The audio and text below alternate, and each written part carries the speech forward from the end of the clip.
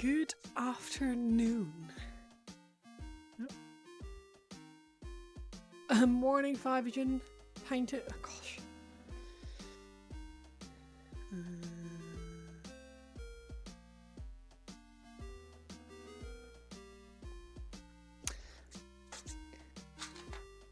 What are we all up to? A shitload of redeems. Okay, bonk first. Well, it doesn't make any noise when the stream hasn't actually started. It doesn't actually do anything. Fucking. One day I'll work out how this face cam actually is comfortable. So, posture check. Thank you. Hydrate. Thank you. And a stretch.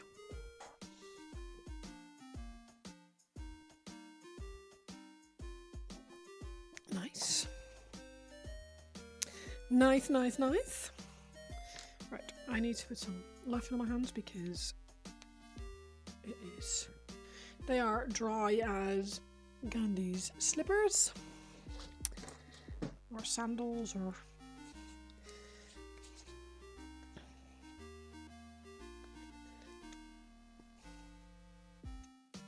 How are we all doing? Camera's already sagging. Fantastic. Fantastic. Gonna put something else underneath it in a second. This might be an option. Bear with, callers.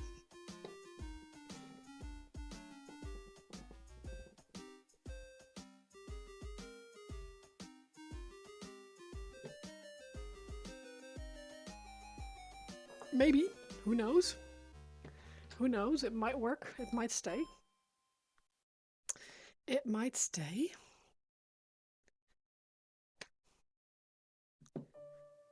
Alrighty then.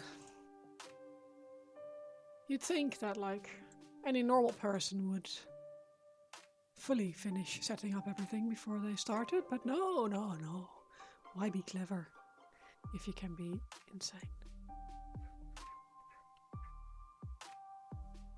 My dog is trying to bury his treat. He has a snack that he's wanted for, or he's had it for ages, and he keeps not wanting it because it's too good, and then he cries and he walks around and tries to hide it.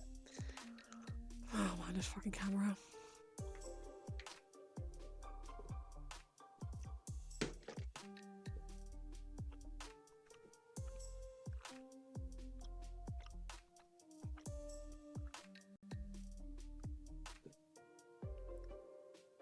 Not great, not terrible, it'll do. Cool. So, today, I was going to continue working on the 3 eels,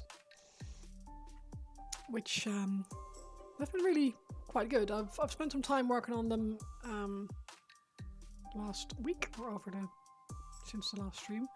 So I've finished the skin on the eels. 3 eels, indeed. I've done the leather on the boots and on the, like, the reins and stuff. I think next I'll need to do skin on the exposed bellies, because if I go in there with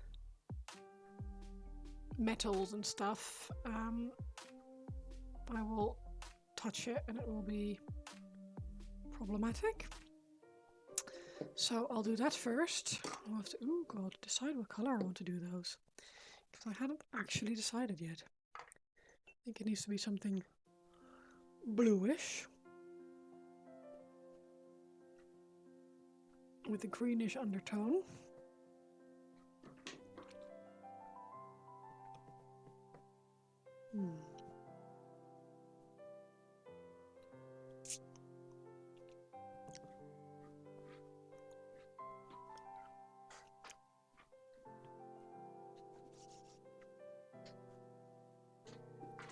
Oh, nearly break my neck over one of the dog snacks.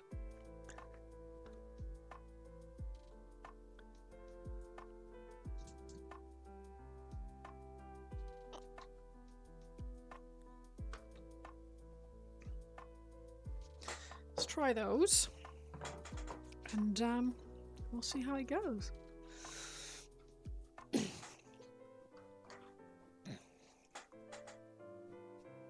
I spent some time working on the iron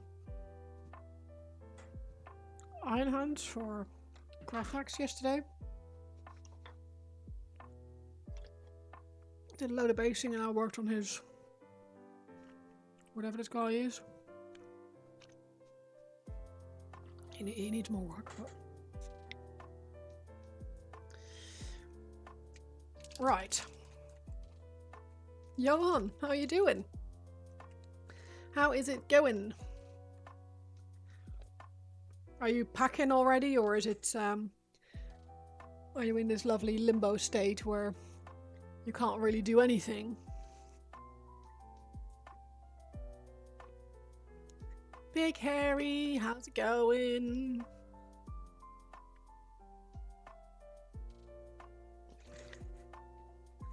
Welcome in, welcome in. 2 feet of snow tomorrow. God. You're tidying up your Terminators, very nice. Fivagen, where is here? 2 feet of snow? So that's quite a lot of snow. Getting good. Mega productive day today. 6 loads of laundry done. Got some painting in and making a late lunch. Wow. Maryland, jeez, okay. Is that going to mean like snow days for schools and an excuse for people not to go to work if there's snow, or are you guys used to it? Are you just like expected to just put your snow chains on and best of luck, see you tomorrow? Going well? Has to give a turn to the 7-year-old on a gaming computer.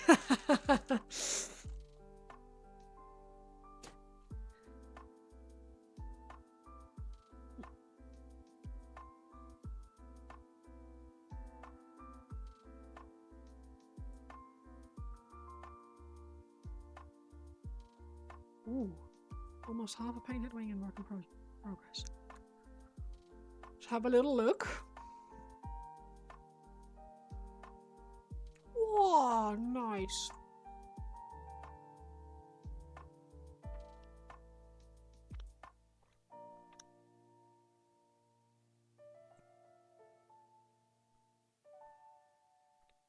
Oh, I love that. That's very nice. So,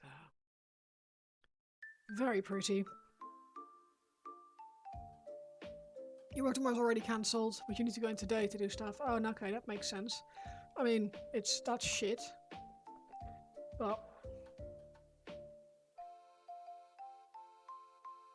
at least you're not expected to come in, like... How many brush strokes? Yes. You had an accident with your photon. Oh, no! Gonna have to glue them back together. Oh, no! Did the box fall or something? Or what happened? Oh, that's heartbreaking.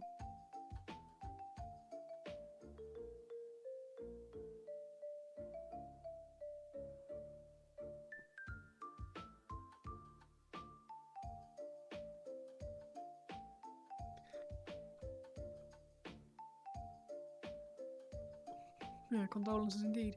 So it's really awkward. This light is really, really good to paint with, but it's so bright and I don't want to have it shining in my eyes. But the moment I turn it, it goes straight into my face cam, which leaves this lovely white spot for you guys. So if I twist it, maybe that will... There we go. Get a tray on the back seat of the car. Oh no! Oh no!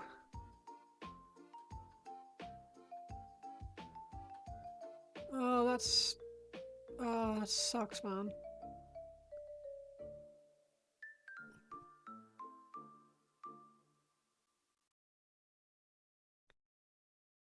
Did everything stay in the box, or did you have to pick, like, weapons out of your car upholstery?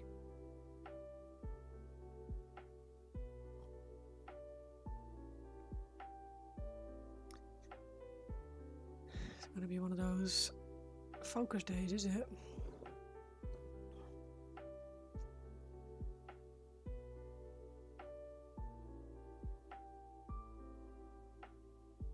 The dwarves not wearing their seatbelts.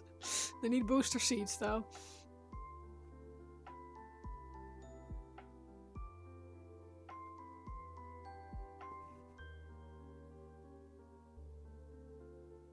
Otherwise, you choke them with your with the seatbelt if you break.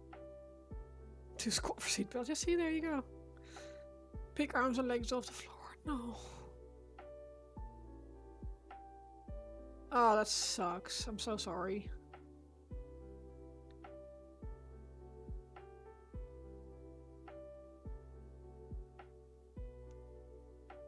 I streamed for about 13 minutes last night before you got pissed off with the camera. Oh, yeah, that's fair. I've been there. Maybe to be into that's true. We don't kink shame here. Need to do some work on that off stream. Yeah. What was it? Your camera on your hands, or did you have a camera on your face?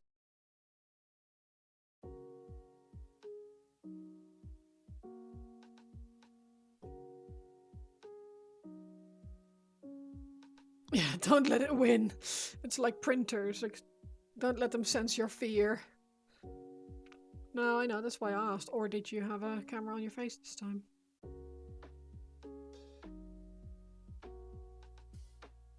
Because I thought last time it was alright with your hand cam. Oh, the combination of lighting. Oh, I see. I see.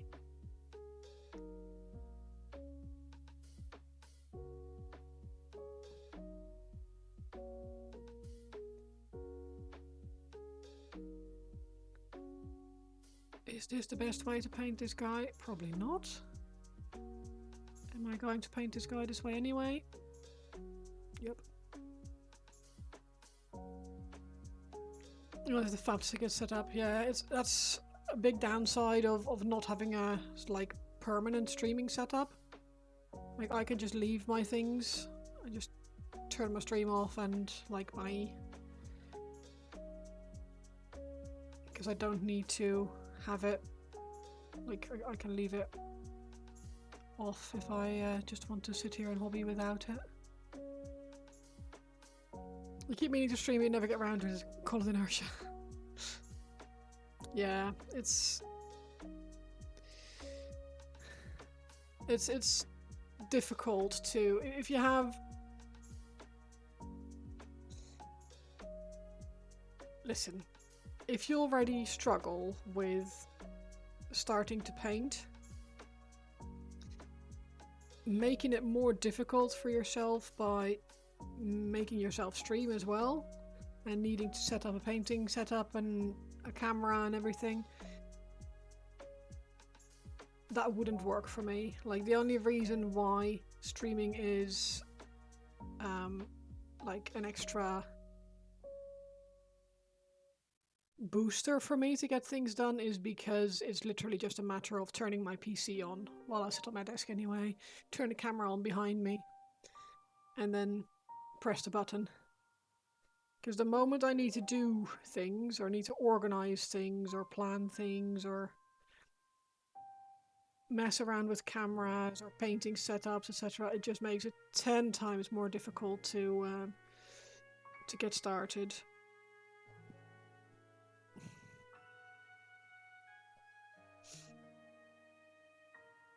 And I am not very good at getting started to begin with, so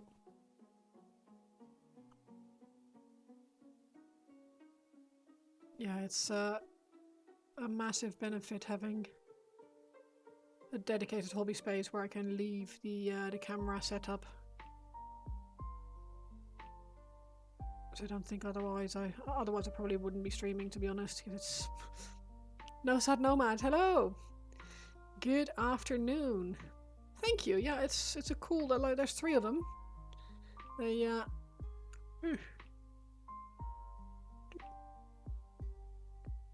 I thought I'd paint all 3 of the eels slightly different. And now I'm just putting a quick base coat on the skin because that's going to be hidden away behind metallics and stuff. You enjoy the mismatched handles as well. Listen. when I started these guys, I didn't have enough blue tack to stick them to shot glasses. And there's another one here. Should probably use this one actually. This was the one that was holding my camera up before. Because this is not very stable, you see. So let's take that off. Stick that in here. You're trying to print some Inferno pistols for your 40k Vanguard veterans, but they mostly failed. Oh no. Why did they fail? Did they come off the print plate or...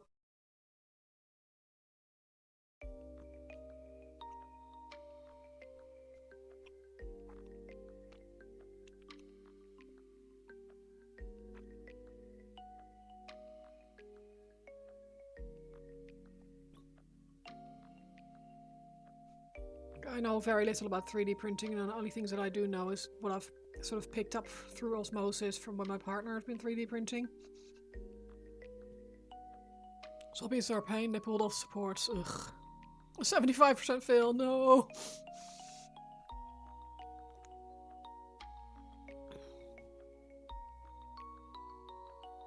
Yeah, would you... Yeah, you'd have to, I suppose, make the supports slightly more chunky, but then you have bigger pock marks. Angle them again and tinkers with supports, yeah.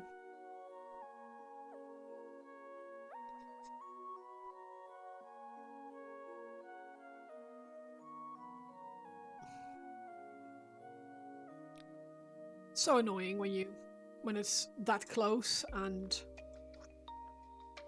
it goes wrong. It's always the case with really big prints, right?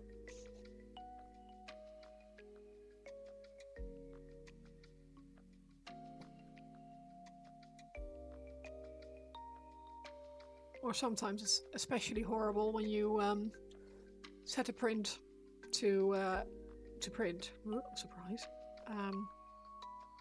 Like a long 9-hour print. Go to bed. Only to wake up in the morning to find that the print came off the support, or came off the print bed, failed on like layer 20 and has been poking through the print bed the whole night.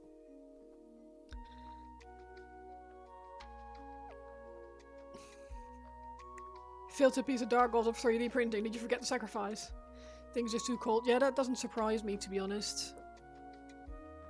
If your room isn't, or the resin isn't a constant or a good temperature, it's yeah, the chances of it failing are much higher from what I've been told. But like I said, I know very little, so.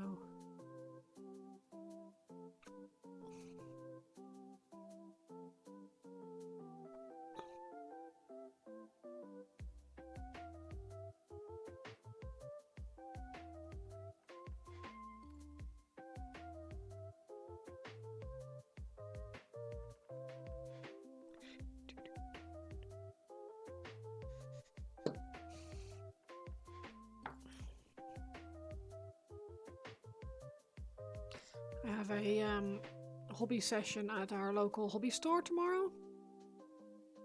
I've planned a like a hobby day for anyone and everyone who wants to come hobby, which is quite cool.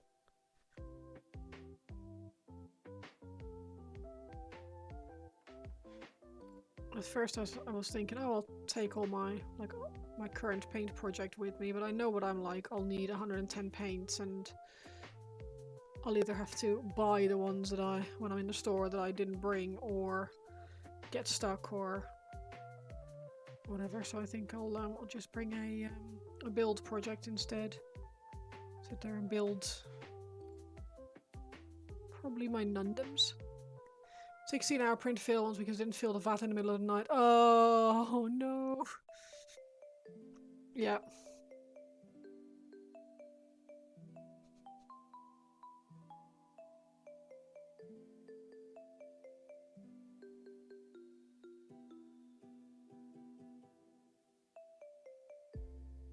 Heartbreaking, that stuff.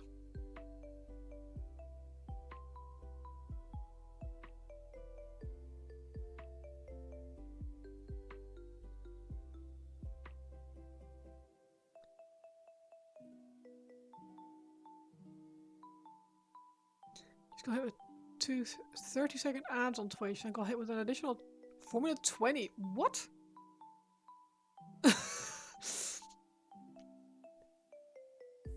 My friend, have you considered getting Twitch Turbo?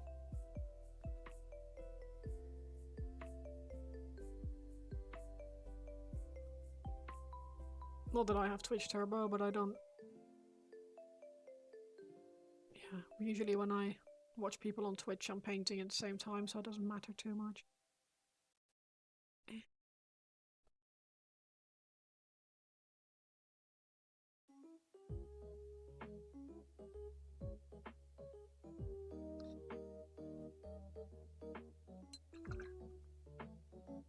Try to limit your subscription to there's only 5 things. Yeah, no, that's fair. That's fair.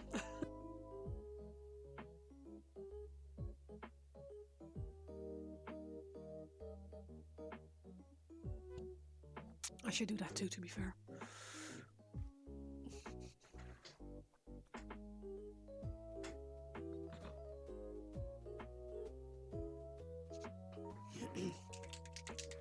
You've worked around it being too cold where the printer, by putting the resin somewhere warm first to get it up to temperature. Your printer at least puts out a fair bit of heat, so it tends to keep the resin warm.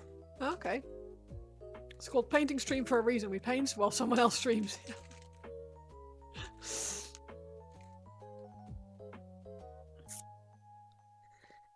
Basically, yes. I get a hell of a lot more done when I'm not streaming. That's for certain.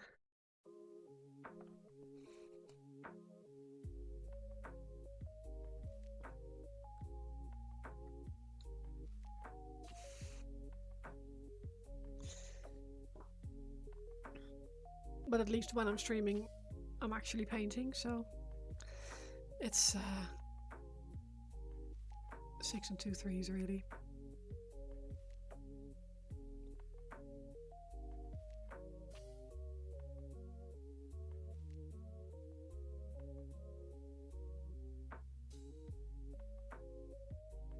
This is the way. Alright, Mando.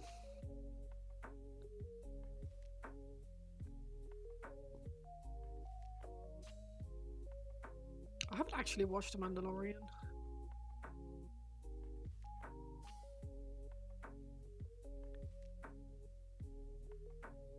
We'll just STL file in the meantime. Probably just try and a true 35-degree angle. Just wanted to see the latest Lychee update. Oh. Did not fix the auto support. Cringe. It's really good. I'm just not much into sci-fi. And Pedro Pascal makes up for a lot, but it never really appealed to me. This is going to sound insane, but it's a bit too serious for me. Like, I need the shitty rom-coms or the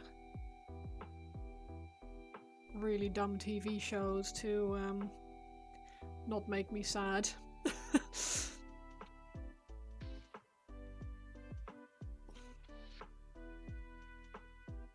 Vivian watched it though.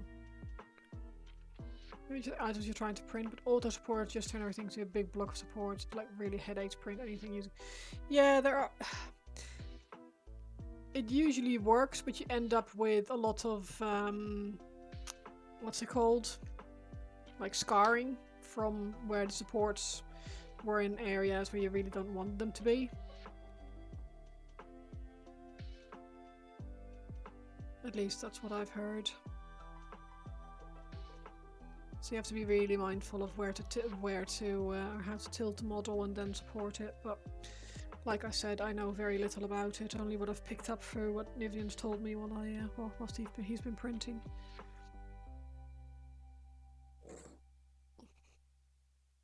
But like you say, small things are notoriously tricky to print. Unless they're like really simple shapes.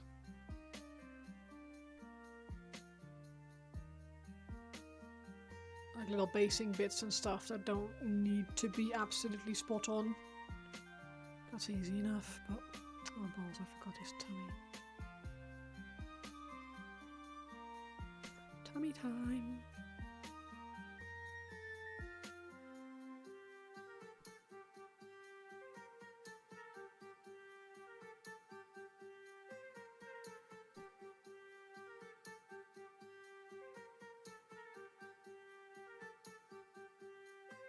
And neck and chest, apparently. Not that much of it is visible, but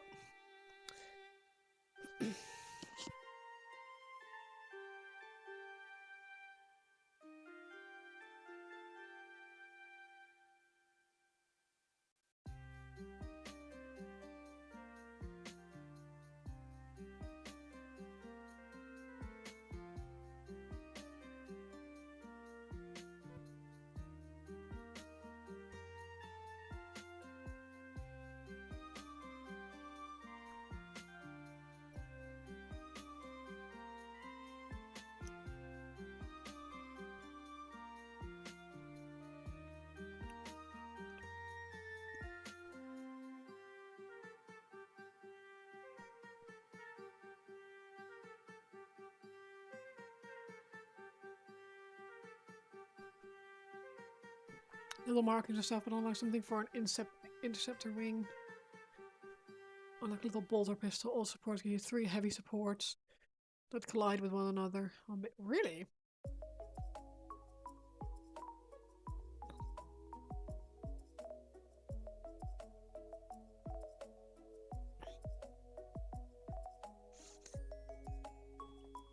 I don't think I've ever seen that kind of problem with auto support. Weird. Warm the vat up with a cleanup process for 30 seconds. Yeah, it needs to be way warmer. It needs to be like 22 degrees, I thought. Most resins should have like an optimal working temperature on the bottle.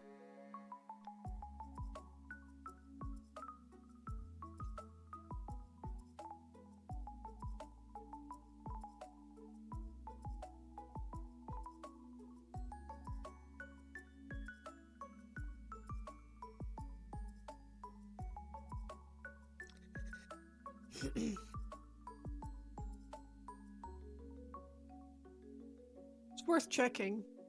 If nothing else, it will make the whole printing process go smoother if your temperature, if you're able to change your temperature, that is. If you're not able to, then you'll just know that it's too cold and you won't be able to do anything about it. But we have a little, one of the small, well, our 3D printer into like a box room in the house, and we have a small size radiator in there which we sort of leave on when there's printing to be done.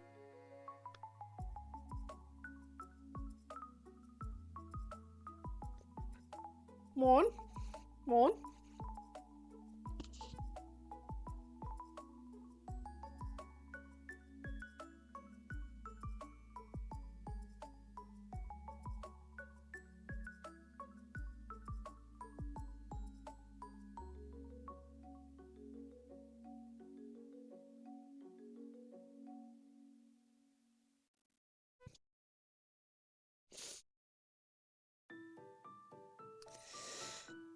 How you doing, Zach? You alright?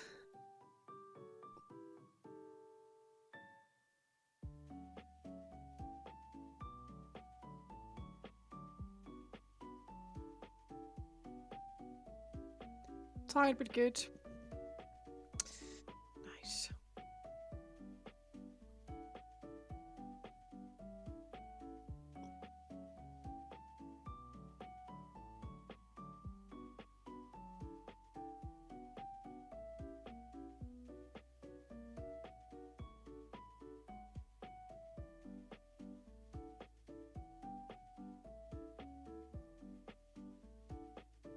Waiting for part 2 of Niv. Ooh. Is that due to be delivered today?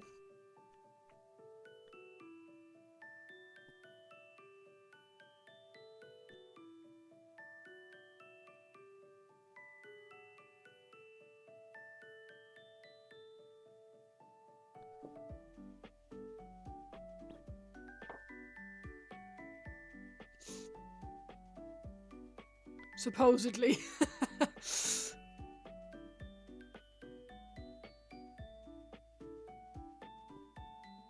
Hey, up. How you doing, White Wolf? You alright?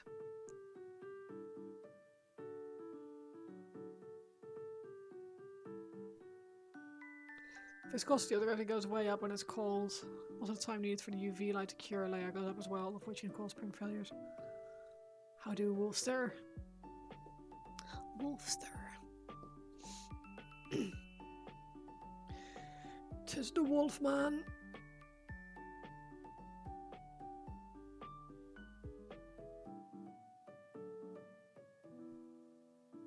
Are you streaming today, White Wolf? I can never remember people's print schedules, stream schedules, so I'm just asking. Get your first ever set of magnets. Ooh. Raven, models are coming along nicely. Thank you very much. They are fun.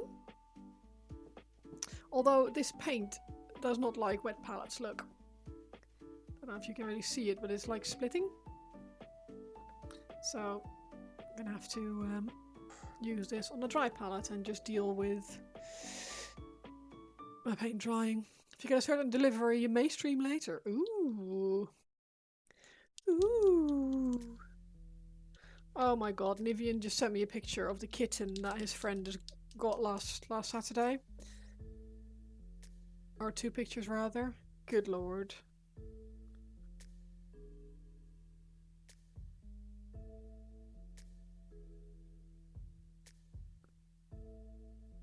Look at it.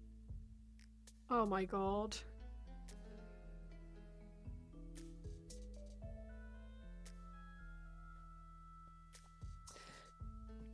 That's your secret. You don't have a stream schedule. Yeah, no, that's fair. I know White Wolf does though, so like...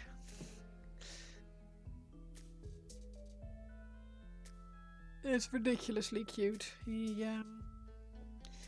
She's named Mael after Expedition 33. So, that's what I said. And apparently it's just a British Shorthair.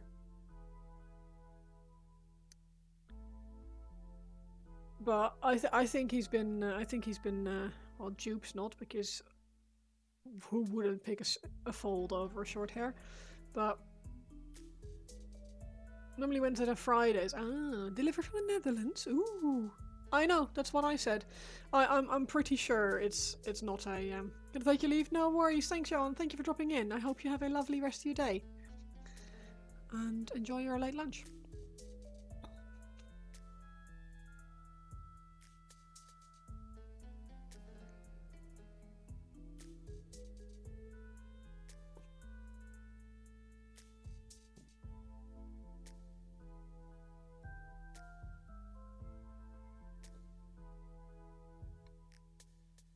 Cat hair in my...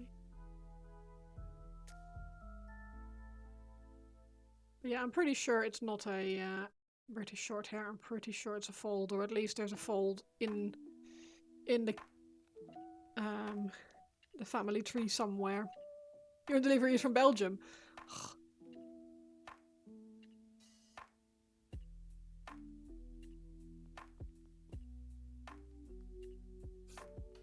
What are you expecting, White Wolf?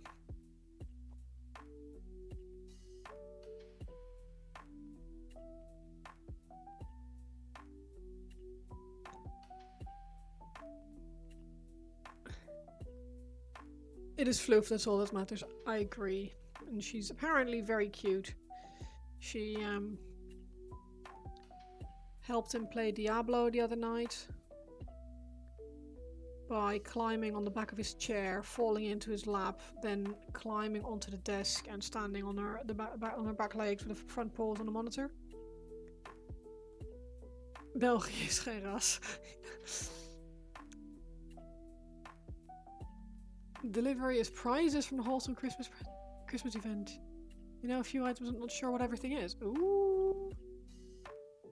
That's exciting.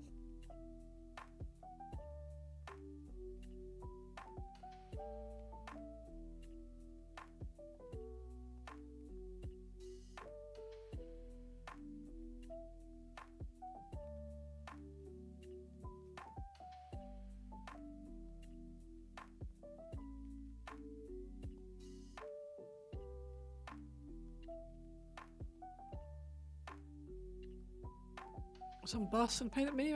Oh, by Mini Matty himself. That's awesome.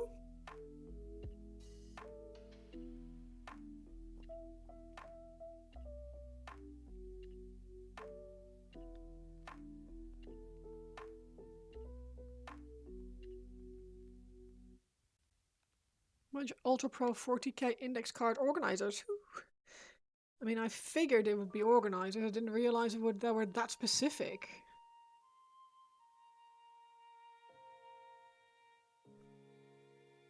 But I guess with the oddly specific size of the freaking cards, it's kind of what you have to do, I guess.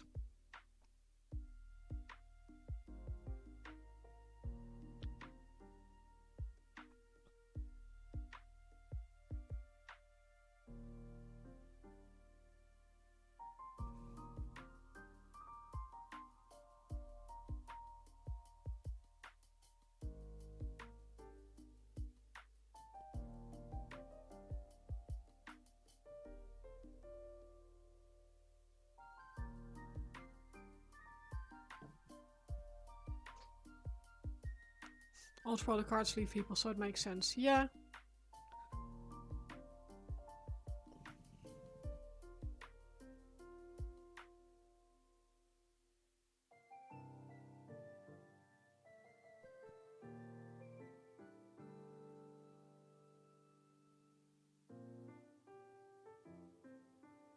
What do you mean stabilizing your hand helps? Whee! I have nothing to stabilize it on. Because this model is too wobbly. And there's a tail in the way and a spear in the way and a weird banner thing in the way. But they announced ages ago and only just stocked them. Oh, please don't.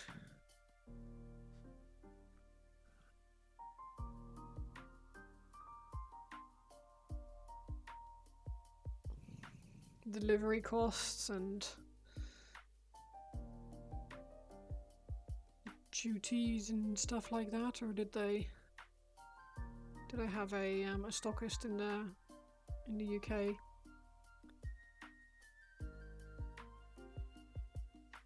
Oh man, it's honestly. I heard something the other day about the referendum to see about re-entering the EU. I was like, yeah, because referendum worked out so well the first time. Be nice though.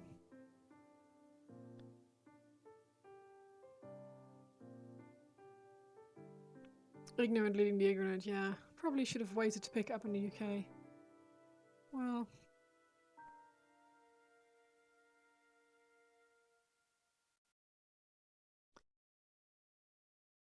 It could have been ages, right?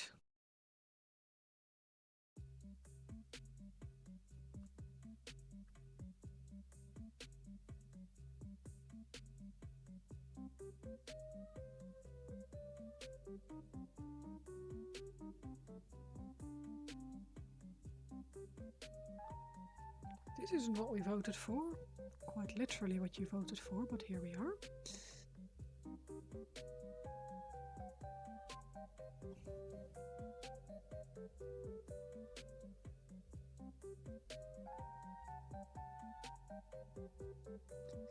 Afternoon, Ed. How are you doing? How's it going?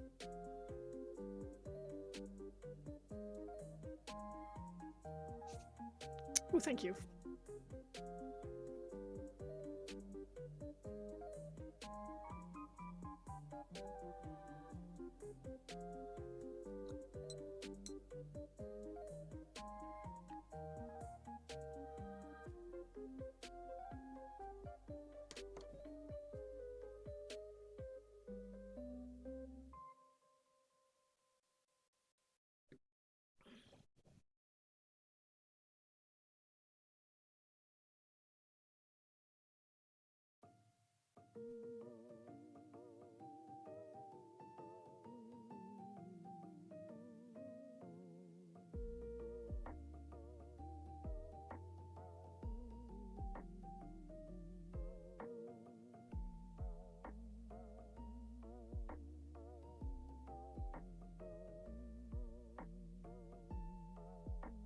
Bang bounce up, I remembered a friend needs a new PC.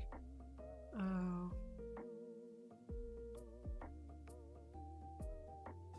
It's not your responsibility though, is it?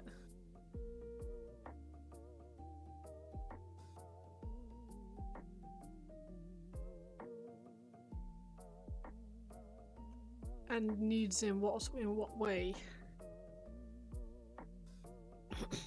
About to sit down and try finish 16 dwarves. Ah.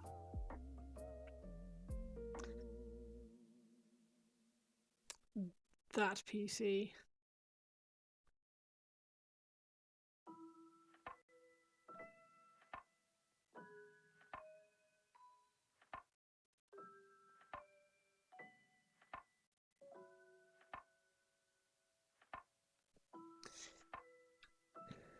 Hardware prices are ridiculous at the moment. Again, I mostly only know this through like osmosis of like videos that Nivian watches. But holy moly.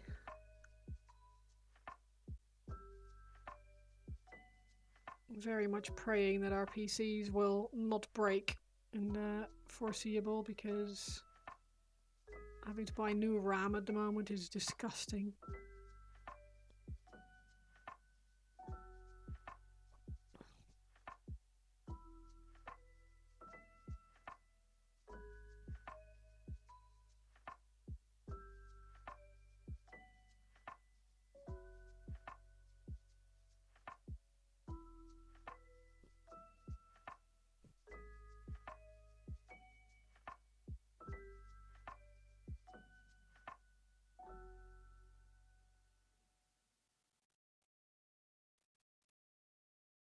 Where is Chilcon?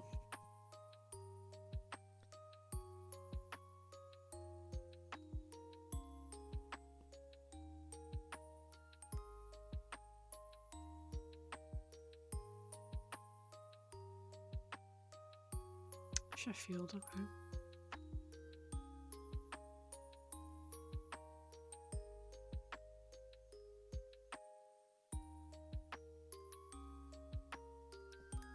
Let's get it on the side. 3 and 1. And the motive for 1. Thanks.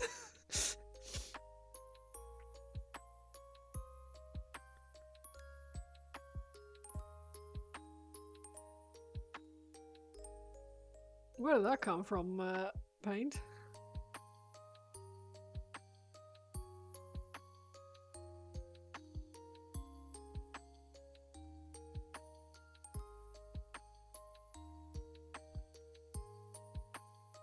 Like, thanks for the blessings, though. Do like a good blessing.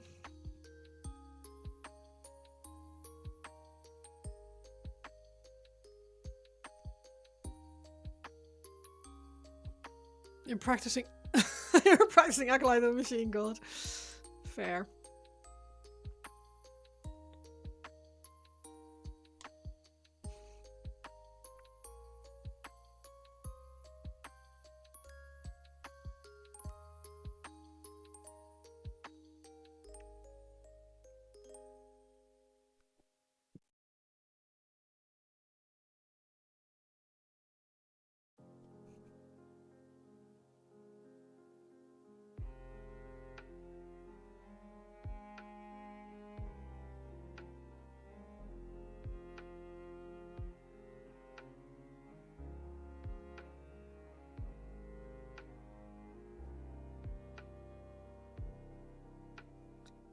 Therefore you can bless.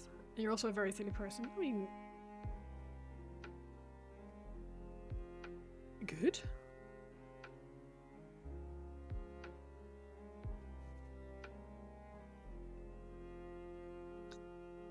Silly is celebrated here.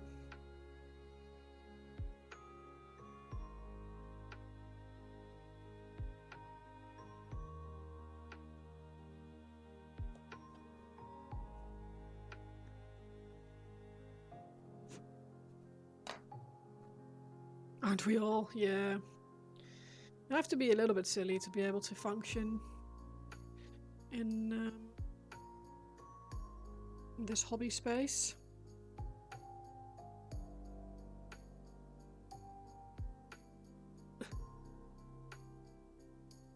Join the Ministry of Silly Walks.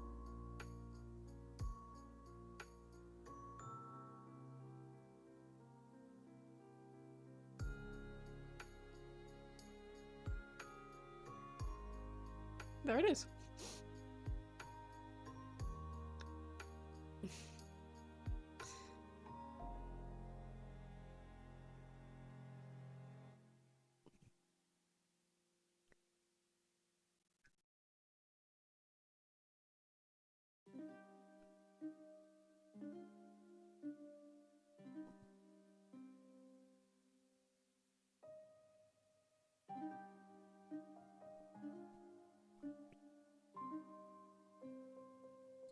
Not sure yet how I feel about this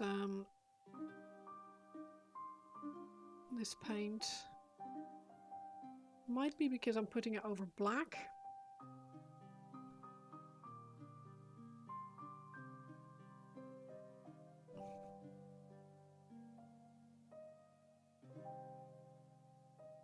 It's taking as much as is. Mistyped Google. Monty's Python. Don't do that. Oh god, no. Oh no.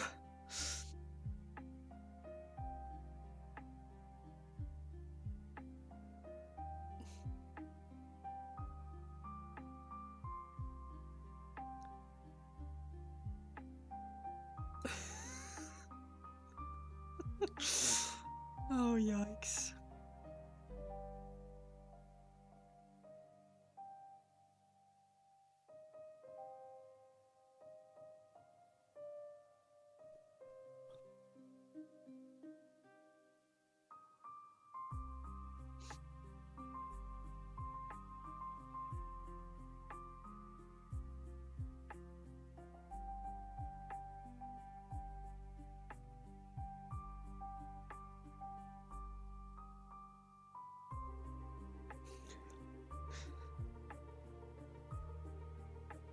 Morbid curiosity now makes me want to Google Monty's Python. Or Python, rather.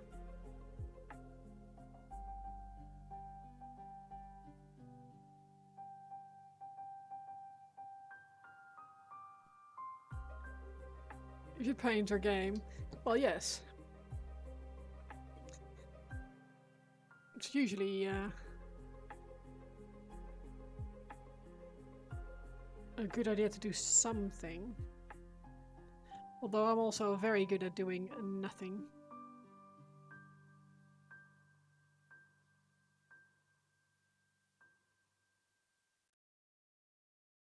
Thanks, Gigo. Bless no sad nomads. 3D printer. Machine spirit feels cold and grumpy. I mean, aren't we all cold and grumpy?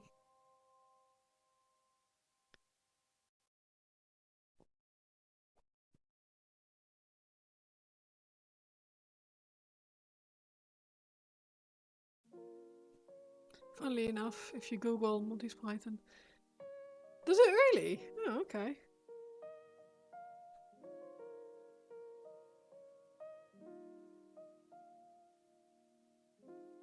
Faith in humanity restored. Apparently there's more to be searched for on Monty Python than on some guy's schlong.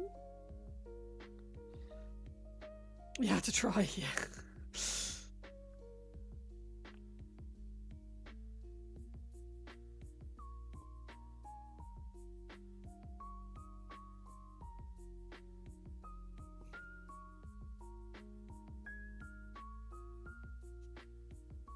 I mean, what would it say if you type Manacon? That's a different. God.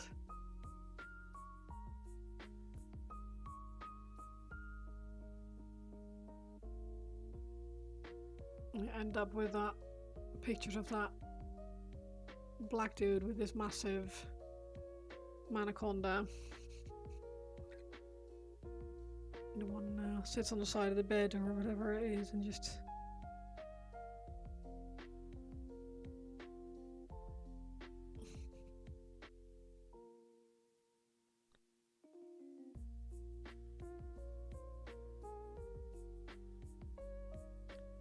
We used to do that at the old job that I worked at. We used to, that now, of course. Yeah, of course. We used to, I can't even remember what the website was called, but we used to go there.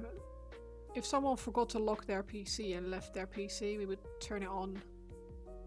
I think it was just penis spin or something like that, and we'd just see how many spins we could get in before they came back. I realised. Used to work for the same room as a lady who was in multi. Really?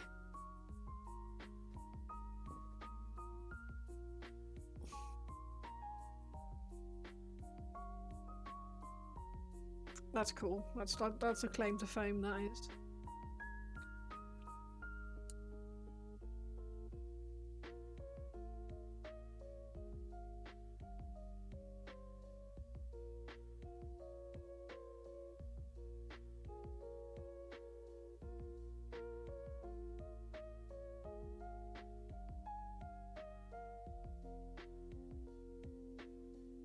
That's very cool.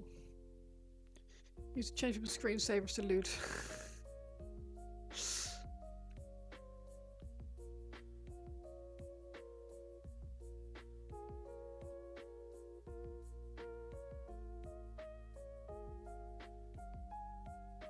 That's funny.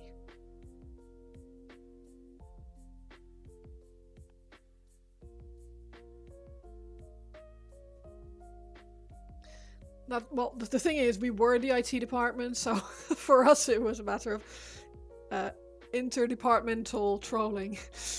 There were a director walking past with guests and said something about Pamela Henderson and her 5 lovely daughters.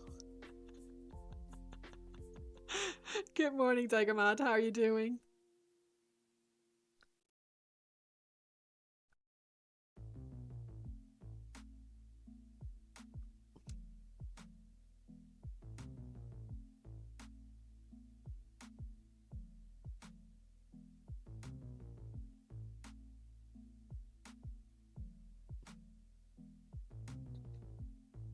You should play one of the kids in the segment of America Birth Part 2. Third World. Really? God, that shows you how long it's been.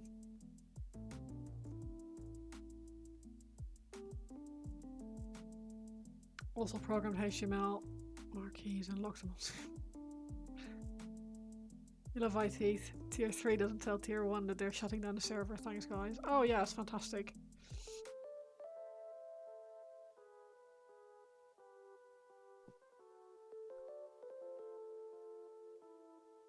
Tier 3 never tells lower tiers anything because they assume that the shrimp don't need to know.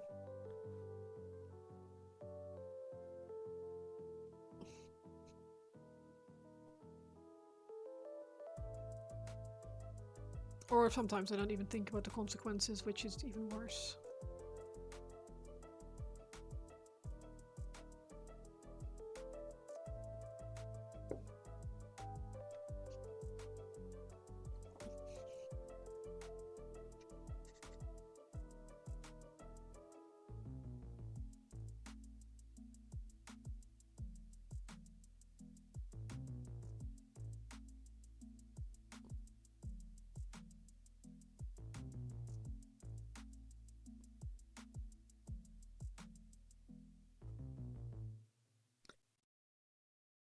You had to call IT last week for a genuine problem they couldn't sort it, so you gave up and did it yourself.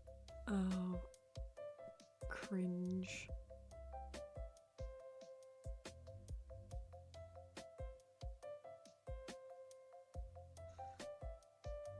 Your manager got a call at 9 PM because the only tech paying attention at that hour found out a site was down. Oops.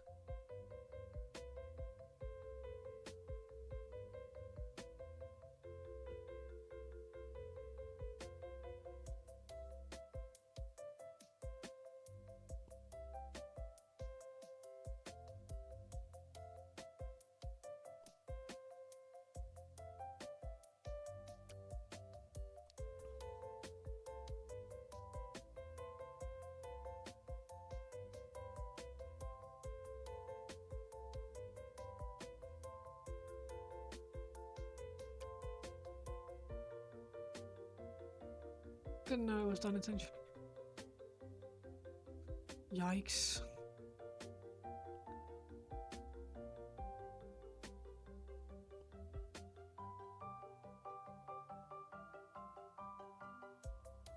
But then a manager, you know, we're gonna call it 4 AM because alarms were going off. Someone forgot to lock a door and the wind blew.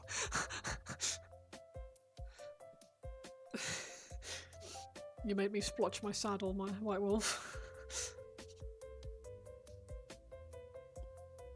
We had one where someone hadn't locked the server room and the cleaners came in and saw that the AC was still on and turned it off in the server room and then shut the door.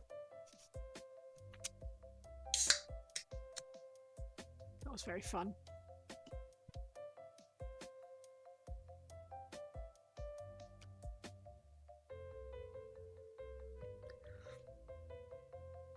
Yeah.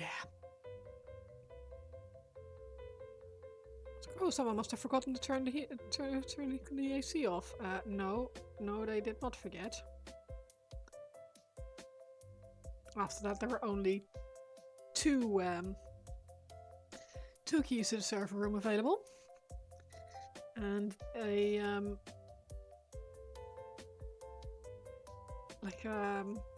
card reader lock was installed on that door, so we knew who was the last person to enter and lock it.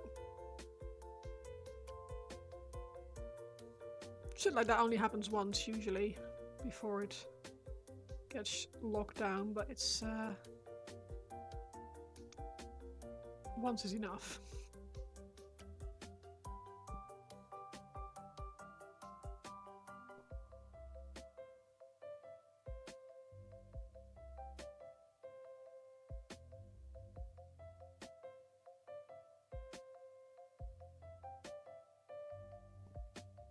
Up there with the cleaner wrapped the servant in plastic to keep the dust off.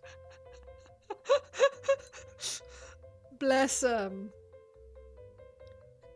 I really hate dusting between all these cables. You wrap them in plastic, it's much easier.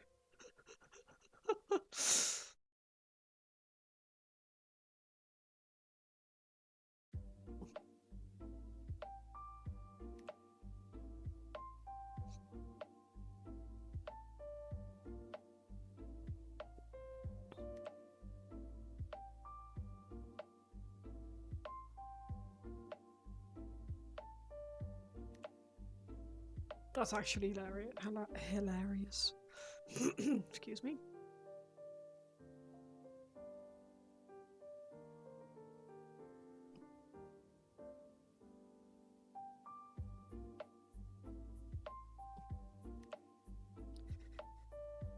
We had one of our IT support guys get a call in the middle of the night saying that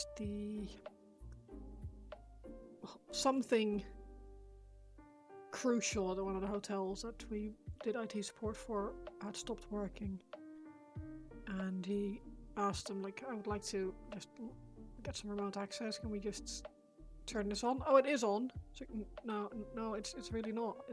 I can't get access. No, it's definitely on. It's like, okay, well, if it's on and I can't get access, then there's a big problem. So he drove all the way to Birmingham to find it wasn't on. We had one store when you worked retail support. Like clockwork, the primary switch would go down early every Tuesday morning. The cleaner unplugged the switch, plugged over it. You're gonna get yourself breakfast? Nice, enjoy. Look forward to seeing you again.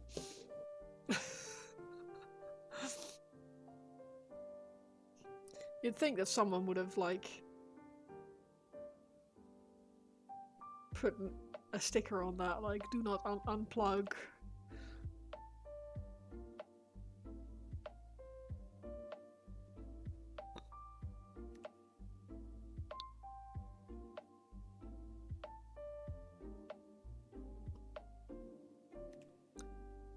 Yeah, that's true. You expect some basic thinking, but unfortunately...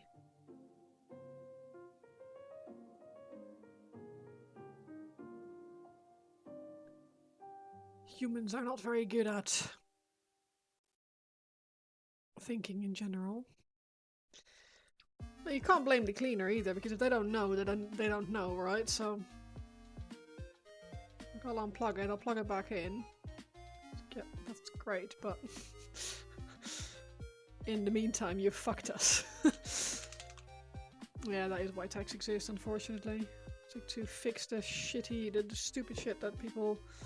Like, on a night where we had 3 people off sick on the first line support, so we had only 2 call handlers, and we had like a phone queue of like 45 minutes at that point, so it was basically all hands on deck. Everyone needs help with call handling, so I was on the phone just to log calls, and like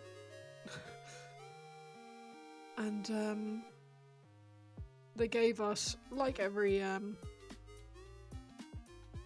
normal IT, like hashtag IT crowd kind of thing, basic things to ask the customer.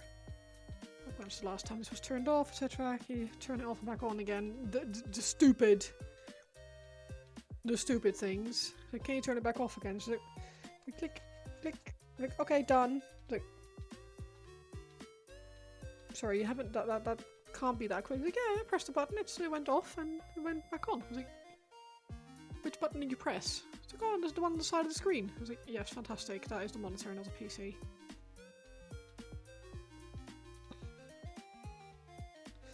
And someone was screaming that they that their all the text was way too big on his screen.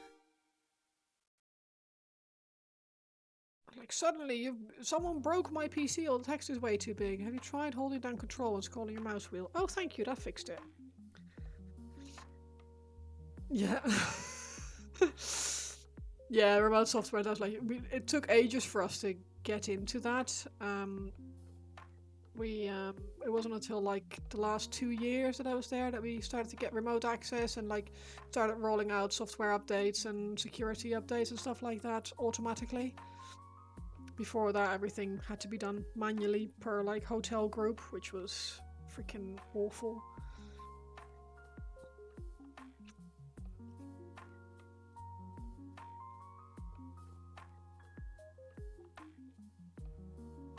Yeah, you look at the specific PC, it's like been online for 268 days and 24 hours or 23 hours. It's like, might be worth shutting this baby down for a second.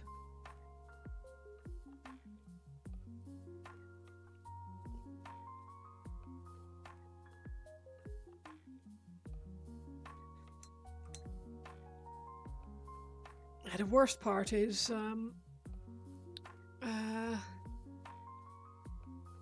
trying to talk someone non-technical through doing something technical on a PC.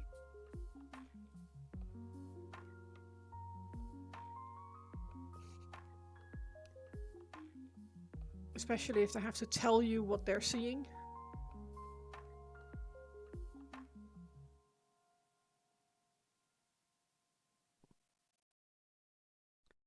Nivian was saying that his dad has been having some problems with his PC for a while, and he keeps asking if Nick can, like, fix it over the phone. And Nick just said, no, I refuse to do it over the phone. I'll do it in person, but I'm not going to have you click buttons that I can't see. And if he tries to use TeamViewer, his dad will keep hijacking the mouse, which is really annoying.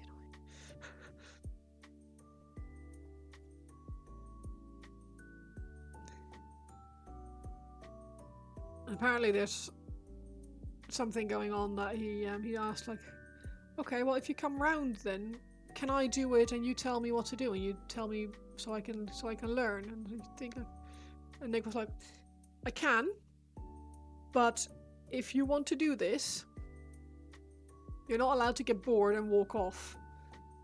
Oh, I guess it's best to for you to do it then. It's like, yeah, that's what I thought, Dad.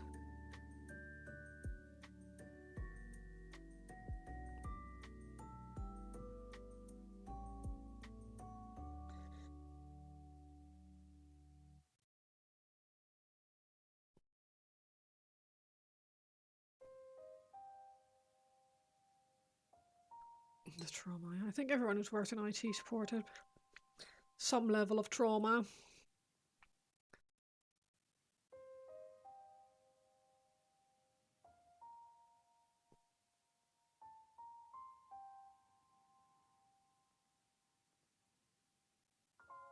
I only know of one guy who genuinely enjoyed doing it. And that was because he was both really good with people and decent with PCs. So we could get the... That's a weirdly shaped Crutox Rider. Yes. Yeah, so he could get... He could talk, like, agitated people off a ledge while he was fixing their PC. That was actually a skill. Unfortunately, most people who are good at IT are not good at people, or the other way around. It's a rare skill to have both.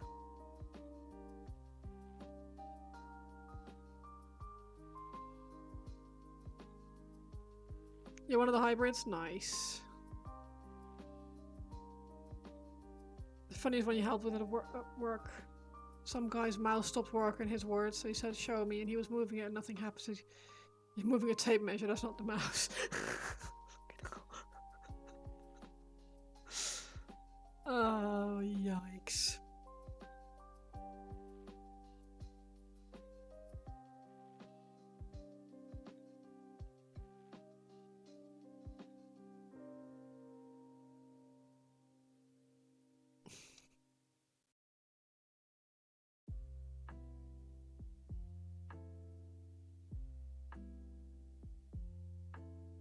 Was it like a hoax by someone else? Did someone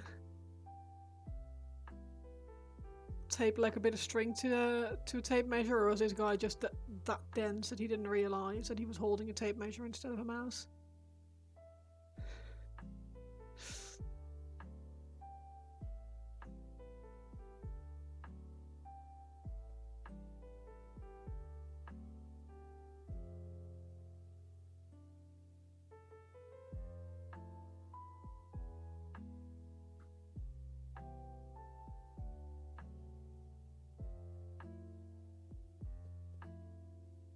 Like, it's kind of funny, but it's also ridiculous. It was a PC for a cutting machine, and he had the tape measure to hand. He just never...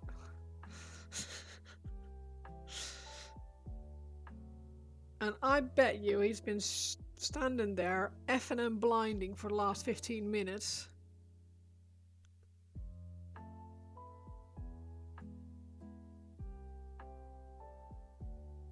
Because fucking PCs never work, blah blah, piece of shit.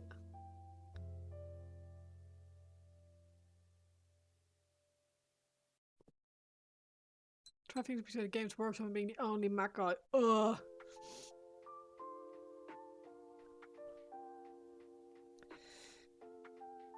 Yeah, let's not talk about business decisions of G-dubs.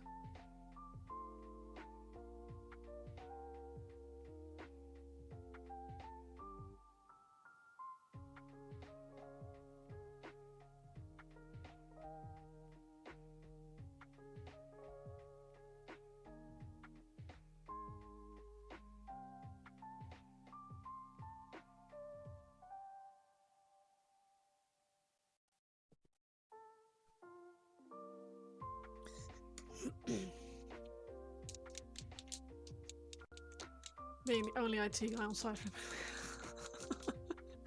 Honestly, mate, like, the decisions of large corporations when it comes to IT and IT support, they will continue to amaze me, and not in a good way.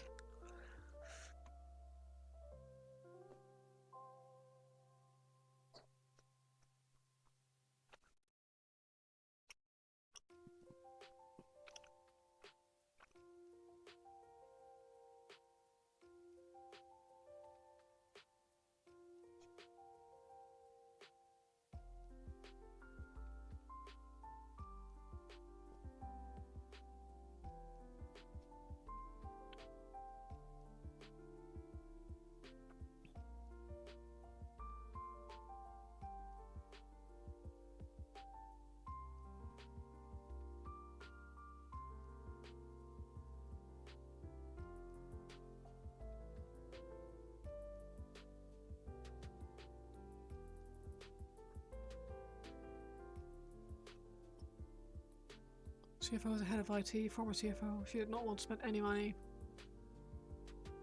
Oh yeah, but that's always the case. We had the hotels that we did support for. We did IT and telecom support. And the mindset of a lot of hotels is, if it ain't broke, don't fix it. So they were sitting there with these ancient telephone systems. Like the Ritz in London was one of our customers. And they had a 35-year-old telephone system.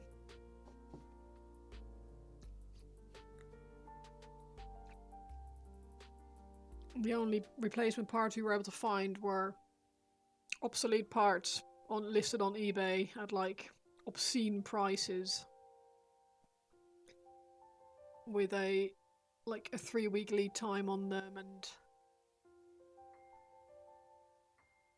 they didn't want to spend the money to upgrade because it wasn't.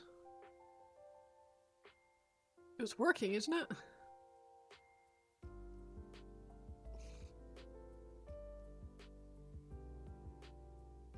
You're the Ritz, and you're here with a 35-year-old Alcatel telephone system.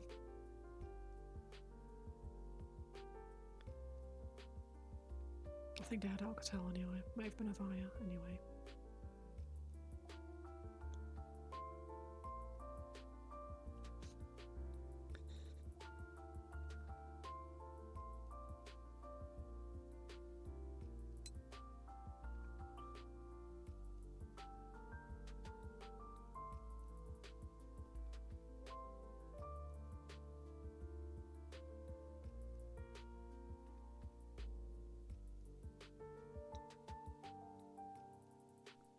It's not upgraded until it's necessary, and it's not necessary until it's complete. Yes, exactly. And then they are complaining that we haven't fixed it quick enough because they have a... like, they pay a lot for support, so they should have...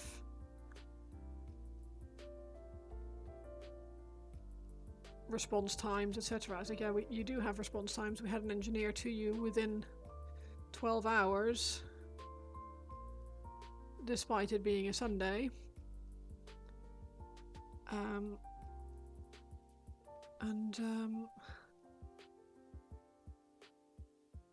Unfortunately, he's one of like 3 technicians in the entire country who's able to look after this system that's that old, so...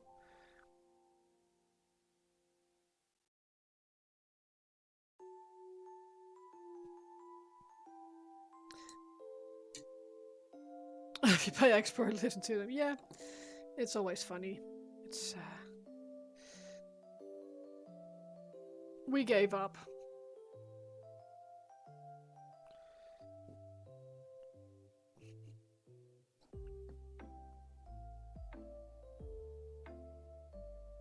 The number of meetings we went to suggest upgrade, etc., and hotels just go, nah, it's too expensive.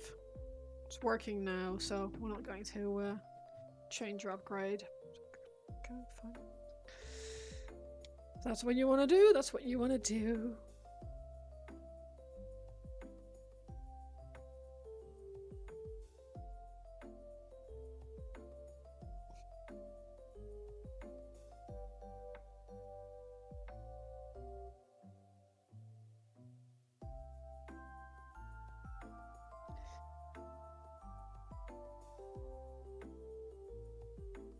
You should have all the old copper lines and all eyes, yeah.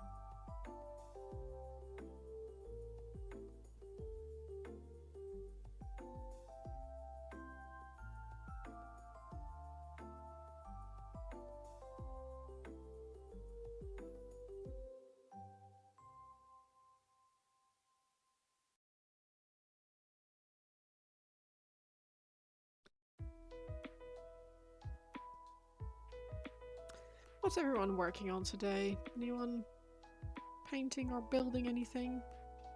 Ed was doing dwarves, was it?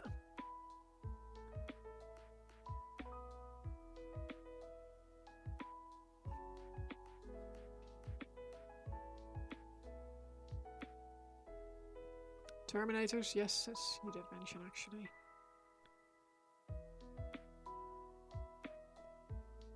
Ooh, you magnetize your base to a plinth. Very fancy.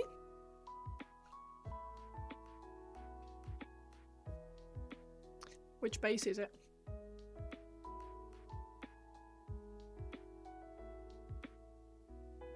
Dwarfs, nice.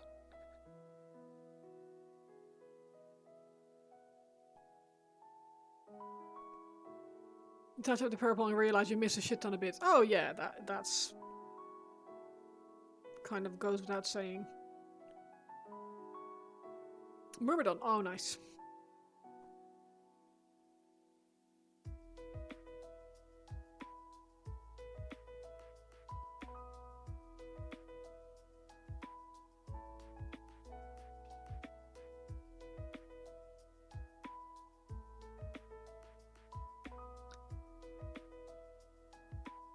Does he have a fancy base to go on the plinth, or?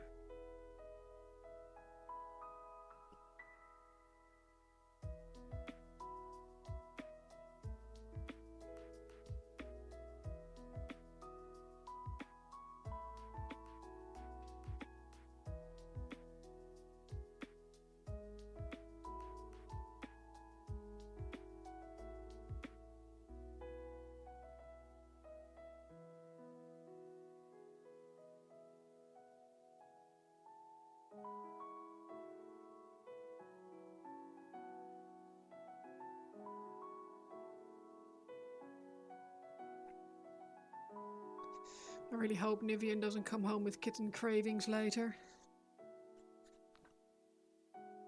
Because as much as I love the idea of a kitten, I also really know that it's going to be an absolute nightmare. Kept the base simple. Yeah, if you're putting on a plinth, it's usually the way to do it. I don't know if he came with like a fancy pre-built or pre-sculpted base or anything like that.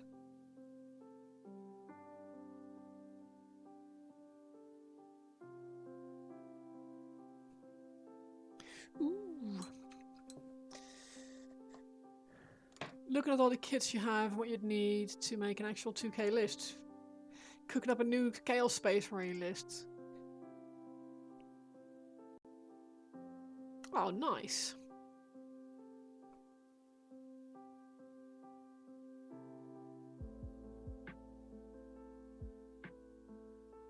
It's very cool. I love it.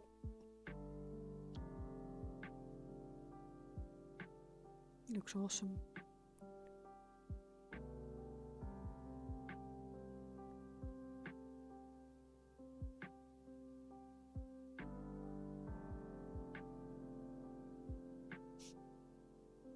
Let's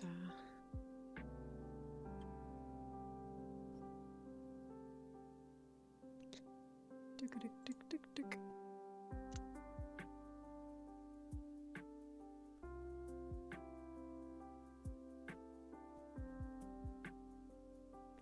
Taking a break from painting to play video games. Very nice. Grey Wolf, thank you for joining. Scratchables base, cork, texture paste, toss and rocks. Very nice.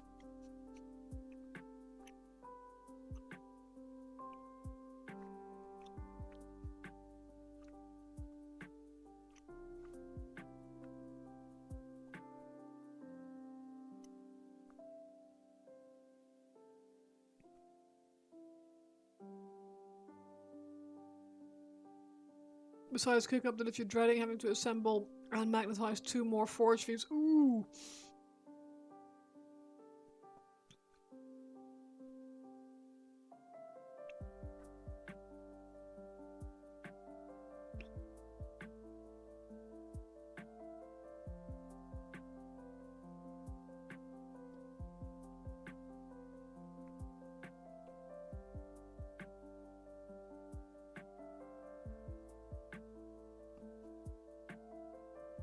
Not enough magnets, and for some reason your Dremel got paint spilled into its charging port. Ugh. How did that happen?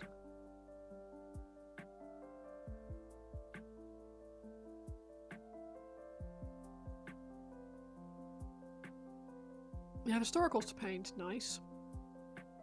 What kind of historicals?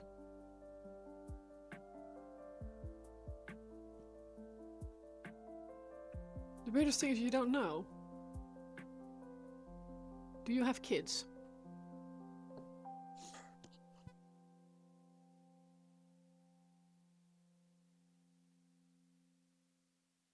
You ordered 200 magnets, you need 4.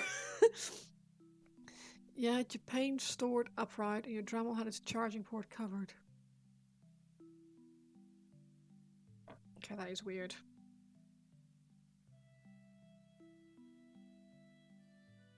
The paint was just all over your cupboard.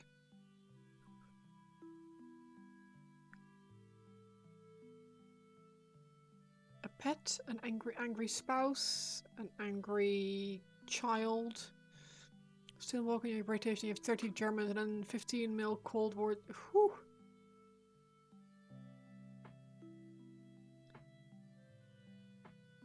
That's one hell of a project.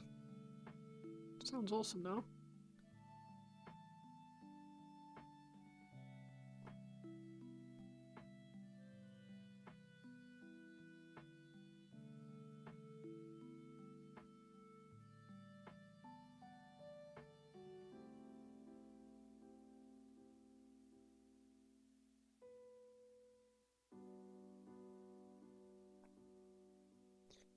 Angry pet, yes, but your cat doesn't have the tools to shake your cupboard. Okay, probably not the cat then.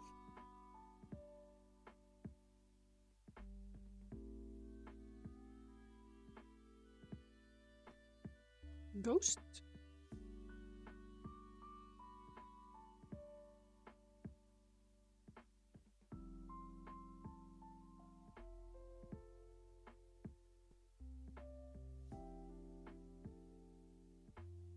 Ghosts, yeah. That does make the most sense.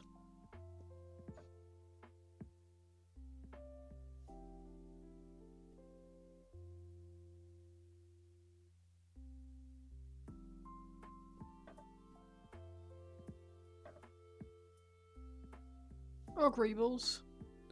Yeah.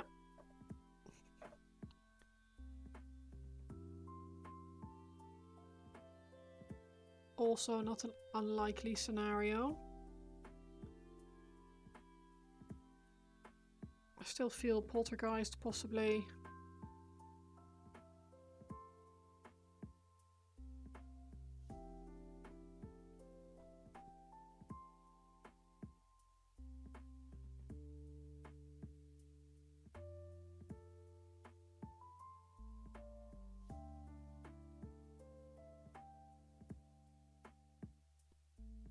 The ghost of paint's past, yeah.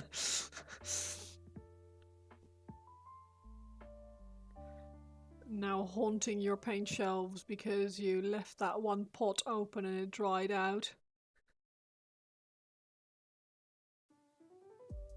5 years ago. And now you're forever haunted.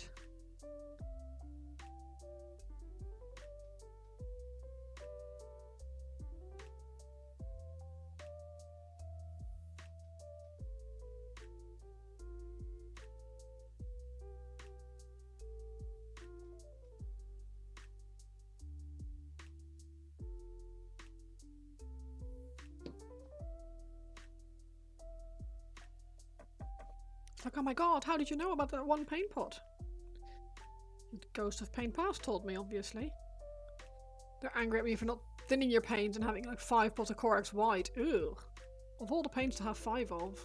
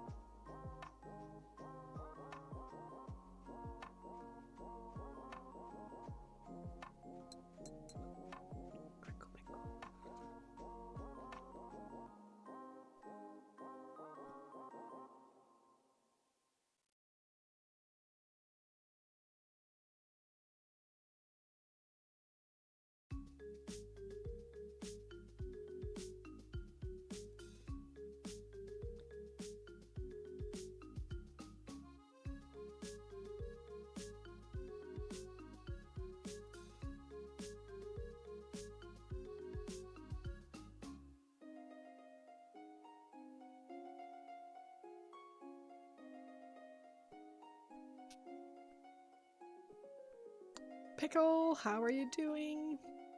Or Twisted, rather. You're not a ghost, you mean you're pale. Not that pale. So what you're saying then, Paint, is that you snuck into Bacon's house, poured out some paint, and then dipped the Dremel into it? You're laying in bed, it's cold. It's miserable. It is miserable weather, and it's cold, and sometimes we just need a day in bed.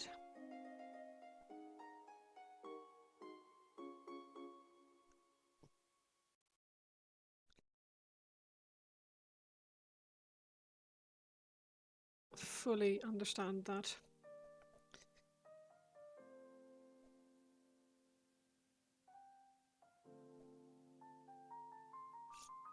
That's exactly what a ghost would say. Is it though? I feel like a ghost would take credit for it.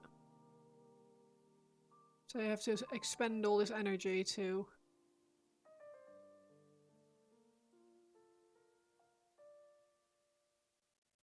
get your freaking paint spilled.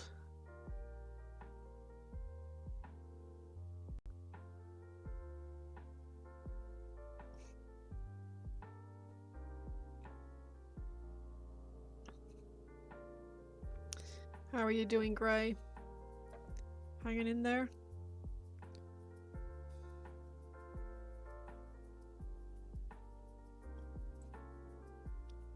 I won't ask for details, but I do want to ask.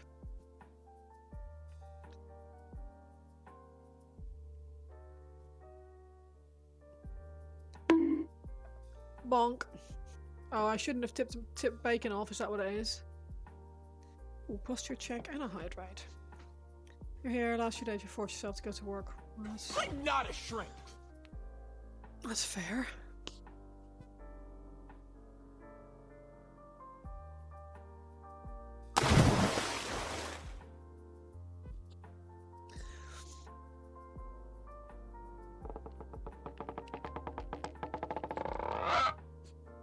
And a nice stretch, thank you.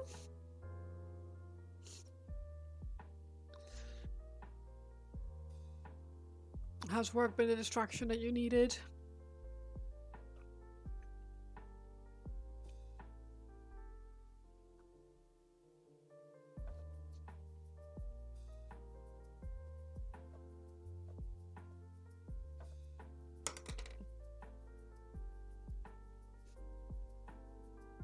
I promise. I'm not always clumsy, just usually.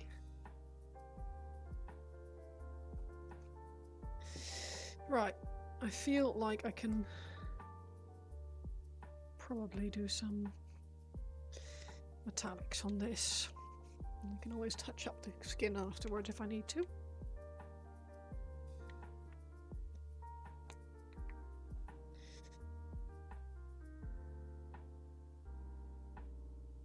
I'm going to cardinal sin this. Oh, not cardinal sin, but I know it's not great metallics on a wet palette, but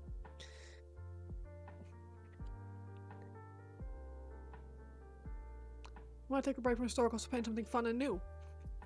Might I suggest Sylvaneth?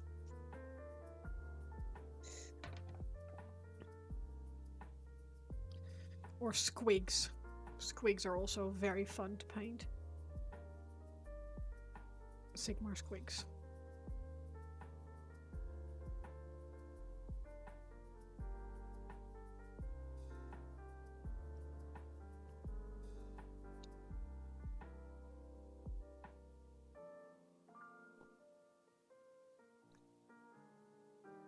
Yeah, that's also a good shout. There's some really cool models in there.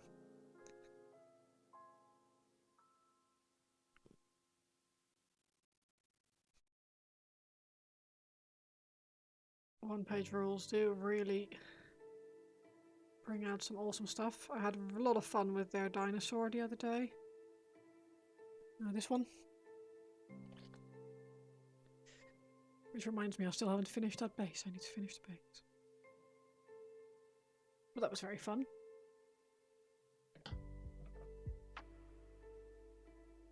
Highly recommend. You have all of the Dusty Boy files. I don't actually know which ones they are. You'll have to forgive me. I don't actually have the subscription to One Page Rules myself. It's my partner who is the 3D printer in our house, so...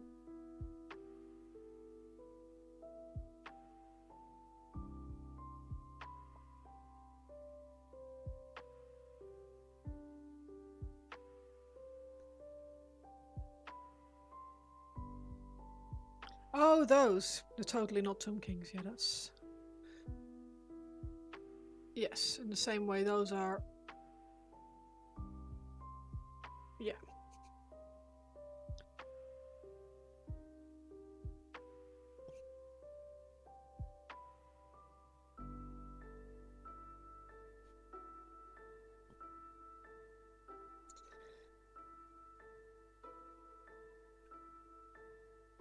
That would be kind of fun, I guess.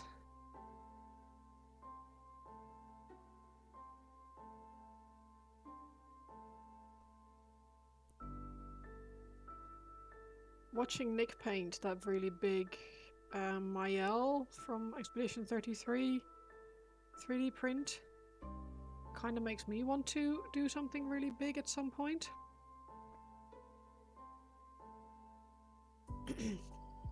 So we did go through a moment you feel depressed all of a sudden. Why?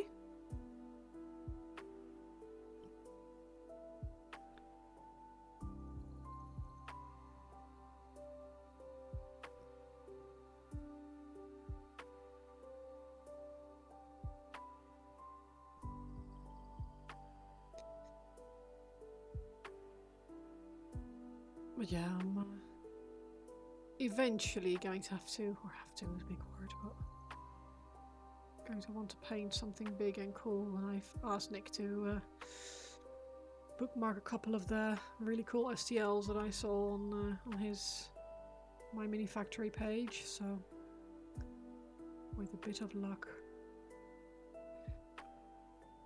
that'll be painted or printed off at some point soon. We're still printing off all the RoseCon One Page Rules models. So, small comments.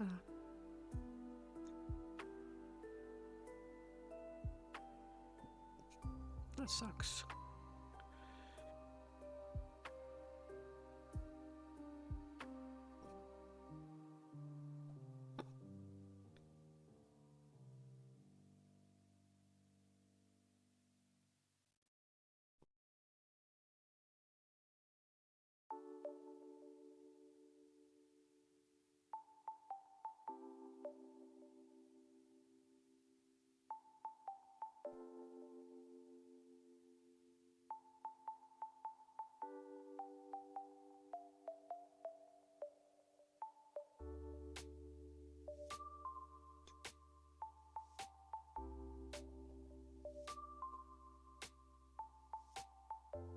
Oh, camera, please. There we go. So, are you going to be painting some of the Totally Not Tomb Kings?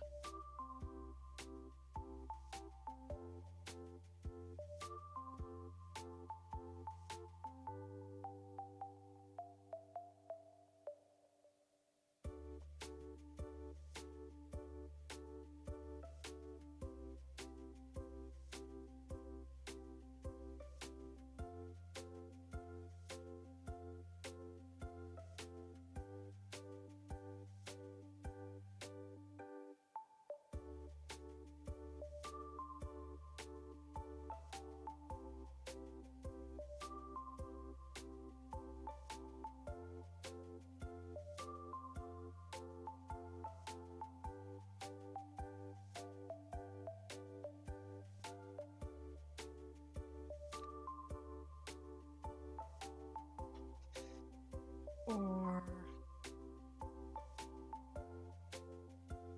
I guess one of the other OPR ones.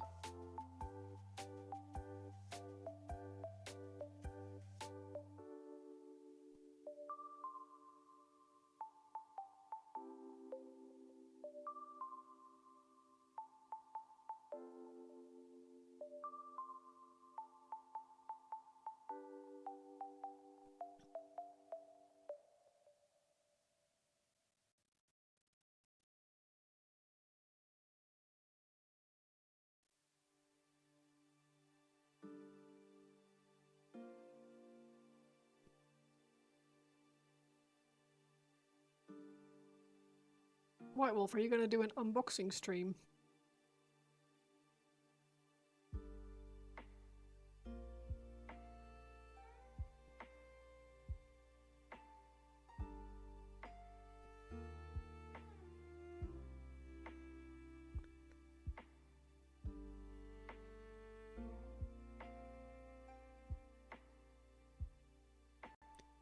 Yeah, some of them. I feel like I've been lucky with mine, but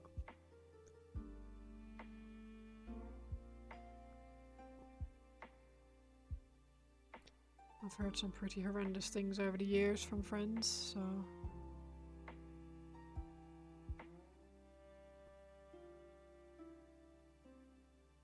Tempted, looks like it missed a post today. No!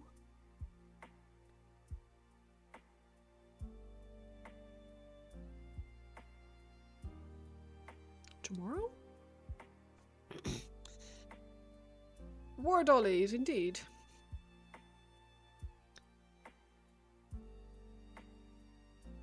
See, I'm thinking definitely not Tomb Kings would be very cool.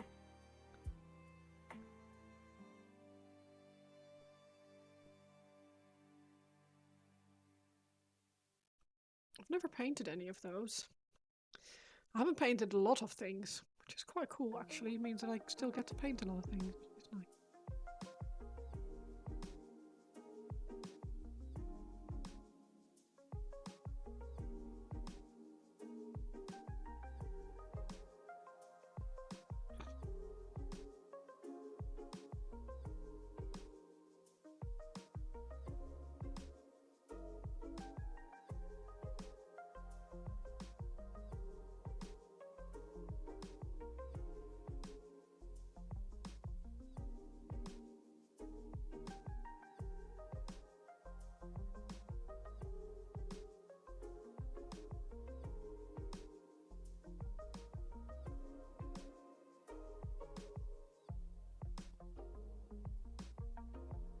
I'm also interested in Necrons at some point.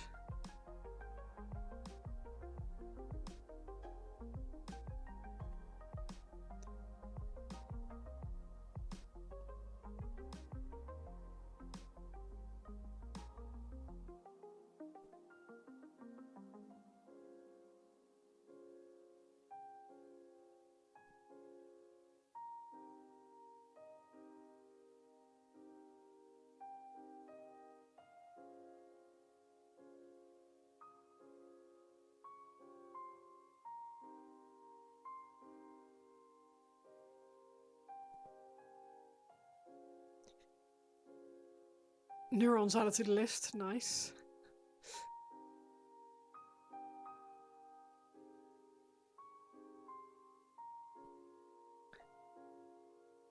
What list? It's stuff that you still want to paint at some point, Ed. Necrons. Wouldn't mind doing some Necrons one day. Yeah, exactly. They're fun. Or they look fun anyway. They look like they quite quickly, for people, look like they could quite quickly turn into something that looks really cool. Obviously, I might be very, very wrong about that. They are fiddly bitches to build. Well, I do like a bit of fiddly.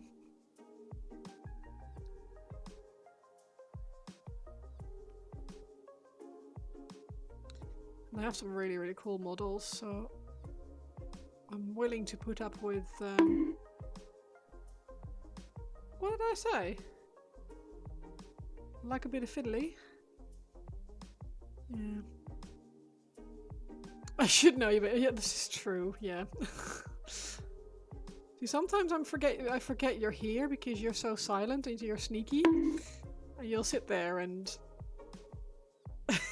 all of a sudden, haha! Psych! Got you! You've let something slip!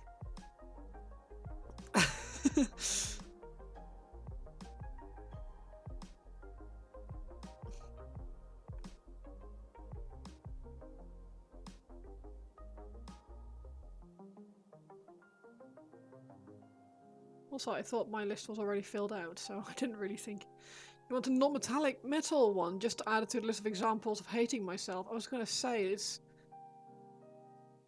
That doesn't sound like fun, but... Each to their own, I guess. It's okay, for every item I add it to the list, I up my donation to SPC. Yeah. Afternoon, cat. You alright? How you doing? Ow. Just stabbed myself with a eel tail.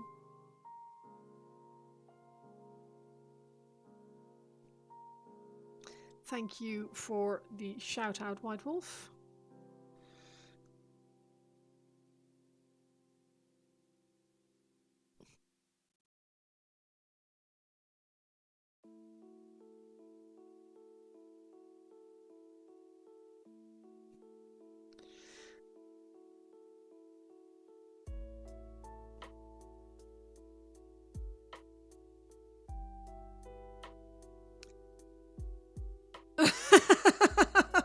I did make a mistake, yeah.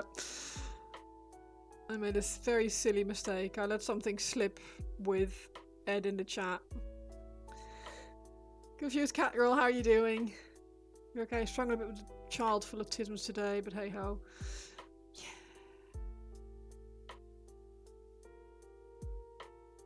It is a day. You're doing a live. That mistake adds 100 to your PC. Oh, I said that I would like to try out Necrons at some point.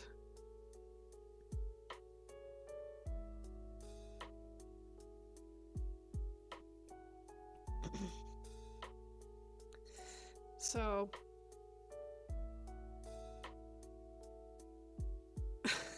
yeah, exactly. Just saying that, you're like, oh no.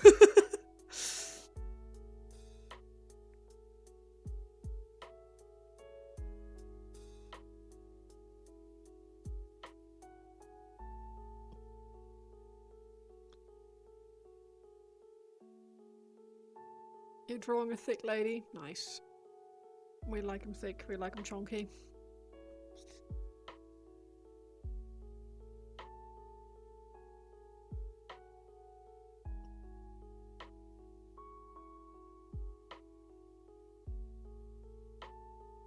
You're safe from repercussion and can't get to you.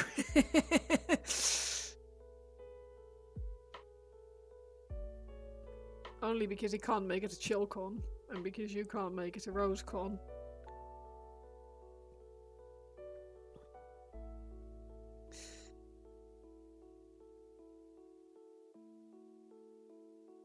I still think you should do it anyway.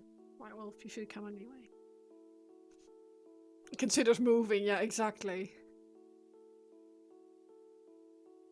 I know where he lives.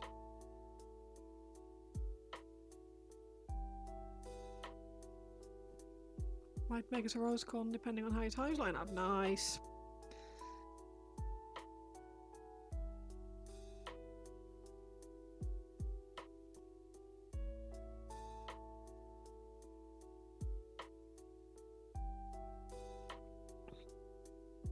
Chris was saying that would be awesome. Absolutely. The more the merrier.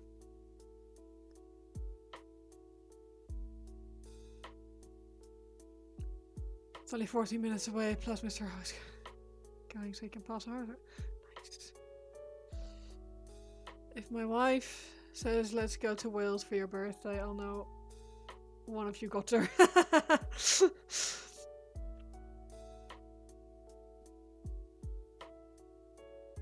I need to find a way to contact her then, clearly.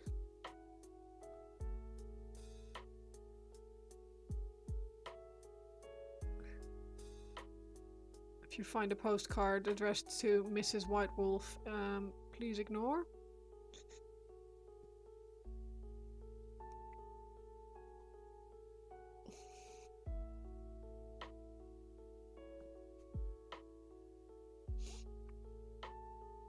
No, well, no White Wolf at RoseCon. Who should I pretend to bully now?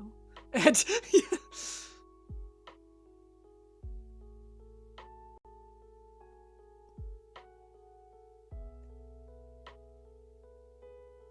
he still might make it. It's not a definite no.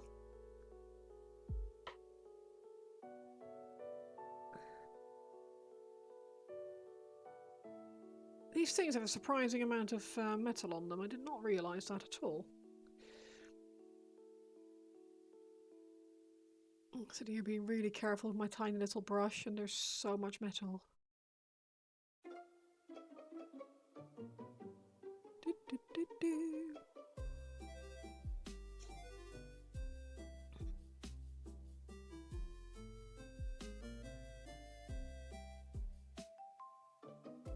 The issue is that it would be extremely tight. It's very unlikely since you need to fly to Wales.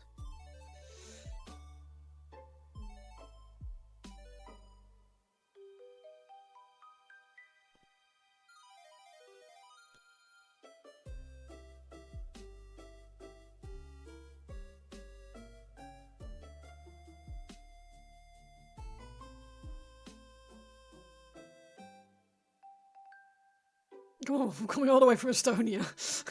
That's only because you're going to Estonia, not because you live there. Don't tell him that.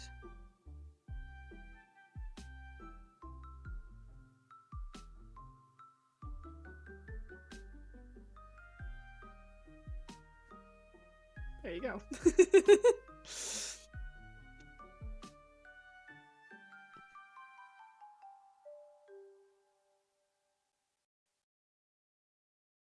Well, I'm coming all the way from dreary Suffolk, so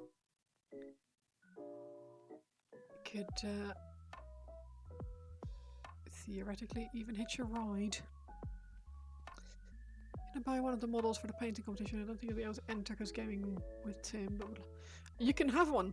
You don't have to buy them. Like anyone who comes in can just pick one up. Like I'm printing a shitload, so you can have one.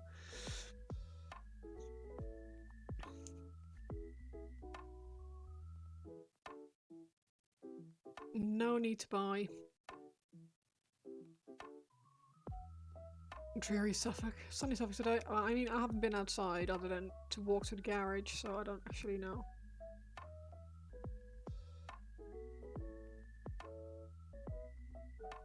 But to be fair, Nivian did look dry when he came back from walking the dog, so. So I've been stopping in over the past few weeks. I always see you work on something new. How many minutes do you paint a week? Not very many, to be honest. I am a very, very slow painter. But I have the attention span of a gnat. So, excuse me. So sometimes I switch between projects. I don't know what the last one was you saw. Did you see me work on the dinosaur?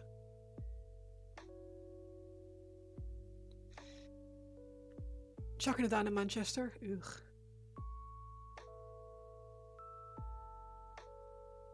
Yeah, so the dino, the paint job is finished, but I've not done the base. So he's just sat here waiting for his base to be done.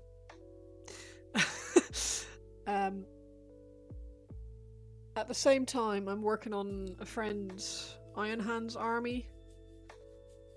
And I picked up... When did I start these? I want to say Wednesday. Everyone get on the floor. The dinosaur shit, I know, right? What did I do before that? I worked on some Skaven. Speed paint Skaven for my other half who wanted to take them to a tournament. Or not a tournament, a game. So I was painting some clanrats then. And before that I was painting Legions Imperialis Warhound Titans, I think. Probably the best flight you can catch around 2 on the 24th. Only get out of the building around 1. You have to get home, grab your stuff, go to the airport, which would take you around 2 hours. Yeah, that doesn't... that doesn't really work. Could you not go a day earlier?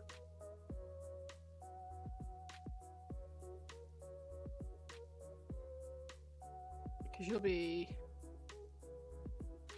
very tired from traveling and a day work and stuff. And yeah, the flight would take over 12 hours. Jeez.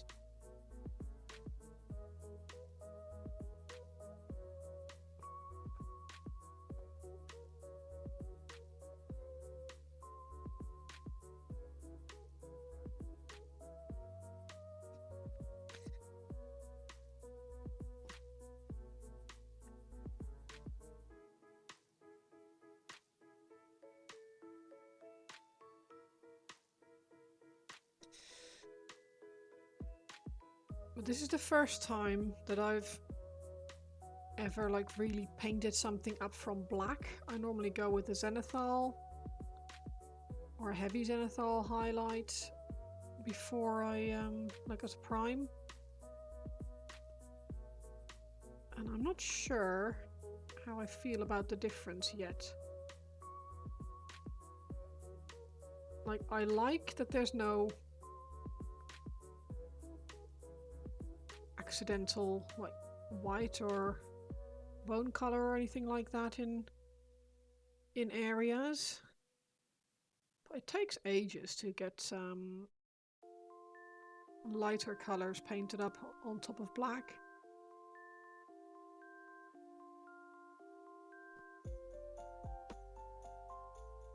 Literally can't take off Friday either since there's an appointment. Okay. Learning curve, sharper shadows but harder to build color up. Yeah, that's it. I've never had to work on well, I've never had to fight against my colors or paint natural tendencies. Like, certain paints just behave differently, and on a white zenithal or something, I don't have to worry so much about that. But on black, all of a sudden you notice all the streakiness, you notice all the well, all those things a lot more. You put Wraithbone over black for lighter colors. Yeah, I think. What do we normally use? Nick normally does the priming for us because he quite happily will sit here with the airbrush for a while. Yeah, it's usually like some bone or like a grey sea or equivalent kind of thing, or something slightly lighter.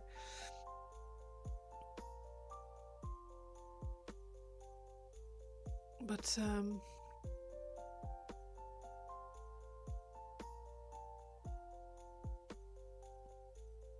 I feel like for a large model, having the black shadows, the deep black shadows, would be really helpful. I'm trying to remember who I saw paint this massive panda the other day. I think it must be like someone like El Miniaturista or something like that. Because he just literally left black and only painted colors on the raised areas. Like, at all. And it looked really cool.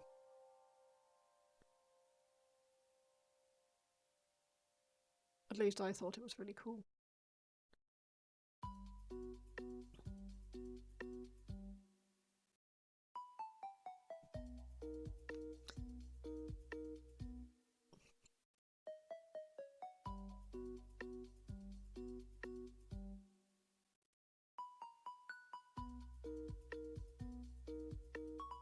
But it's been interesting so far. It's a different way to paint, and I'm quite liking learning about my paints, if that makes sense.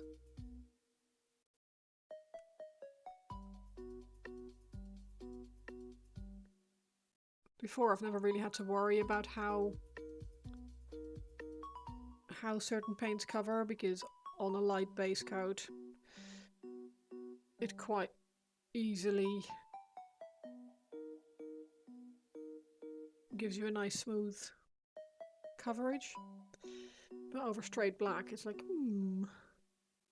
all of a sudden I need like 4 coats. And is a bit different.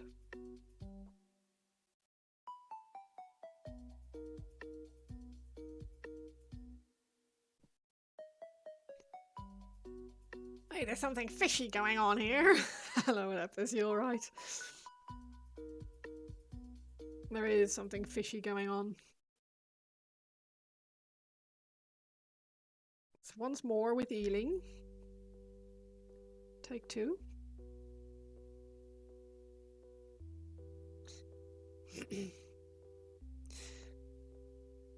You alright? Good to hear it.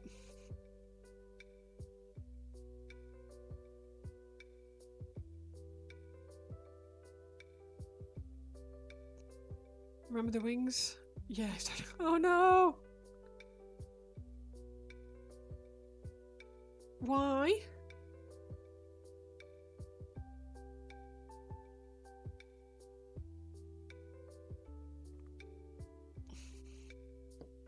I'm checking.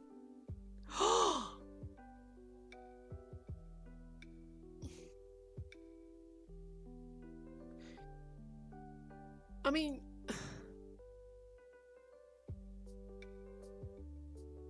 Like, I get it. Because that is fire. But it's also...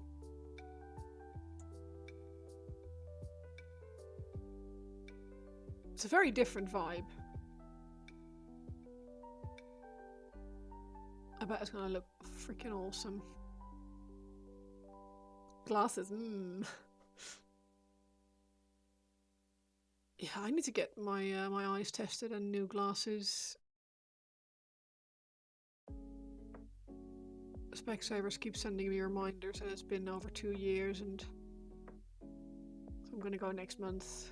I should have slightly more money next month. So, I know, it already looks so cool.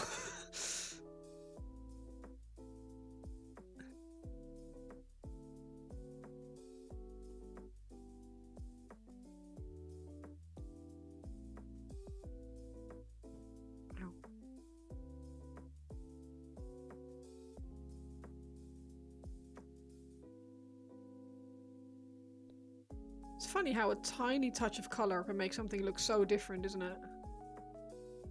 It's not like you're like slapping neon colors in there or anything like that. It's still just a tiny bit of...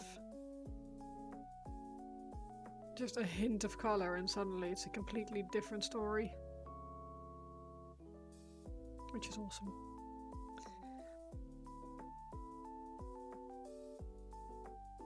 But yeah, February is my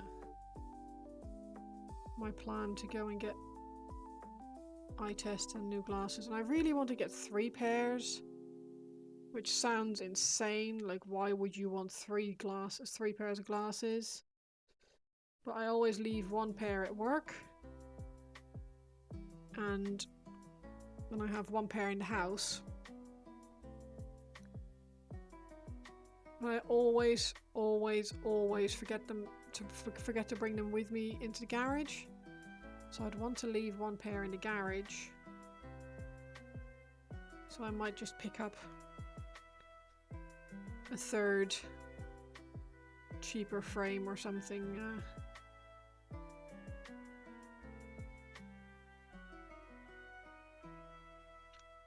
Think about the thighs of your drawing. So thick they're nearly as wide as her waist. Lol. Buy online, baby. Yeah, but I want to be able to put them on my face to test them.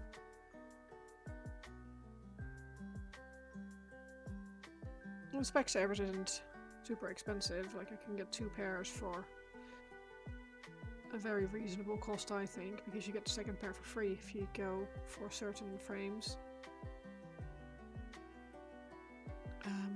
It's that 3rd pair, that's the... I mean, the 3rd pair I guess I could get online.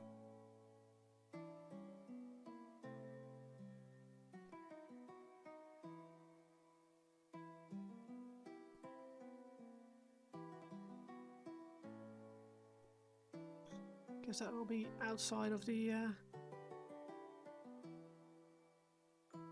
offer thing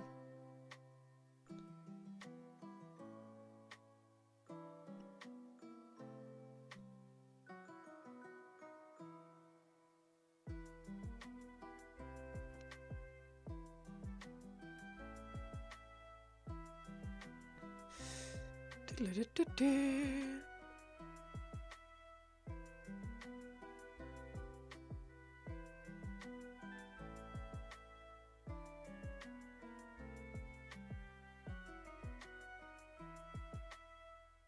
is also metal. Or I am making it metal anyway.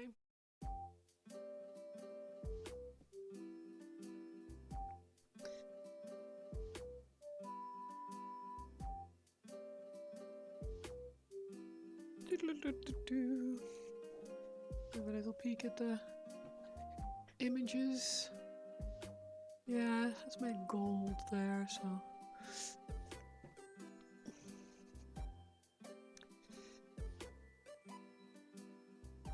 I don't want to add 6 million colors to this, so this will just get a different color wash over it, I think.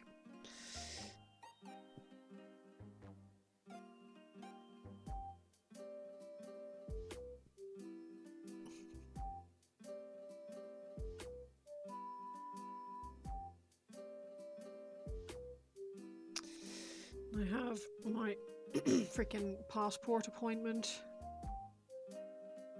soon as well. I'm not looking forward to that. Give me a little bit of pain to ice through the optional extras, but I got a pair of designer glass for less than half what they would cost you a spec. Oh, nice.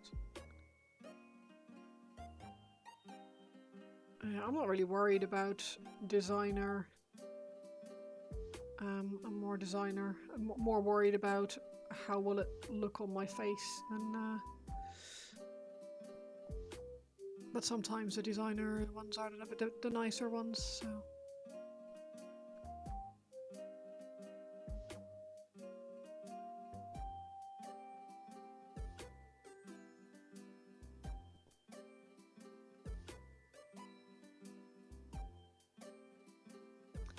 So it's the same pair of glasses in stock as when they first went like 15 years ago. You can go for the fancier ones. They have designer ranges that get updated that you can. I think if you pay like a little bit extra, you can go for 2 of those instead of the normal range. I think that's what I did time before last. Not last time, but because I don't think these are. I think these are Specsaver special. I think. Yeah, these are Specsaver.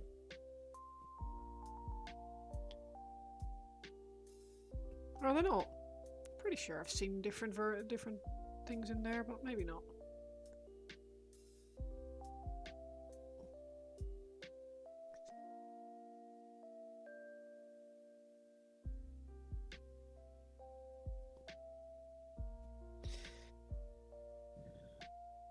I mean, it is a franchise thing, so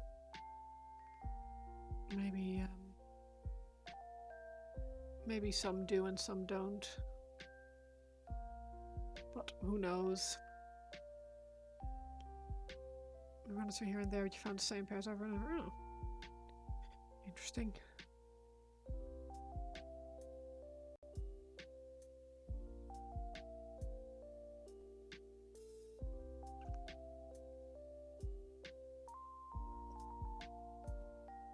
Should go in there just every year or so, just step in and just loudly complain about how they never update their range and then walk out again.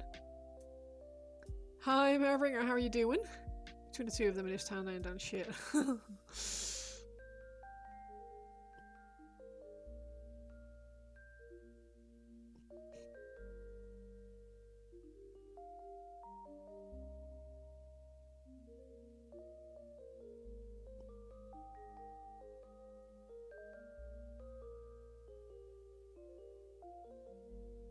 My mum swears by her little boutique opticians. Like it's just run by this single guy who has done it for like 40 years and is incredibly precise. And 1 pair of glasses will set you back like 300 quid. But they are perfect. But I don't really have 300 quid for every pair of glasses that I need to buy, so... You're chilling, you're setting up new headphones? Nice, because the old ones made your eye twitch for a bit too long. Your headphones made your eye twitch?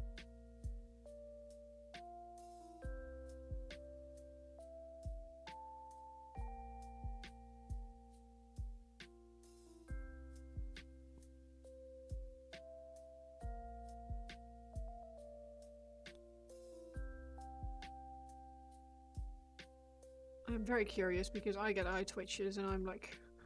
I suppose as well because you know precisely what type of frames you want, that makes it easier to filter searches. Yeah.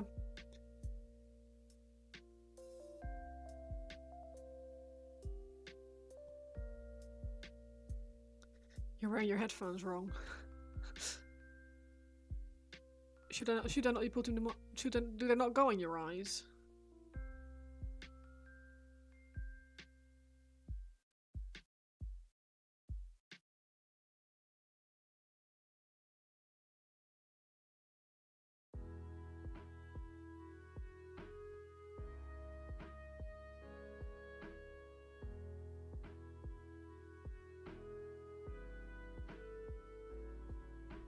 Spectre is still a family-owned business.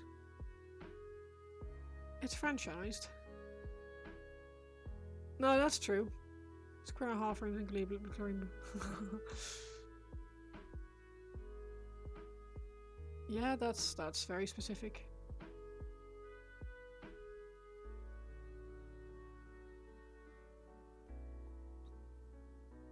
Too much time pretending to be Geordi LaForge. Who the hell's that?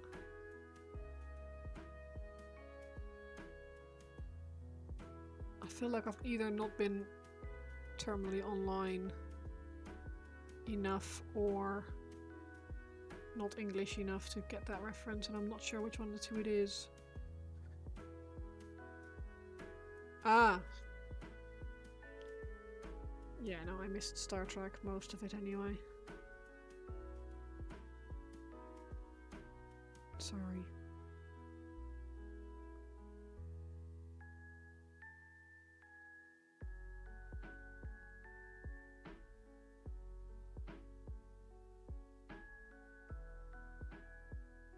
You made a Star Trek joke, your dad would be so proud. You know what? I am also proud. Incredibly proud. You've come so far, my child.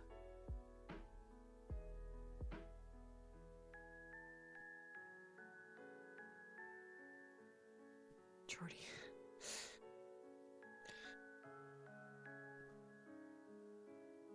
See, that's where my, like, am I not English enough? I immediately went to Geordie Shore and I was like,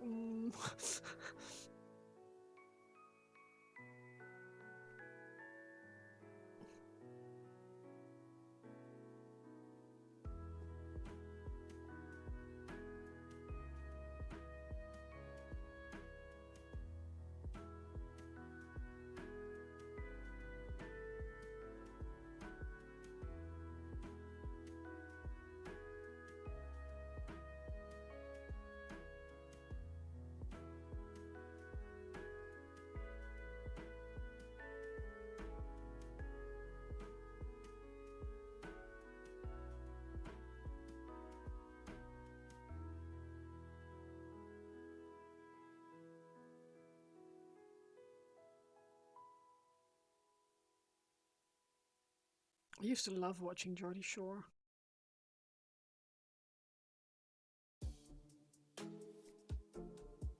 So trashy.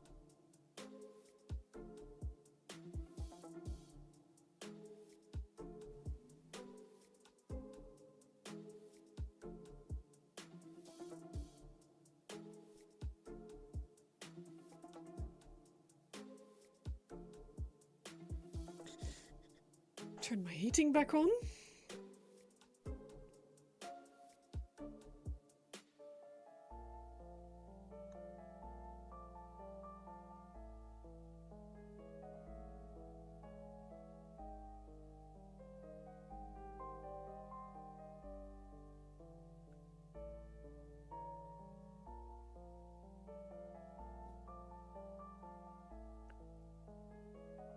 Akhelian is travelling on his way to a concert in London today with one of his work colleagues, work friends.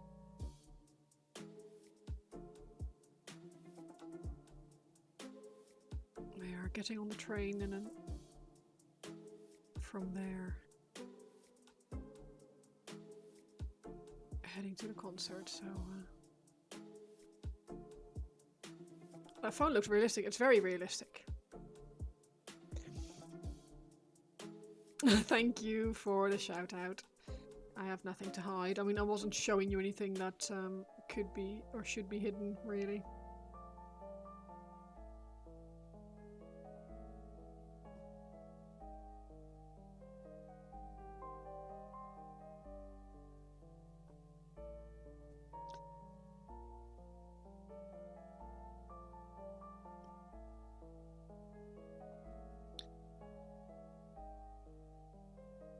Just some models that I ordered that have arrived, and paint that I ordered.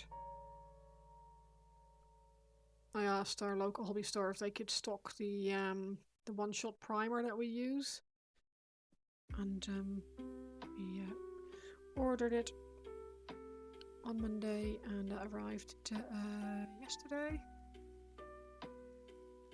And my models arrived today. So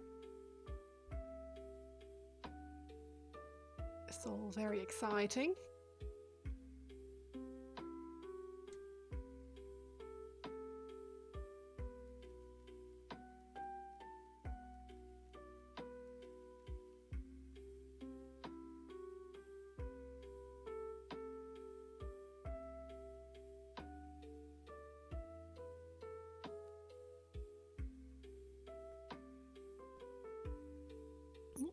Excuse the out of focus.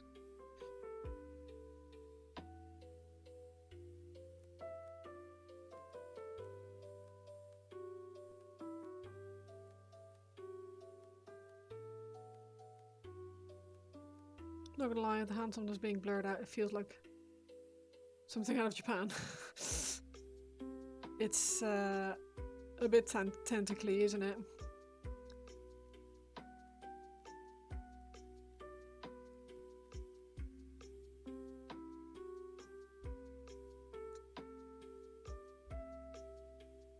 I promise it. Perfectly safe for work. Apart from the occasional non-safe for work comment, obviously, but the visuals are safe.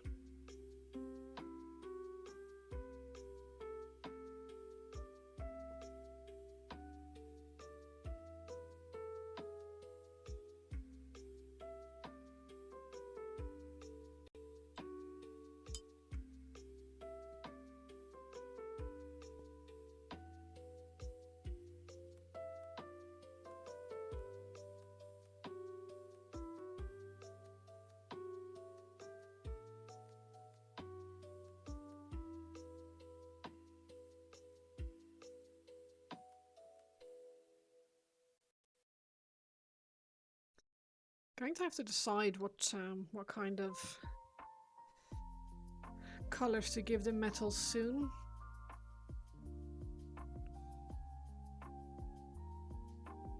I know the shield and the armor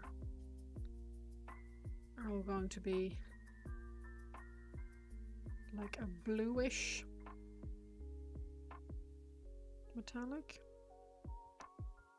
I guess the weapon should be goldish if we're looking at the box art.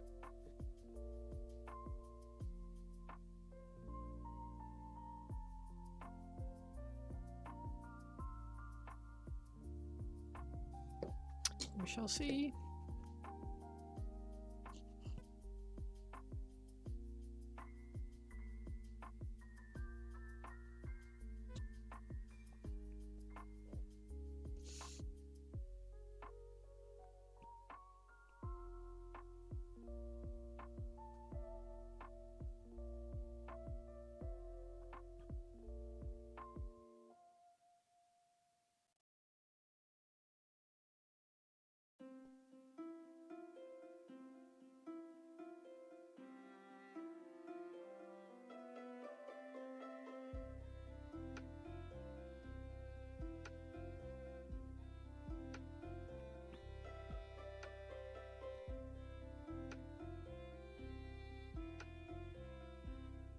Heater off again. I should really set it to a lower temperature. Like set the gauge a bit lower so it doesn't just blast boiling hot air, but just slightly cooler warm air. But then I would have to preheat the garage for way longer before coming in here, so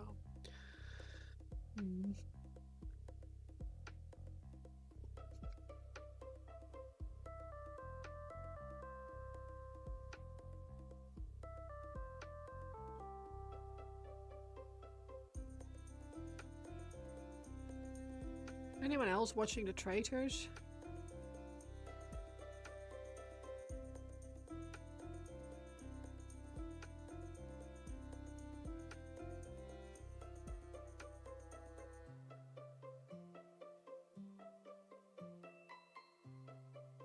Or is it just me?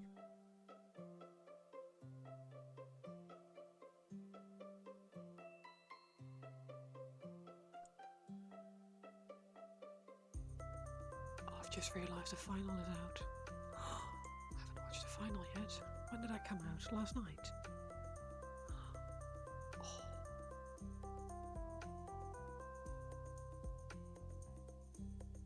No spoilers.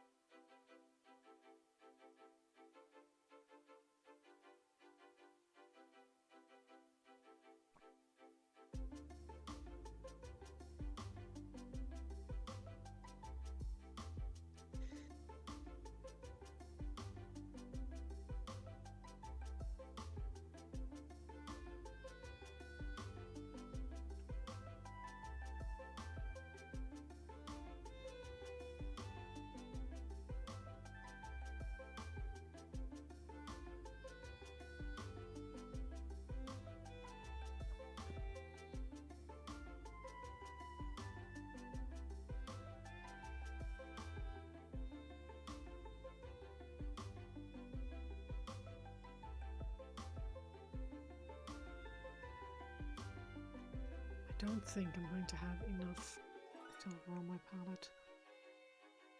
Which is annoying because I know I'll add too much if I add more. And I'll be wasting bloody paint.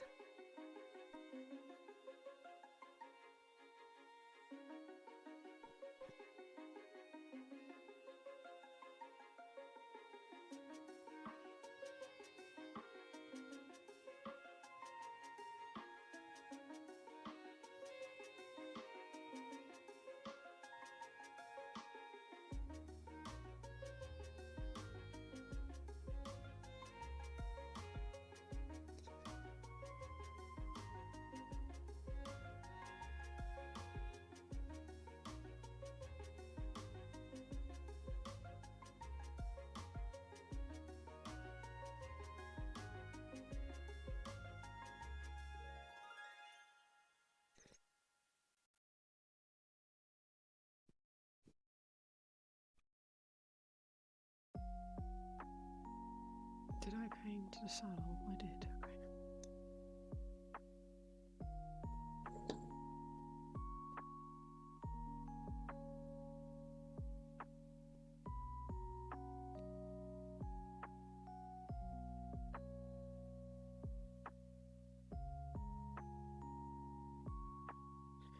That went on all right.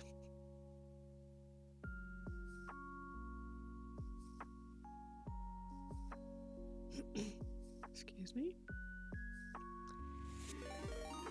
Jack Frost, how are you doing? Thank you for the raid. Welcome, raiders. How's everyone today on this fine Saturday? How's it going, Jack? You alright?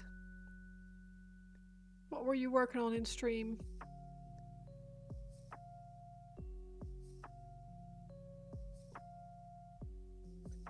Welcome, raiders. Anyone who hasn't been here before, I am Black Dog Painting, or Flow, or Flortia, or whatever. I respond to most things. I am currently working on some Deepkin stuff. Thank you for the shout out, Kat. Appreciate it.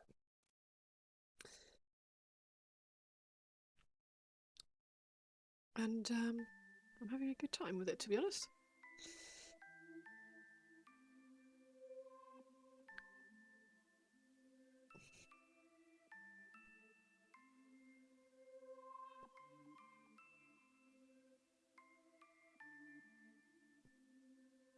A monk doll? What is a monk doll? Have you got pictures? A mannequin?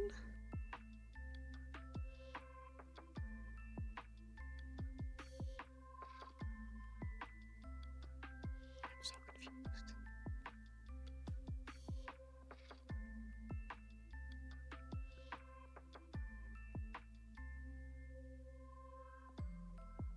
Any photos that you can share, or... Thank you, Kat. That's the disc. You can take one. Oh, I would appreciate that because I'm really curious now.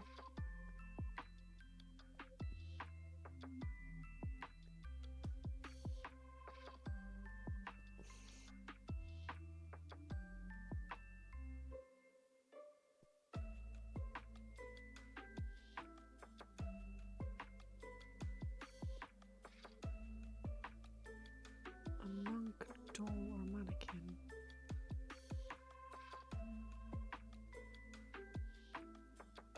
Like, a mannequin makes me think it's massive.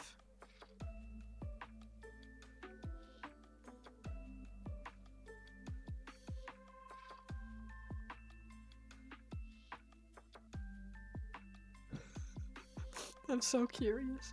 Oh my god. I'm going to need more paint.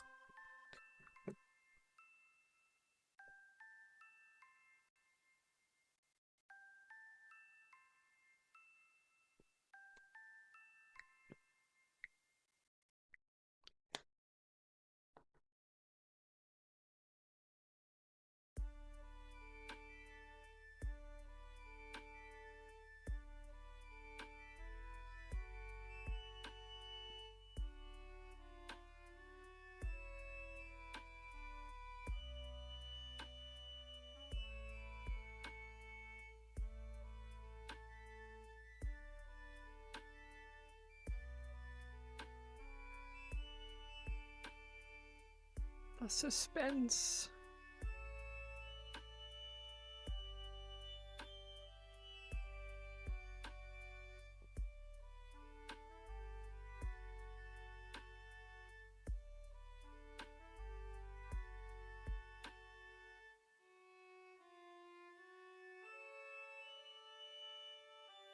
But yeah, for those of you who haven't been here before, I paint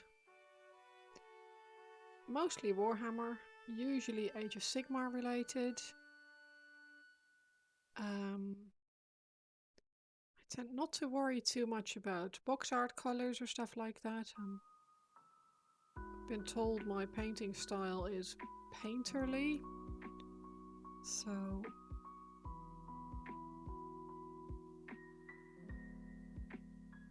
I guess that's what I'm going with. My streams are normally just chill hangouts, really. Everyone welcome. Anyone who wants to talk about anything, also absolutely do open up, because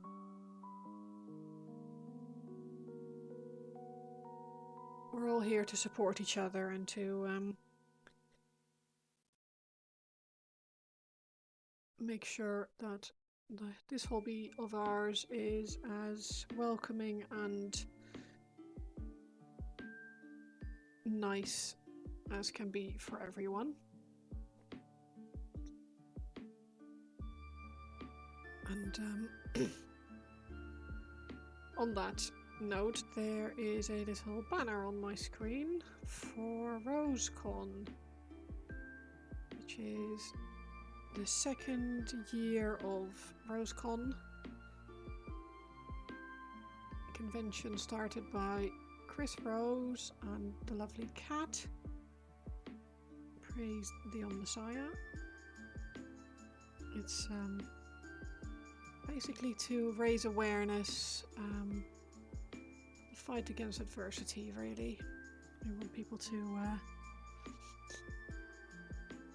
both with mental health problems, physical health problems, or just in general people who are struggling or would like a bit more of a social safety net. They should have all the resources that they need freely available to them, and that is what Chris Rose is trying to accomplish with his conventions. And this year in April in Cardiff, I will be there, and we're doing a fantastic, well, 2 painting competitions for those of you who are into that kind of thing. How did I get the pattern on the eel skin? I painted it on. It took me ages. I did 3 different ones, 3 different eels. So I've got this one. This is the medium color one. There's a darker one which has like a dark blue. Can't really see it very well, but on the camera, but maybe on this side. Yeah, dark blue on the top and lighter squigglies on the bottom. And I've got the brightest one, who just looks like that. And they're very fun, actually. They're fun to paint. I've had a good time with them so far. Obviously they're far from done, but at the moment I am enjoying myself, which is good. But yes, there's still tickets available for RoseCon. It's in Wales, in Cardiff, on the 25th of April of this year. We have a competition that is... One of them is for people to show their fight in a model. Like, in what way... Make us think about why your paint job is, or your model build, or whatever is different. Because not every... We're not all struggling with visual or visually obvious problems. Sometimes things are not as easy as they seem, so make us think about it. There is a on the website there is a link to the requirements for the competition, and there will also be a competition on the day. This will be a 1-page rules model that will be supplied to everyone on the day, and there'll be paint and brushes and water, etc. available, and people can have a little chill paint session and paint, sort of speed paint up a model. And there'll be prizes for each entry, for each competition, I mean. And I believe there's also a game tournament. I'm just trying to remember if it was... It's not Blood Bowl, that was last year. Cat might know. Oh. Uploaded the picture in a short video. Ooh. Where did it go? Yo! That's cool. I see how you're struggling to define what that is.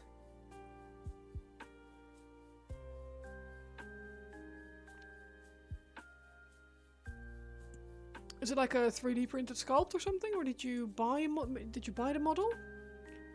It's very cool.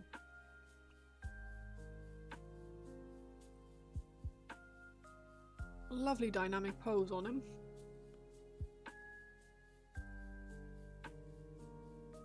.3D printed, awesome.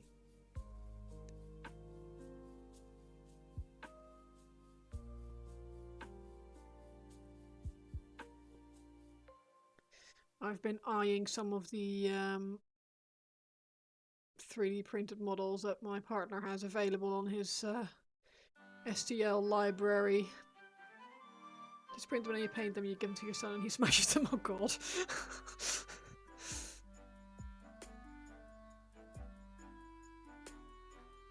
I mean, that's one way to create space for new models, I guess.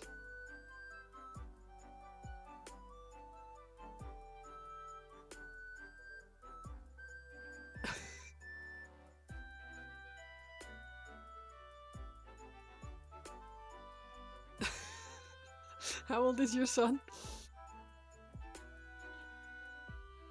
25.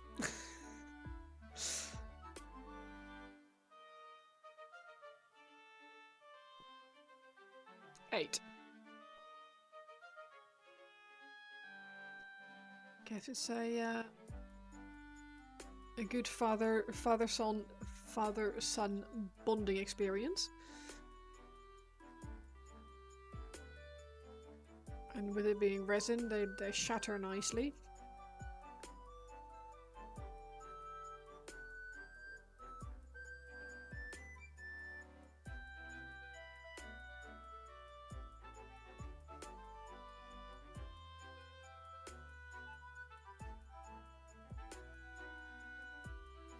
Or you give them to the local game store. Nice.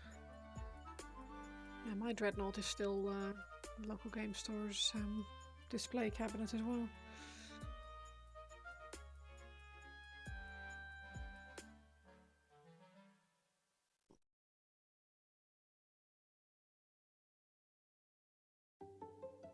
It can stay there. For now, anyway. I wish I could take my Fulgrim, because I have no nowhere to store him properly. We had to buy doors to go onto our Calyx units in the living room because he's resin and he's Forge World resin. He is ridiculously fragile. He's too tall for our normal storage solution, so I have to put some glass doors on our Calyx and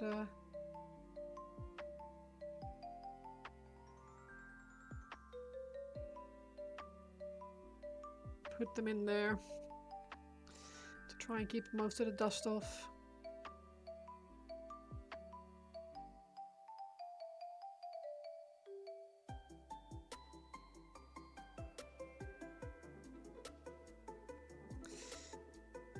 How was your stream, Jack? Did it go well? Also, if you have to go, completely understand. I won't keep you here if you need to shoot off. It's one of those things we tend to stop our stream because we have to do other things. So.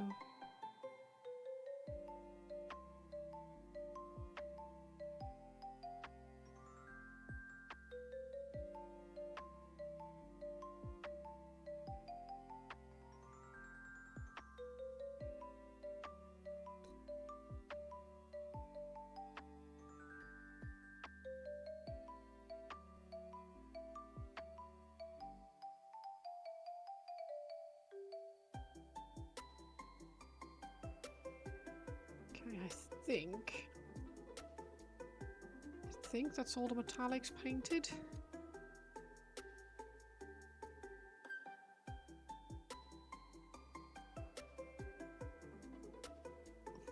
Pretty alright. Ain't going nowhere for a minute. Nice. I think that's all the metallics. She said as she's just found some more. Doing some design work now. Oh, nice. What are you designing?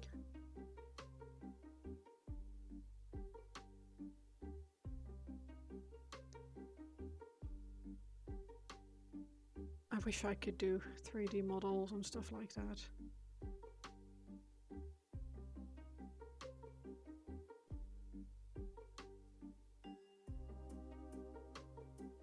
Love to be able to design my own stuff. Your friend wants a paint rack. Nice. Very specific, I'm assuming.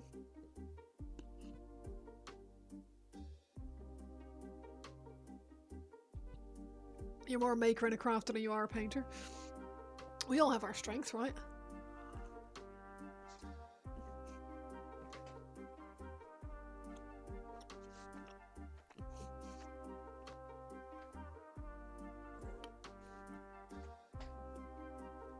Now,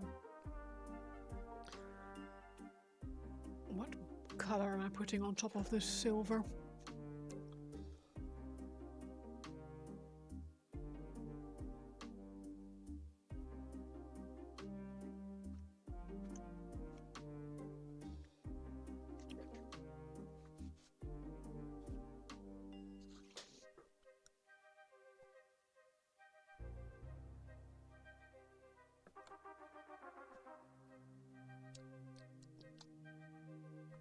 Raging Sea, maybe?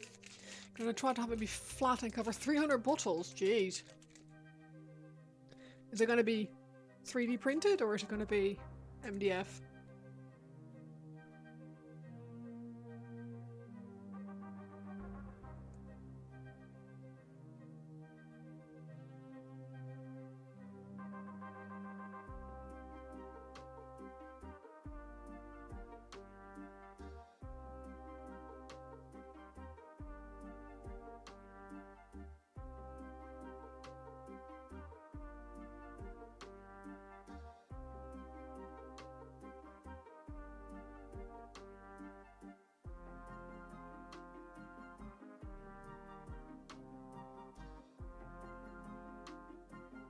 Later cut, more material efficient and time efficient. Yeah, that also less fragile, right? Like resin is cool for like smaller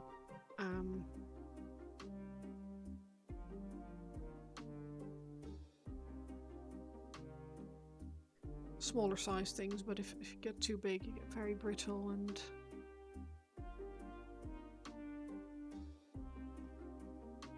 back in the room had spontaneous urge to spoil the wild. Spoil the wife.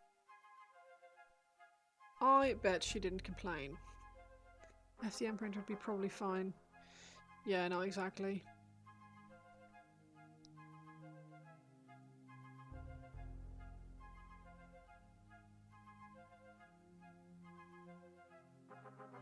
Do I like this?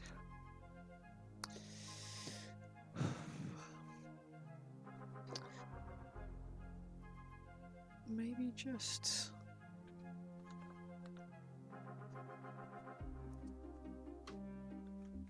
this or this? What did you do to spoil her, White Wolf? Provided it's audience friendly, obviously.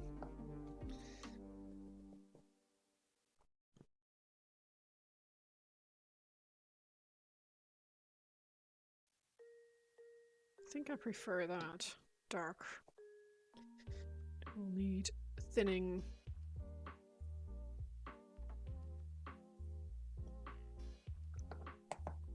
Rance picks up. Aww! That is very cute. You're such a sweet husband.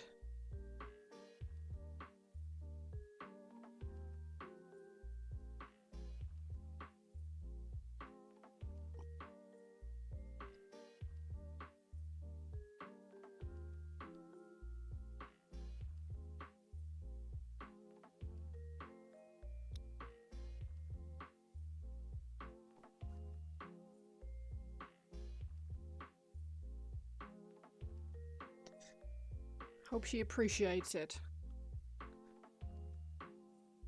I'm sure she does. She sounds really nice, so.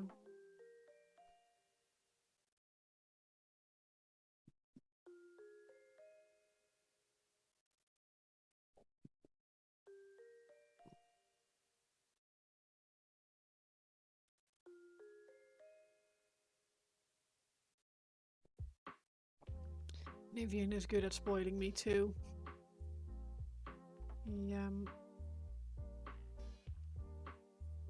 Because I normally do the animal care during the week, like before we go to work.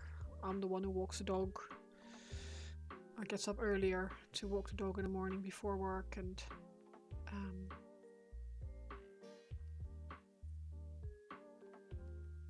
all of that. He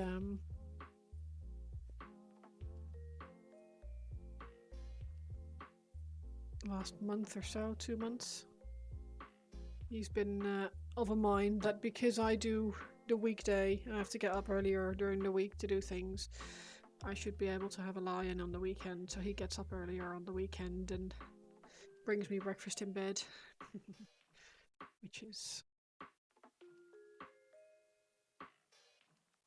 very, very nice. I am a lucky girl.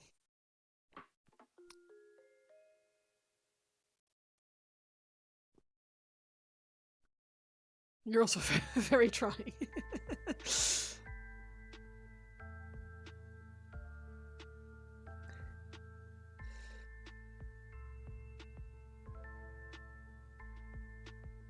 I'm sure, but so am I, and I think we all have our challenges to live with. I don't think anyone is necessarily easy to live with. I'm not saying that Nick is pretty easy to live with. I'm definitely the basket case in our relationship, so...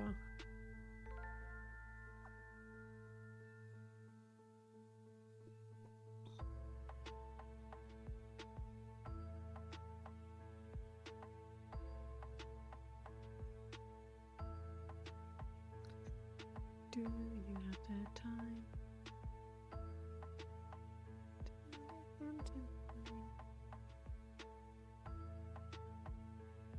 Great song.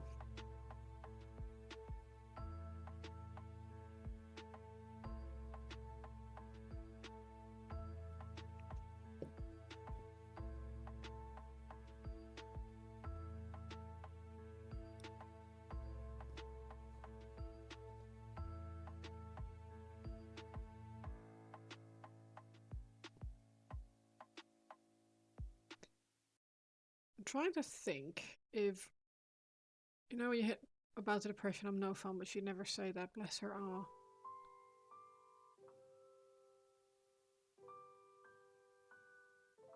I mean, I've been a struggle to be around, I think, the last 8 months or so.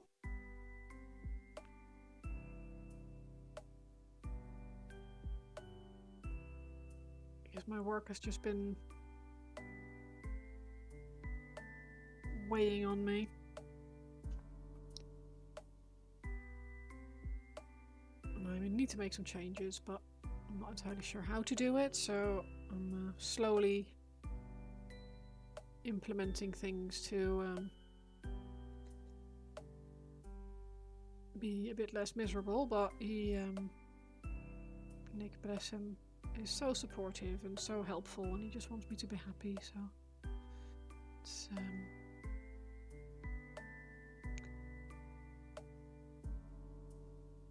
Good evening, how are you doing?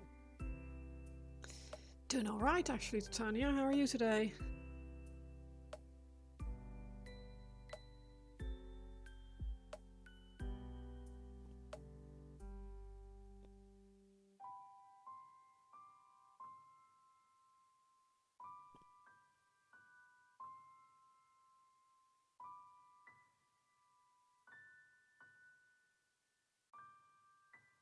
You up to much, or doing good?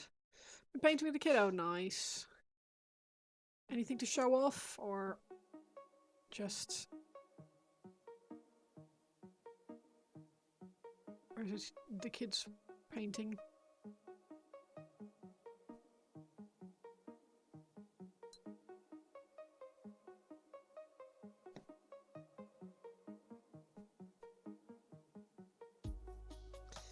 Okay. Very nice steel. You can be my baby.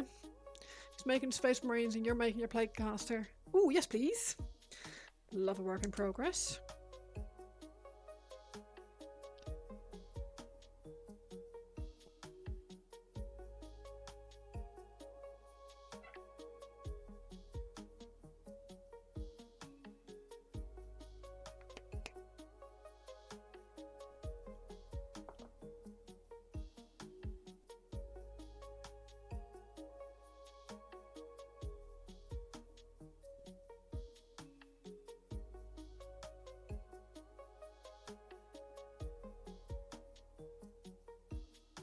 Put some pics in the gallery. Awesome. I'll have a little look.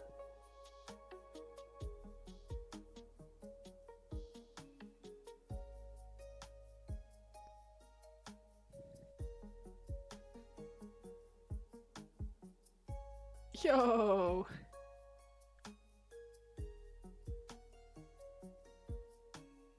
They're coming along nicely. Oh, I like the heat damage, the heat burn on the gun. That looks awesome.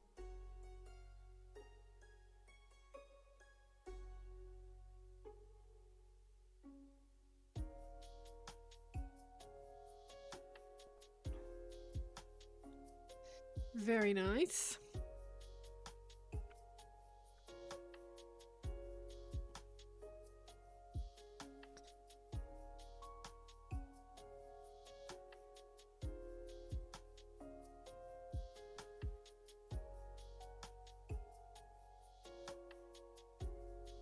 Tried for the first time today, came out surprisingly well. Nice. How did you do it?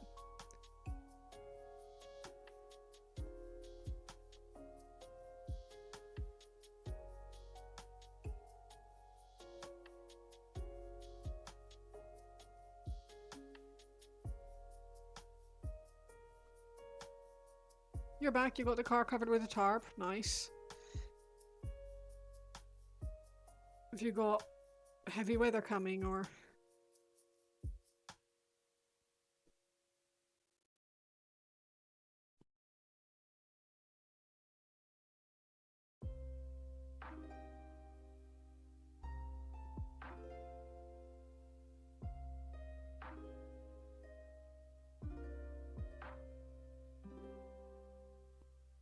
Someone was saying earlier they were expecting 2 feet of snow, so.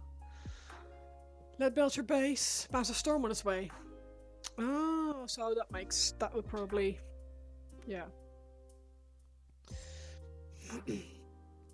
Good shout to get the car covered in advance then.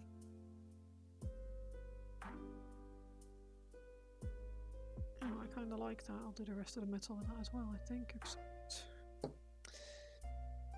Lead Belcher base, Seraphim TPR, Blue Star. Oh, okay, cool.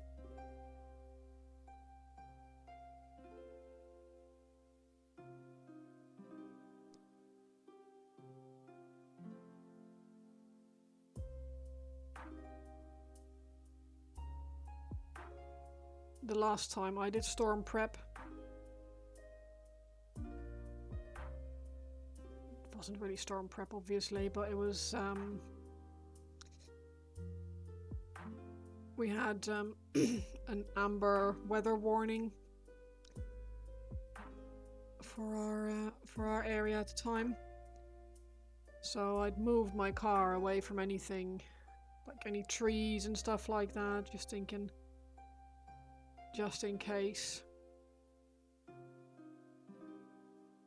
something will blow off or fall down or whatever. Parked my car in the middle of the parking area, away from anything dangerous. And the next morning I came back to my car and some dickhead had parked his Board Game Villa, thank you so much for the follow, had put a porta potty, like one of those portable toilets, next to my car, which had promptly blown over and went through the back window of my car.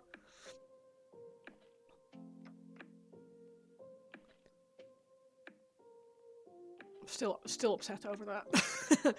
You managed to bang your knee on the bumper. Great time to have a bruised tendon. Ooh, yeah.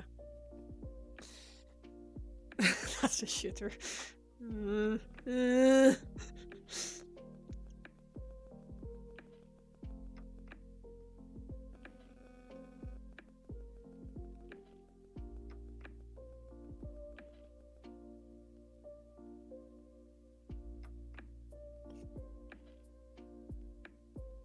Let's have a little look. I'm pretty sure I still have the pictures, because I was very upset at the time, so.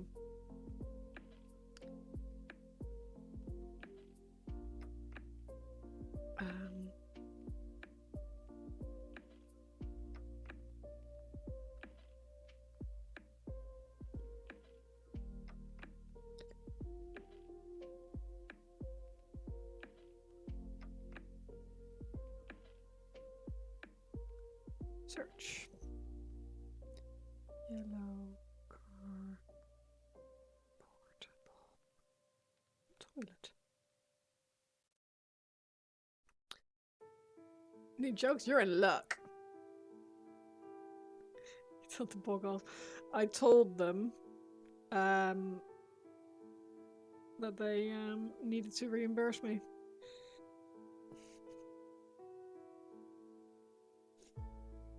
And they did. Oh, here it is.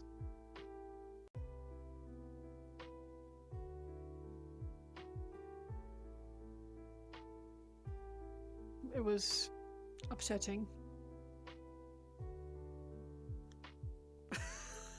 Yeah. And because of what that car was, that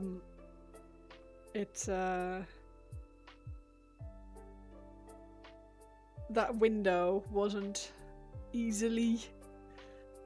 I know, yeah, a yellow car. This was my very first car. It was a Lancia Delta. I was very proud when I bought it.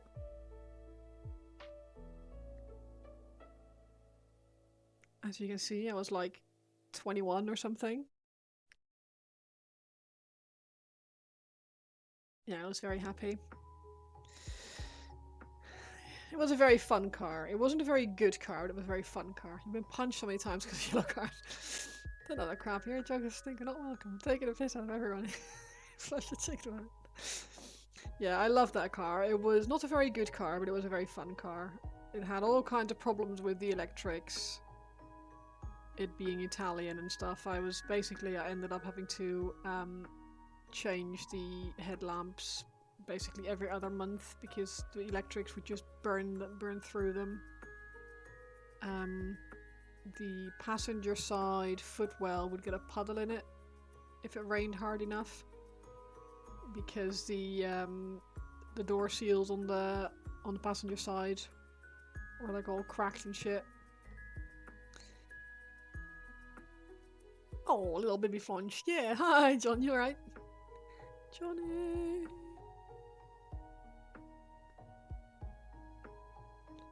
Yeah, I loved that car, but it was the right move not to try and bring it to England, because it would have had the steering wheel on the incorrect side, and I would have had a car here that wasn't particularly reliable, drank petrol like nobody's business, and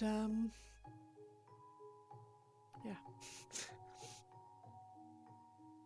wasn't even an Integrale, just a normal Delta. So not really worth the import struggles.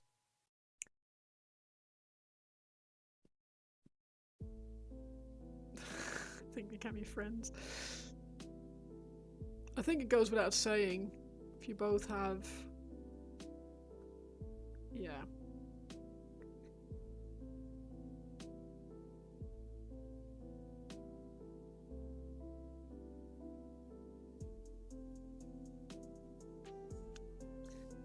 Thank you for the shout out, White Wolf.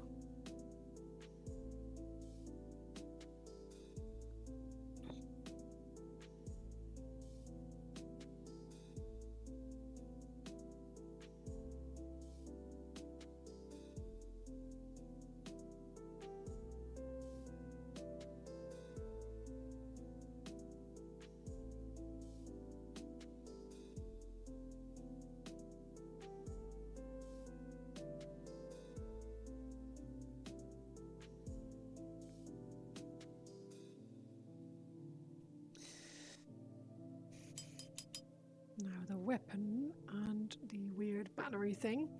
You are on it today. You are on it like a car bonnet. Oh, my dog is lying on my headset cable, so I'm gonna bear with.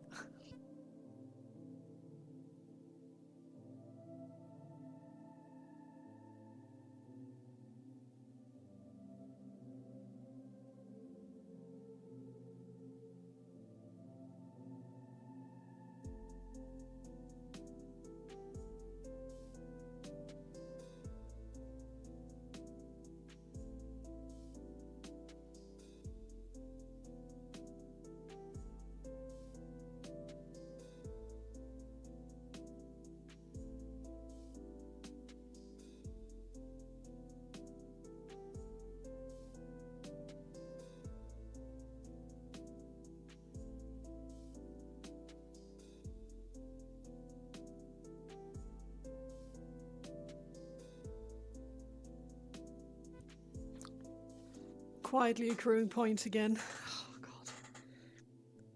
Not even quietly though, that's the problem. You just... It's like the Jaws music. You know it's building. Late reply, you doing okay? Just enjoying some time on Dyson Sphere Pro. What's that? What is that? What is this? I can just Google it if you... Dyson Sphere.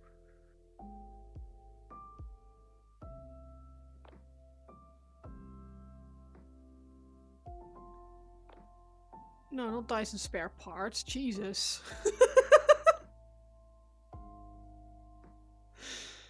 Oh man.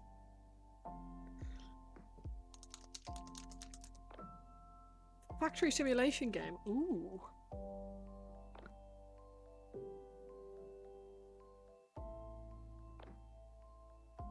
I think I've seen... Did This Week in Video Games, did it come up there as like, keep this on your radar?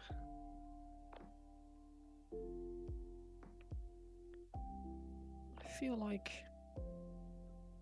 I've seen it somewhere. Sci-fi space game, you're mech building huge factories, managing reserves and trying to build a Dyson Sphere and a star. Huh.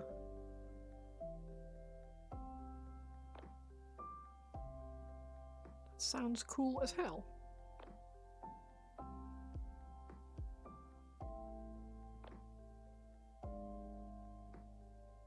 Strip mining plans to build an impossible project. Okay.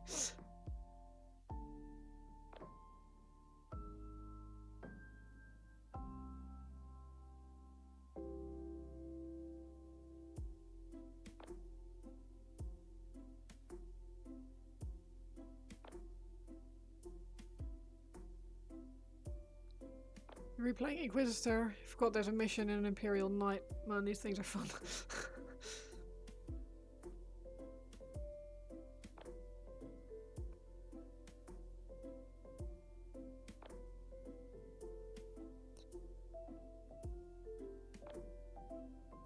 I need to play more games. I think I'll play some tonight.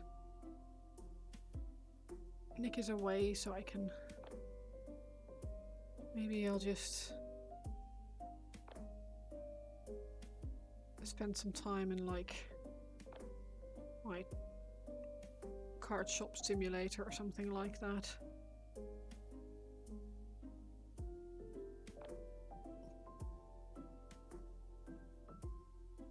You need 100 times the mass of all the planets just to get a ring, whoa.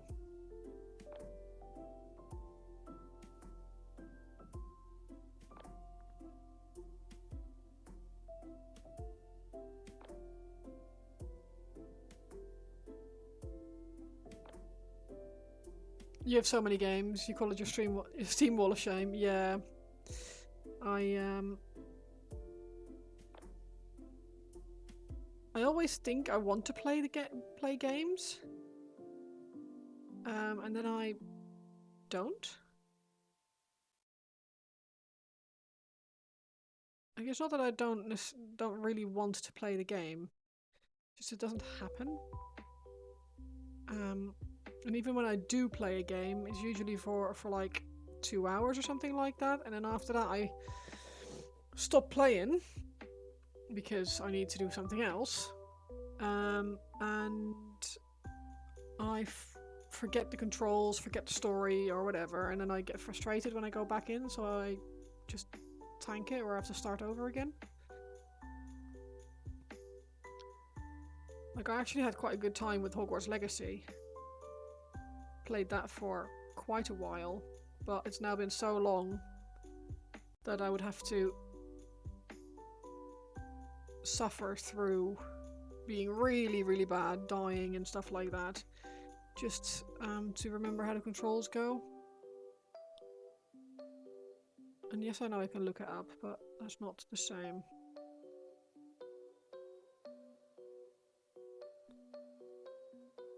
No Rest for the Wicked is free this weekend. My pet.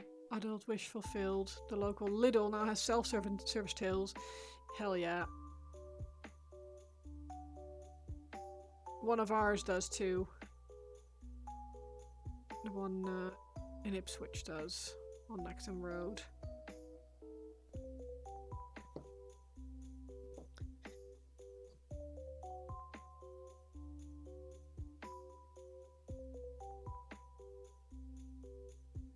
Now what do I do with all the other metallics? It was the only one that didn't. There was one over the road. Stand there and catch your shopping with your bag open because they just throw it off the end. And guess it could all just be the same, couldn't it?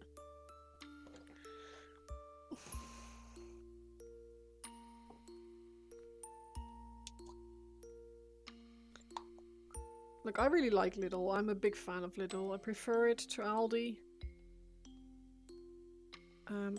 Even though I fully appreciate that a lot of people prefer Aldi. I understand preferring Aldi. But there's something that I prefer about Lidl and I can't really put my finger on it. Yeah, I love that place. I love going in for some bread and coming out with a toaster. Or a chainsaw or whatever.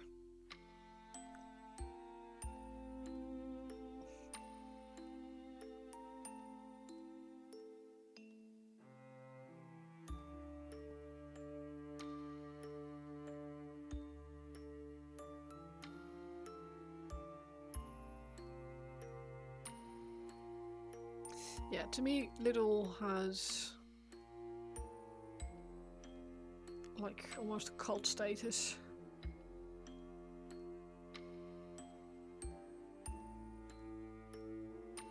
Even Morrison's B&M and a Lidl across the road, nice. Yeah, we have a Morrison's down the road. Lidl's also down the road, like 5-minute drive, 7-minute drive. Morrison's is walkable.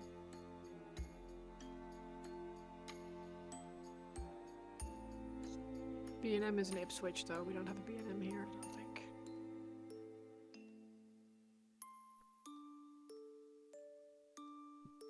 Let's plan that way when you chose the house, nice.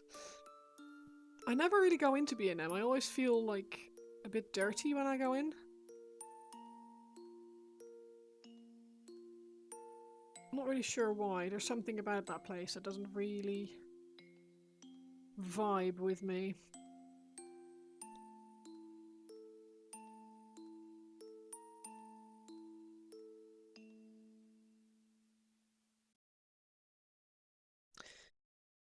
We just can't drive.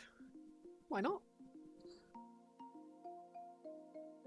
A lot better than it was. Oh, nice.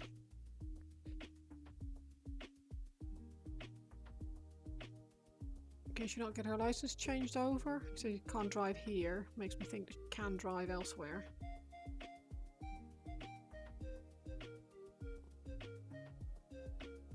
Can't drive legally. Is it because she has the wrong kind of license, not an EU license, or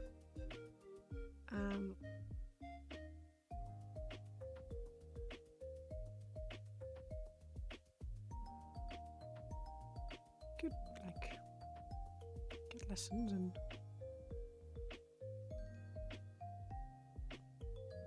USA license only lets you have a UK license for 2 years. Really?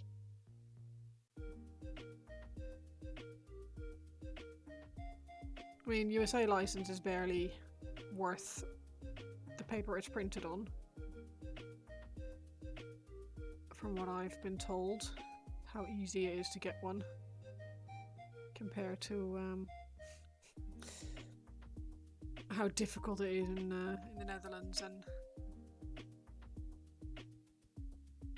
other such areas.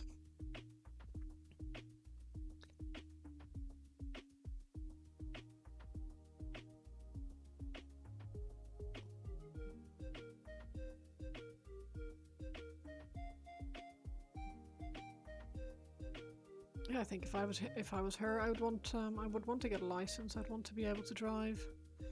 And just get an English license, just get lessons, and never been an issue. Yeah, I guess that's true. You can just take public transport then, can't you? Our 20-minute commute to work would turn into like an hour if we took the bus, and that's only if we were lucky enough that the bus wouldn't get stuck in traffic and had the correct timetable to work with our working hours and stuff. It'd be awful.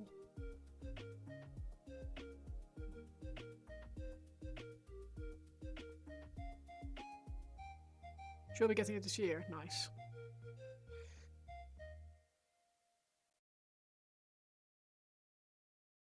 I love to drive, or I love being able to drive. I don't necessarily. I mean, I enjoy a good drive in a nice car. Don't necessarily enjoy like a commute, if that makes sense. Like I used to enjoy driving my my Lancia because it was fun, but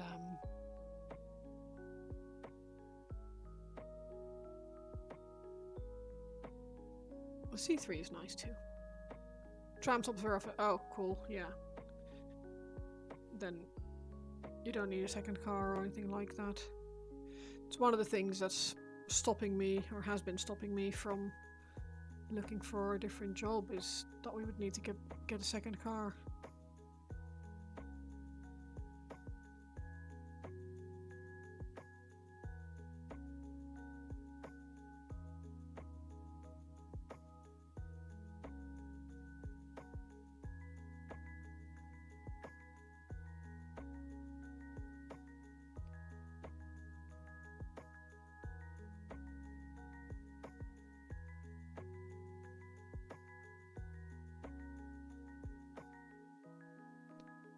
Still gonna do it though. Full remote now, because I don't want to do an office style job anymore. I know that I just don't want to do that.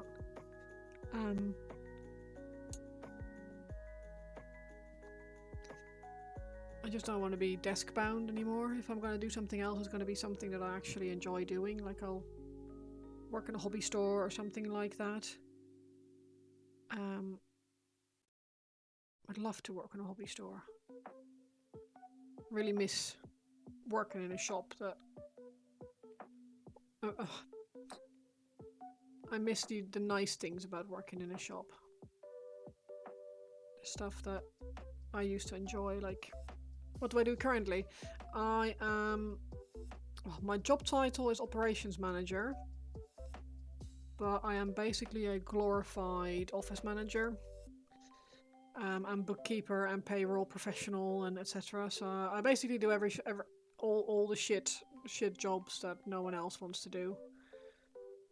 Is what I do.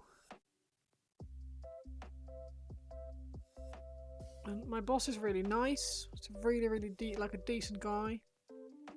But he is possibly, for me, like one of the most difficult people to work for. With my autism and ADHD traits, he is extremely chaotic and hasn't... Like, I will ask him a question, he'll start to answer, and his phone will ring and he will just forget that I asked him a question. So I have to ask him the question again and again, and every time I get like half an answer back, and it just stresses me out. It's not very good for my mental health. Yeah. Only between quotation marks, autism 1, so it's what they used to call Asperger's. It's all part of the same thing now. And yeah, it just makes things like that very difficult. I'm high functioning.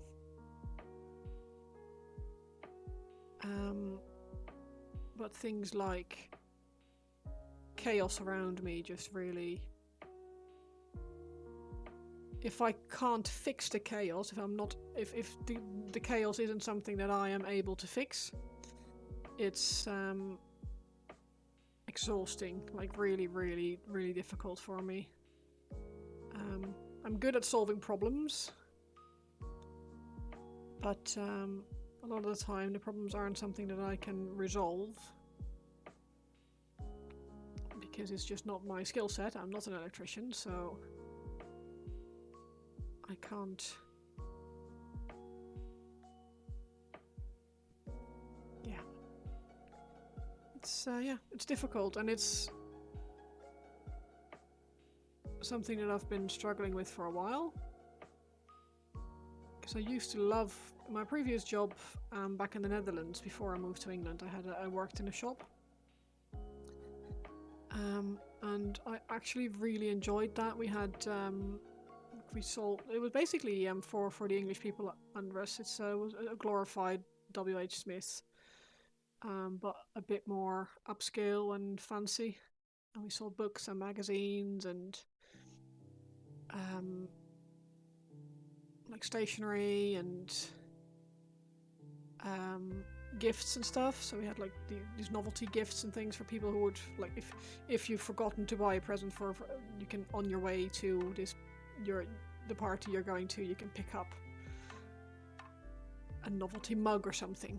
And it just yeah, I really enjoyed that, but the problem there was that I couldn't deal with, well, after 5 years I really struggled to deal with the selling of the alcohol and the lottery tickets. You get all the people who are absolutely desperate in life, and that just made me incredibly sad. Like an elderly gentleman who, every time his pension was paid, came in and bought scratch cards, €5 scratch cards, until he won something. Like something more than like €5, and then he would be so excited he would have spent half his allowance, half his pension on the scratch cards, and then get really excited that he was able to buy bread. I'm like, my guy, you've just spent €50 on scratch cards, you've won back a tenner. Sometimes you need to change tactics and plan on how to work with people to handle my issue, make your interaction and problem solving experience. Yeah, for me the problem is that I don't get any job satisfaction until the job is completed. Until I have finished doing what I'm doing. And I almost never get the chance to finish anything. Whenever my boss asks me to do a project for him, like, can you put together a spreadsheet with all the costs and work out profit loss, etc. for this job? And I go, yeah, sure, but we're still mid-project. So I have to keep updating the spreadsheet with one bill every other day, and it never feels done. Nothing ever feels finished, and my boss always forgets that he asked me to do something, so he never actually wants it or never actually does anything with the things that I do for him. Plus his priorities are very different. My sense of justice is very strong. I really struggle with things that aren't the way they should be. In a small organization, things don't always go the way they should go. Sounds like someone told me, think of it as inspiring them to do better. Yeah, the trouble is that my boss is the boss, right? He owns the company, and I can't even fault him for the way he works, because his phone rings non-stop, right? He doesn't get a break.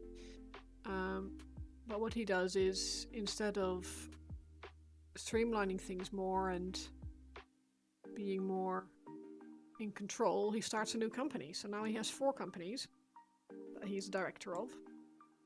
2 small children at home. And like, I can't even blame him, because he's just trying to do the best he can for himself and for his family. But it drives me absolutely up the wall.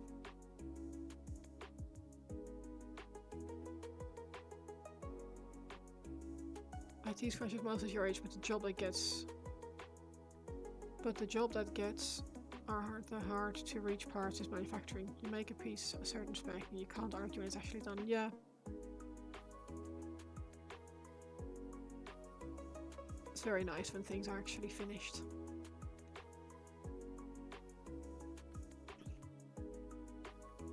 It's one of the reasons why I enjoy painting so much, is because I can create something. But yeah, I used to love the social interaction at the shop that I used to work at. I used to love the contact with the customers. Like when I told the regular customers there that I was moving to England, I had people cry in the shop because they were upset that I was leaving, and I left on my last day. I left with 2 shopping bags full of presents from customers.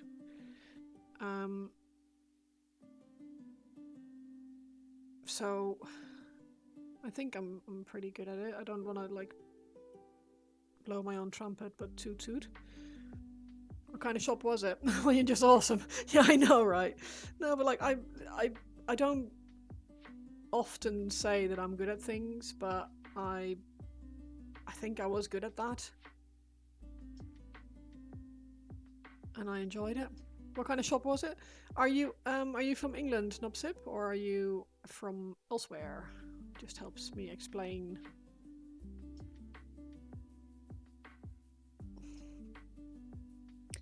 If you're English, something comparable would be elsewhere.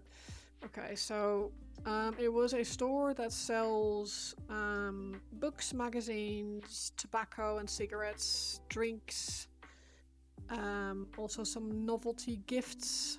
So if you're like late for a party, you can go and pick up a cool mug or a cheese grater that says cheese is here or something like that, and it's like that statue of the savior with his robes or a cheese grater. Or I have 2 bunny ears. It's kind of like a kiosk, but really fancy. No, not a gag store. No, it was really fancy. It was if you Google bestseller Amsterdam shop, it's literally called bestseller.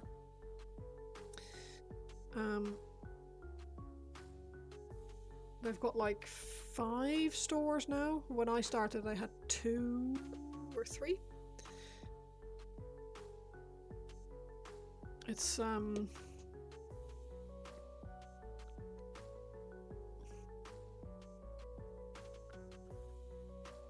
right, so this was my shop.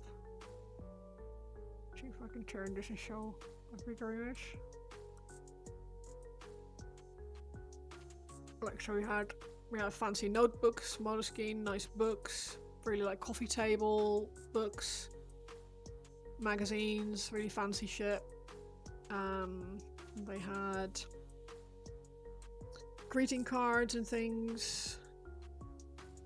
This is actually the one that I used to work at, I think, looking at it.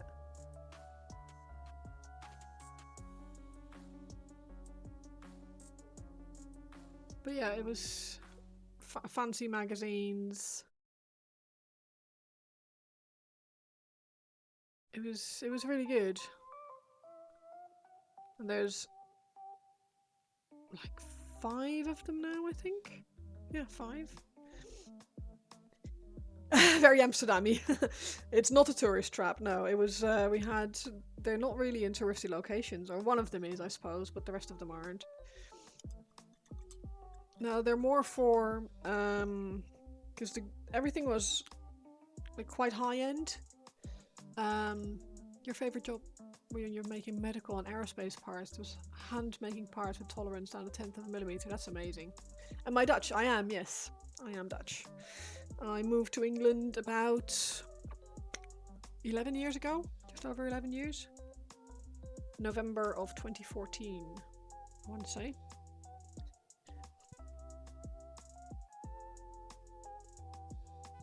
Yeah. So it's been a while, but I've definitely had my like fondest memories from working there. It's been really good. Your favorite job is being unemployed and playing WoW 14 hours a day. Really? Oh, I didn't like that. I did it for a while. Did not like that. Long before the Lancia was long before that. Sadly. No, I had the Lancia while I worked there. Not that I needed it there, but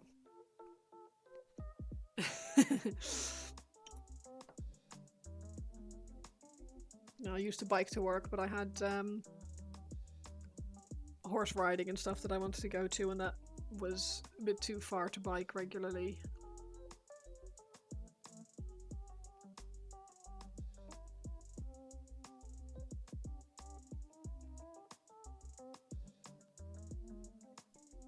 Struggle to have fun when you're between jobs. Yeah, I think a lot of people like to have that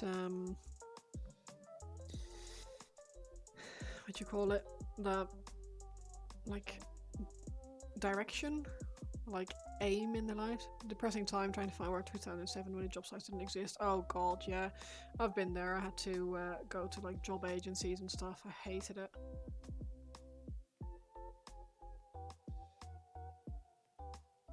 It was horrible.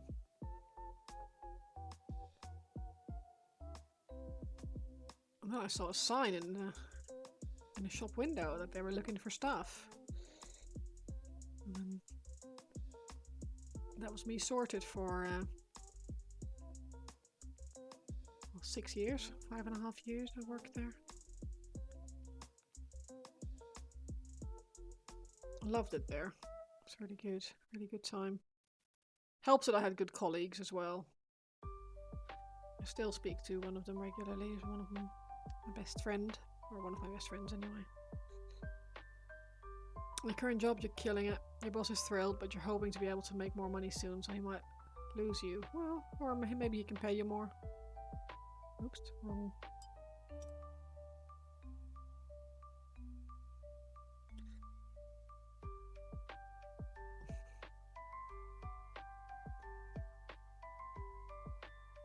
Sometimes telling your current employer that you've had a better offer somewhere else and that you'd like to stay, but you need more money, is a way to get the pay rise out of them that they've been struggling to give you before, because recruiting new people is really freaking expensive, and training them up, and it's usually worth spending a bit more on a good employee than trying to find someone else. You fortunately had the same place to work for almost 9 years. Nice. You're a contractor. Either he hires you or you find something else. Yeah, no, that's fair.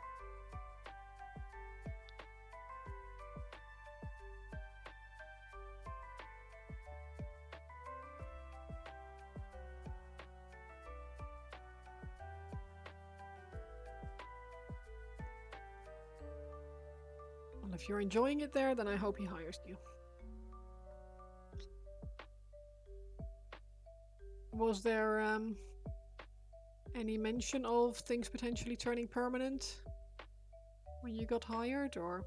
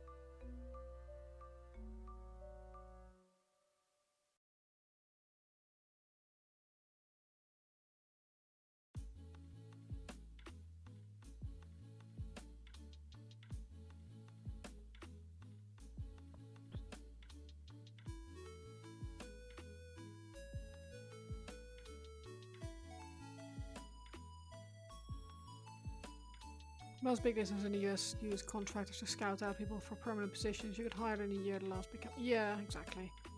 You like being a contractor now? Yeah.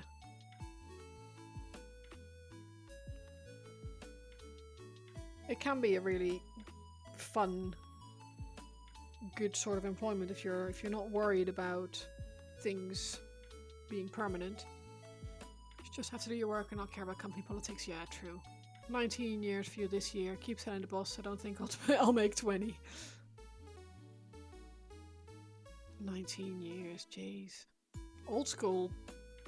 Those are old school numbers, White Wolf.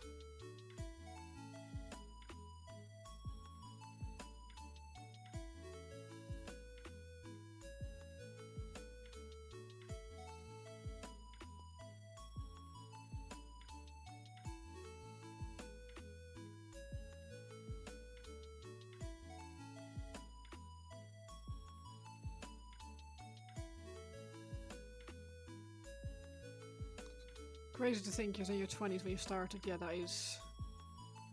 Time flies, doesn't it?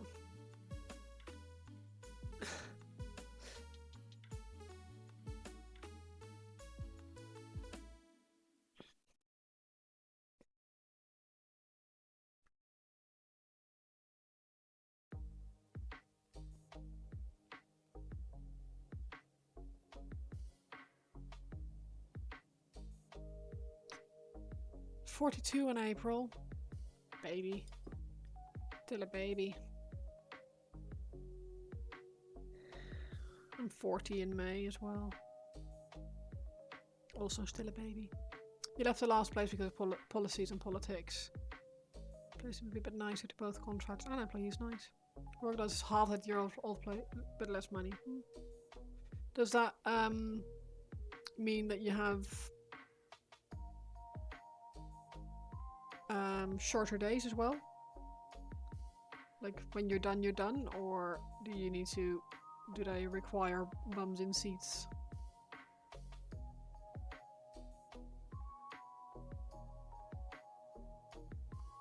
$47 in May.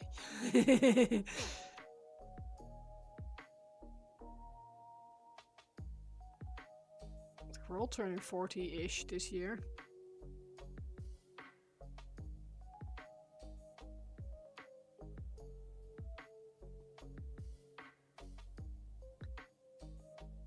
You feel like you're 67.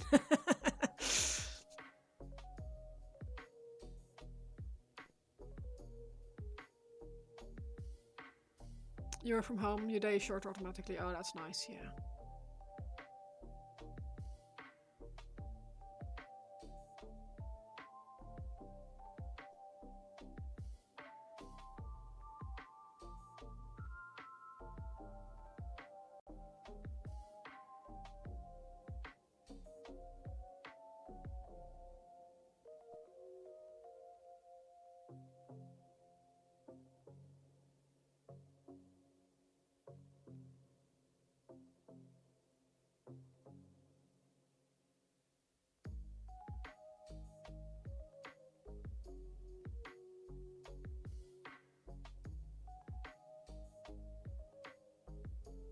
Yeah, other place only let you work from home so you could keep working when weather was bad. They wanted people in chairs.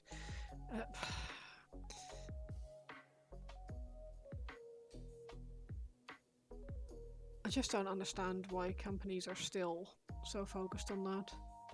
I mean, I do understand, like they've purchased buildings and they want to not lose out on money of buying these freaking buildings. Or they have long-term lease agreements or rental agreements in place. Don't want to have that with an empty building.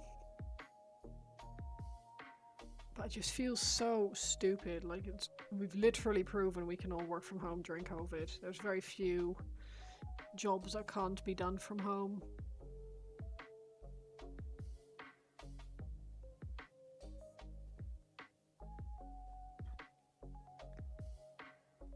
Mini is wild. It's one of the Idoneth Deepkin. There's 3 of them in this box that I have. So they're Age of Sigmar. And they came from this box, the Vanguard box. So they're Idoneth, Deepkin. Basically water elves, evil water elves. And they're really fun. Companies are just big a-holes. They are. A lot of them are, yeah. The bigger they get, the more a-hole-ish they tend to become, unfortunately.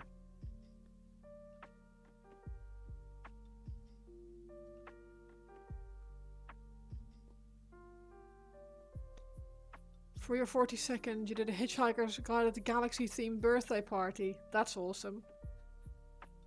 You can fortunately work a lot from home. Some things are just easier to do in person, some stuff you just physically can't do from home. Yeah, that's fair. Slarty Bart fast.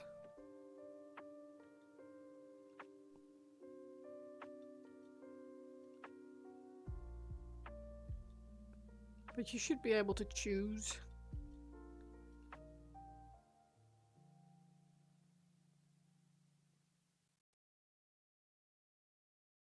In my opinion.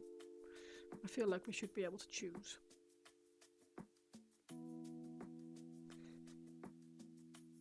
I've been keeping up with Games Workshop, they're getting quite creative with fancy stuff. Yeah, so Age of Sigmar I think has a lot of really, really cool models nowadays. And I mean even 40k is good. Like basically everything new that they've brought out I think has been a banger, to be honest. There's been some really, really cool models.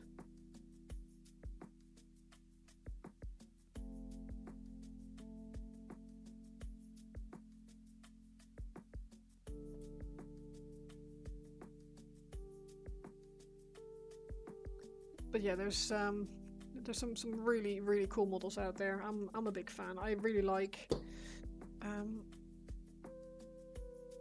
Age of Sigmar models. I enjoy painting the Deepkin. I find them very fun.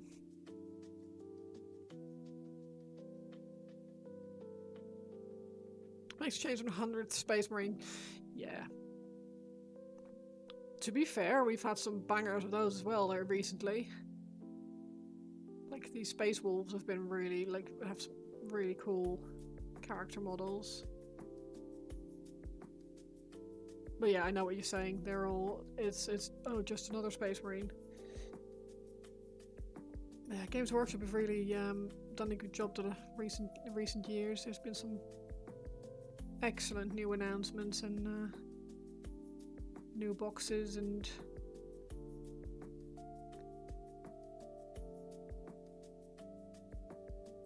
new models. I'm not as well up to date with all of it as I should be, because my memory isn't perfect. I tend to forget things unless I've actually painted them, in which case I can usually remember slightly more.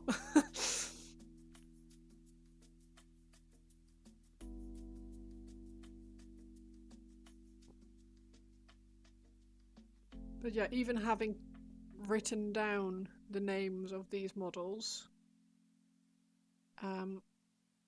for my stream description twice now. Still can't remember what they're called.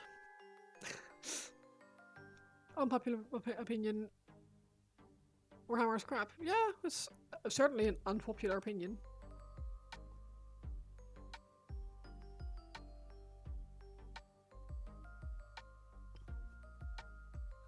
Why do you need to be up to date as long as you paint what you want? I like to know what's coming out, and I don't like to sound like an idiot because I'm in this hobby and I want to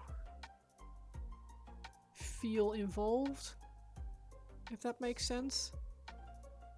But my memory just doesn't really let me most of the time to really work hard at it. I think, yeah, some of the duchies of Da Vinci files.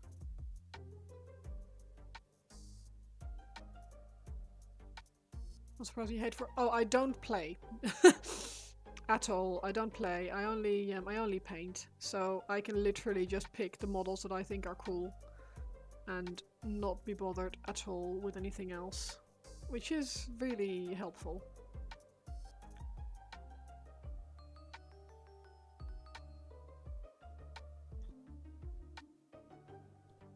I think a lot of people, because they're sort of stuck with a specific army, they don't get to see all the awesome stuff that I've been lucky enough to work on. So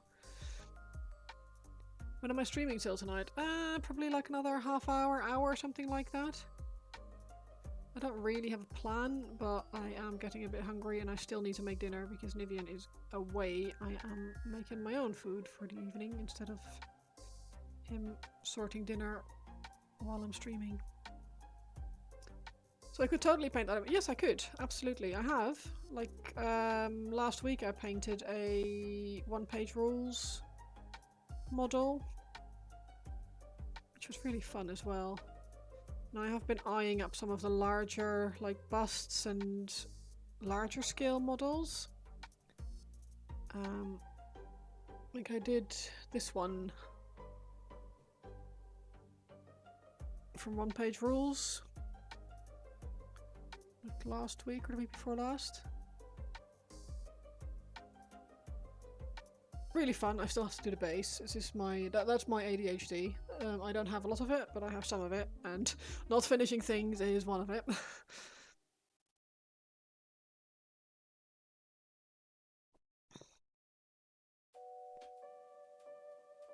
The one of the tisms. Most of the over Games Workshop make have better rules than 40k. The other games, yeah. They can't kill the cash cow. No, obviously not, no. Most people I speak to prefer to play things like Spearhead or Combat Patrol because the rules are just more user-friendly, I guess, than full 40k.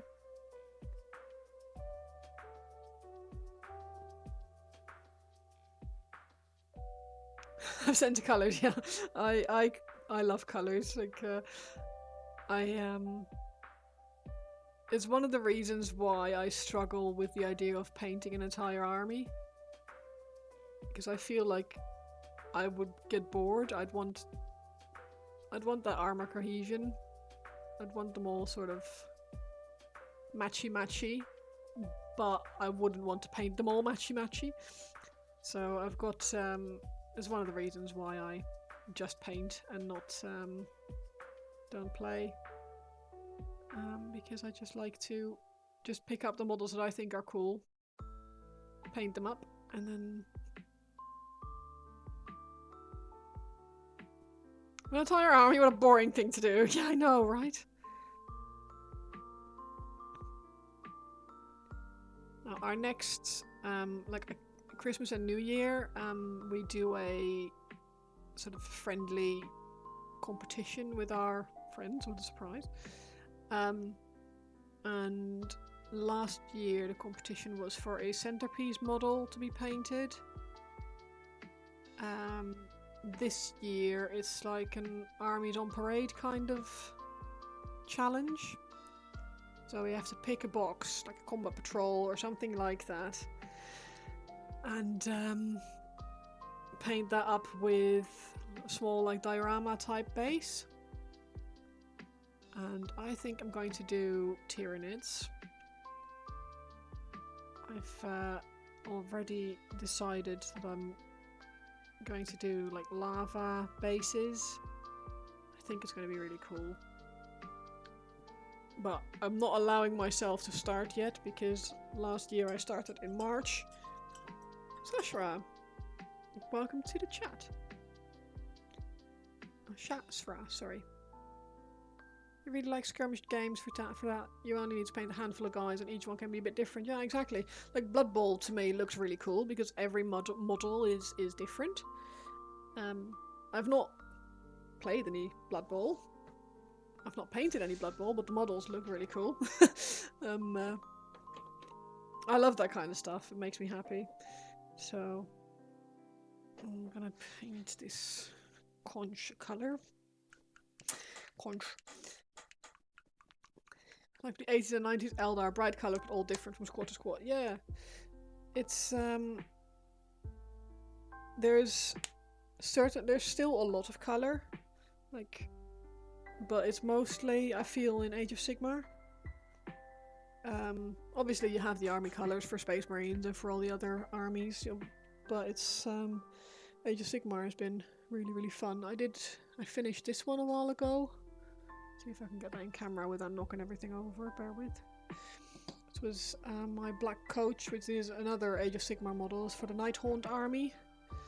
There. And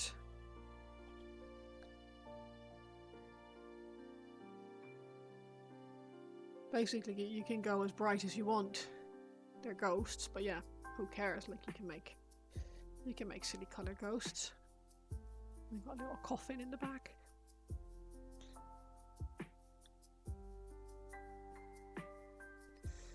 But yeah, it's I mostly do things that I think look exciting. Sometimes that's 40k, sometimes it's Age of Sigmar. Usually it's Age of Sigmar. And sometimes it's something else entirely, and it's just really depends on what strikes my fancy at the time. Like I was saying, I have a little drawer of little tyrannies that I'm gonna be painting at some point. I've got plans, but I also have a knight that Sarastas Knight Castigator is what I still have on the shelf. I also still have a Keeper of Secrets, which could be really cool to paint. I bought some Harlequins. What tyrannies have I thought on painting? So my plan, because I made a little, because it's sort of like a little bit of an army plan thing. I will find the actual list what I think I will be doing. Bear with. Search.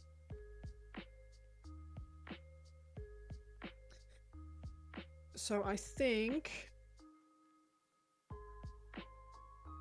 if I do 1 Winged Tyranid Prime, 1 Psychophage, 3 Leapers, 20 Termagants, and 2 Ripper Swarms, I think. No, hang on. So I'm doing Warriors instead of the Leapers. But definitely the Phage, the Psychophage. I really like that one. And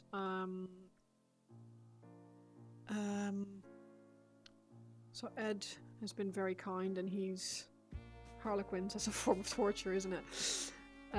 Yes, it is. It's yeah, people see if I can.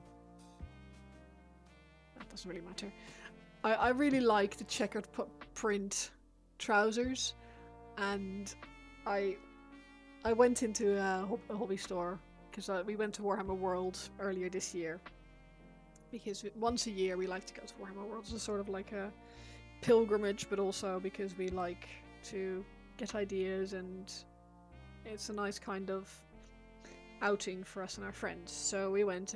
We always want to buy a model of sorts to remember the visit by, but we try to not buy it direct from Games Workshop because it's way more expensive buying it directly from Games Workshop, which is ironic. So we tend to go to Element Games in Nottingham if we go there. And I went there and I said to one of the people who work there, I said, I really want to paint some Harlequins. I'm not really sure what the best box is to get for like the checker print trousers. And person was there and said, you do know they're not like sculpted in, like you have to paint those on. It's like, oh yeah, I know, it's like, okay, well, it's your funeral. So I have a box of Harlequins. And like you say, yeah, checkers is bad enough on orcs, diamonds are even worse. I agree, it's going to be an absolute nightmare, but I am also quite excited. So yeah, you do realise they're not part of the model, right? You have to paint them on. It's like, yeah. I know.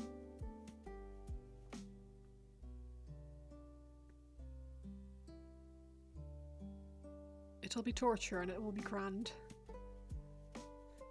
It'll be beautiful and it'll be exciting, and the heavens shall rejoice with my sacrifice of time, frustration.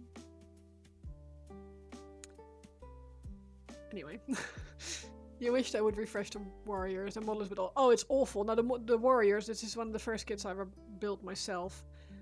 Turns out, 2004, I want to say. That's how old that kit is. You know, a guy who recently did diamonds. Wasn't too tough, just gotta take your time. you know a guy. Was it you?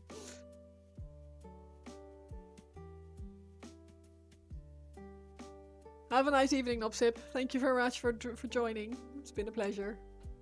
At least we get the non-flying prime this year. Yeah, but I like wings on models though. Although saying that, I'm not a huge fan of painting wings. If they're not feather. I like feather wings, but I don't really like leathery bat wings.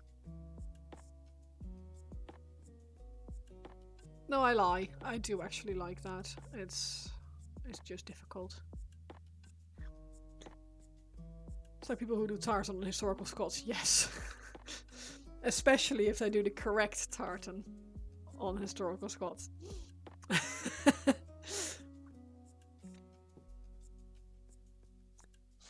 Like that's true dedication, right?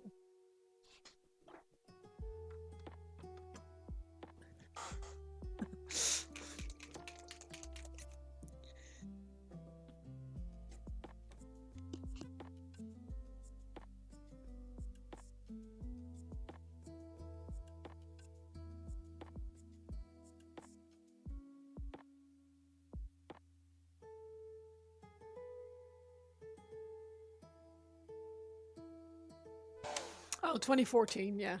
I knew it was 2 and a 4. So not 2004, but 2014. But yeah, still 12 years. It was rough. It was not a fun build. Same people who rig model boats, yeah. There's this guy. Oh, fiddlesticks, what's his name? He does YouTube videos of him building model boats. And they are freaking hilarious. Oh shit, what's his name?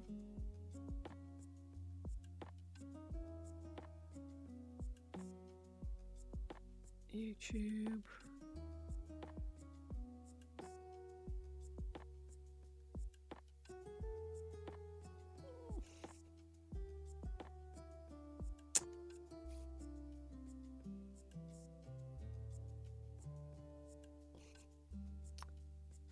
Oh, he has a really silly name.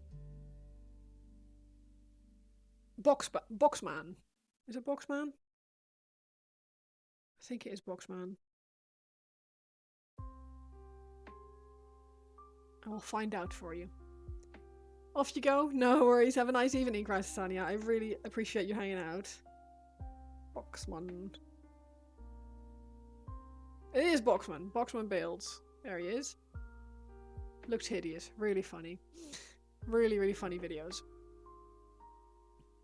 So yeah, if anyone ever fancies watching a very silly model boat building video, that's a good one.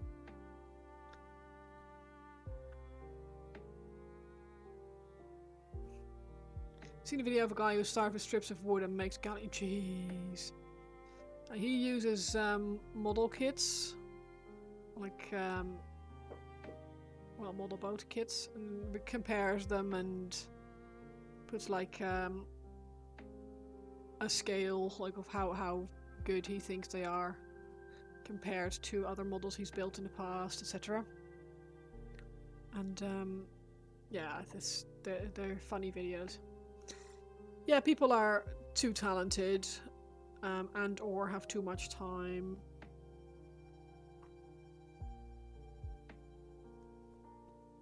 It's the same guy you've seen, he's nuts.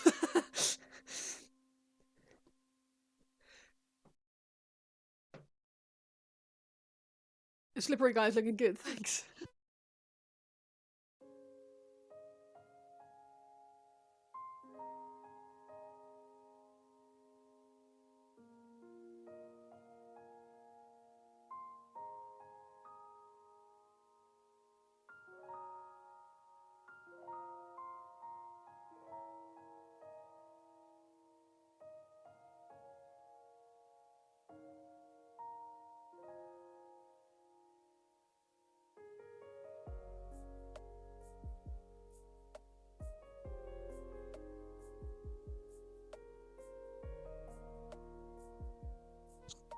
Sinister Plank, hello.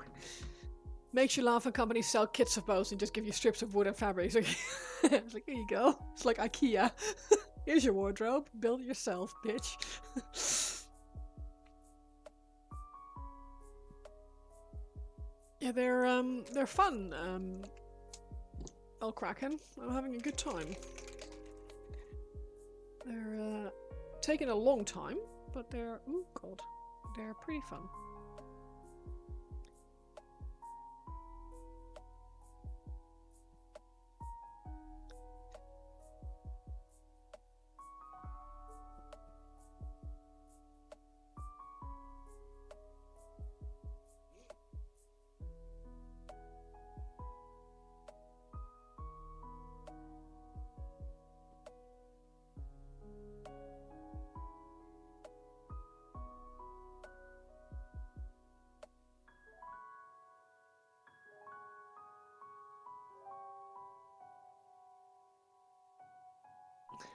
You like the skin? What color did I use?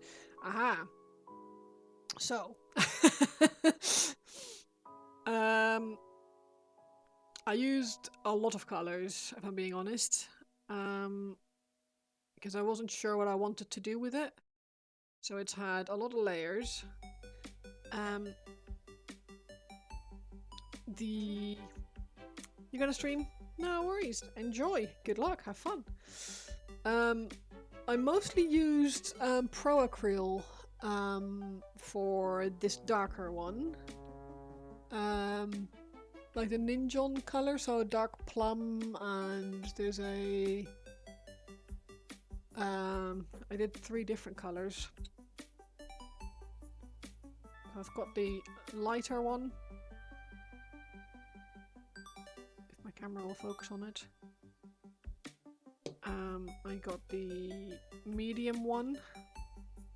It's more purpley. And I've got the darker one.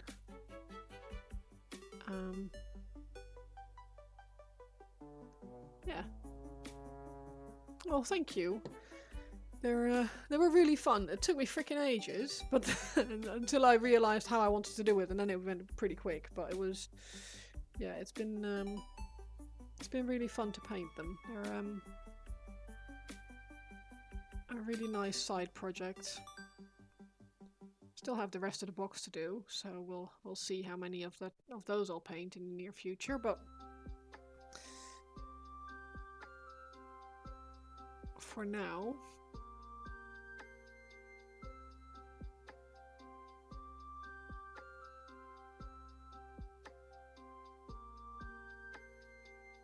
that can dry for a bit. I have to decide what I want to do with these little combs on their head. The whole unpainted Idoneth army awaiting you. You haven't figured out colour schemes. So I've already painted one of these. There's still one in the box. I painted the Leviathan. That one's finished. I think, yeah, I suppose you could say the colour schemes sort of match, but not quite.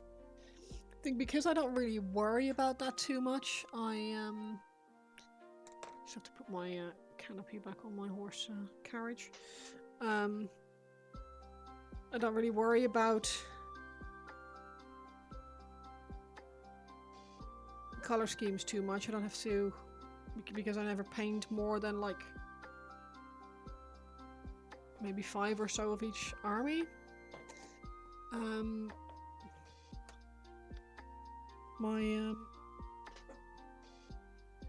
Yeah, he's hidden away in a cupboard. Yeah, I do find them very fun. They are interesting to paint. They are I like the different textures.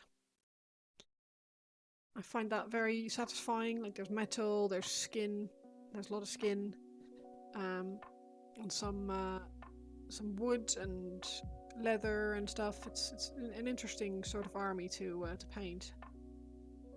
Yeah, you should. They're really fun. Very pretty models, most of them anyway, and yeah, very interesting to paint. I have a good time with them, so it's that obviously is very subjective. Not everyone likes what I like, but I like how versatile they are.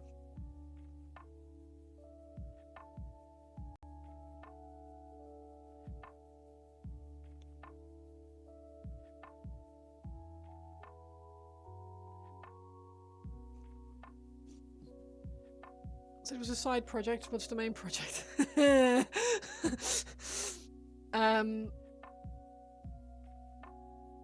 don't actually know. I don't really have anything that I always come back to. I suppose Sylvaneth. Sylvaneth are definitely my favourite army. But they haven't really had anything new since Belthan also, I think.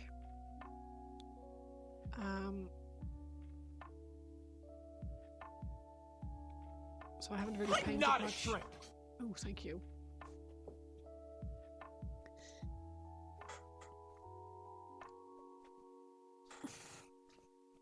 Painted like half spirit. Very appropriate for the kind of colour palette you're using. Purples, magentas, teals and turquoises. Yes. Time to unshrimp, thank you. You would go dark elves, but they're really not in a good state anymore. But yes, 100% the right colour scheme for this. You can just use whatever, like.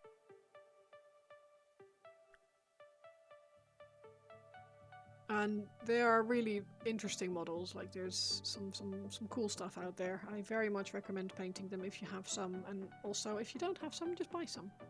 How are you doing, Death? You alright? I'm worried dark elves are going to the old world. Yeah, maybe. Then you just go old world with them, right?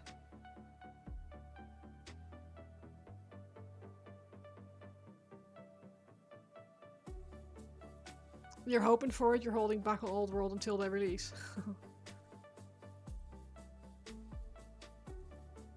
I think there's some really awesome stuff in the old world. Like Cathay is like cool as hell. Or I think it is anyway. You good? I'm glad to hear it. Well, thank you, I appreciate it. Yeah, I'm having a good time with them. They're fun to paint. I think it's going to happen eventually. It wouldn't surprise me. I think if they don't sell super well, keeping them in their current place is going to be, well, isn't as lucrative as it could be, I guess.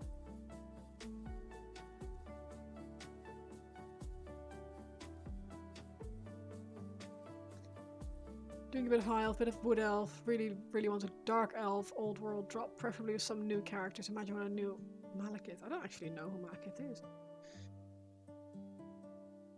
Googling. Bear with.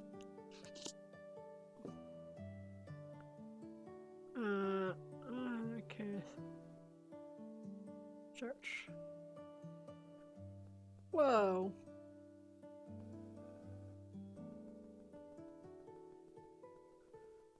Warhammer. See if I can find a model. There's some really pretty cool stuff in there.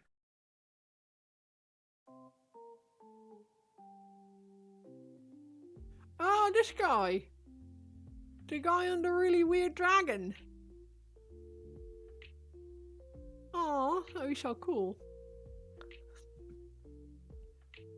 The only thing that makes you think it won't is whole Morathi storyline and her model. So I turn the whole line into the half snake elves, so you think they can send some other. Yeah.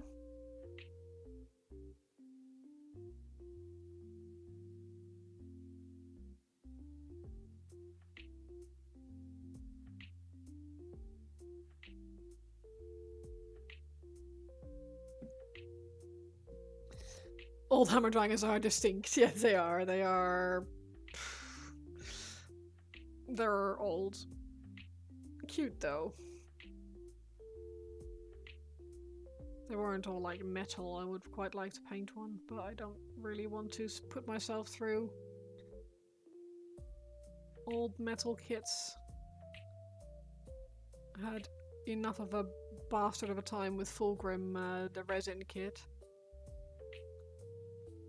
Don't get me wrong, it was really fun, but it was a project. Fulgrim transfigured.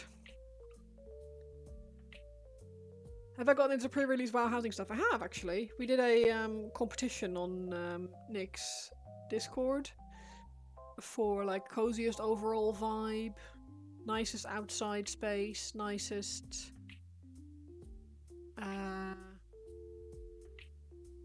think yeah, coziest outdoor space, nicest overall, and best cuck chair were the three categories. It was very fun. It was very silly. We you should have a look at the entries. They were something. We think so. Keep DOK and Age Sigmar with the snake lates, etc. and move the more elfy parts out of the cities into. Yeah, possibly. Kind of how the tree parts of the woodies are in Sylvaneth and the elfy. Yeah, that probably not a not crazy. How am I enjoying it? Yeah, I like it. It's quite fun. I'm looking forward to sort of organically getting more bits to put in the house. Because at the moment it's very much if you want something you're gonna have to travel and you're gonna have to spend like garrison resources or something stupid like that. Which feels like hard work. I know, right? It's not as good as Luke's cuck Colosseum though. That was extra cucky. Until Dark Elves drop proper for Old World, at least you have your Dark Elder. You're working on some characters lately. Malice, Lilith, Draz, and an Archon. Awesome.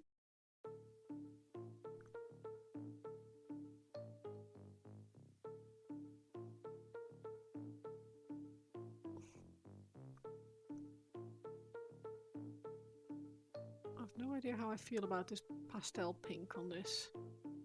I think I'm gonna paint over it, but we'll see. Let's I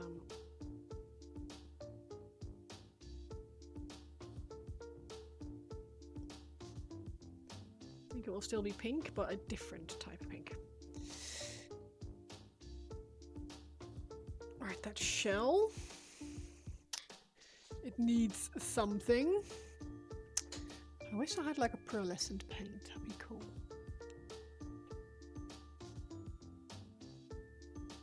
But I have a bunch of different types of blue-white. Hot pink, yeah, probably. Popped your work in progress in Discord. Ooh, nice. I like that. Have a little look. Oh, sick. Very pretty.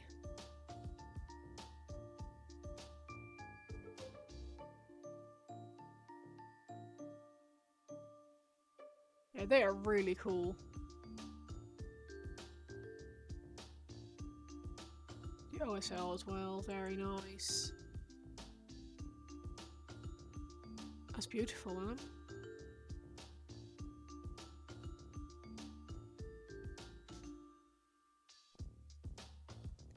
Very pretty. Is there guild community housing or have they gone more like garrisons? So there's a neighborhood. Community. It's like community housing. At the moment there's no. I don't think you can. I think you can have guild.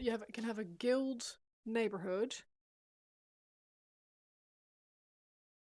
So I think you have to be in the Crafters Guild. I think. Not sure, to be honest. But yeah, we're all sort of in the same-ish area, if that makes sense.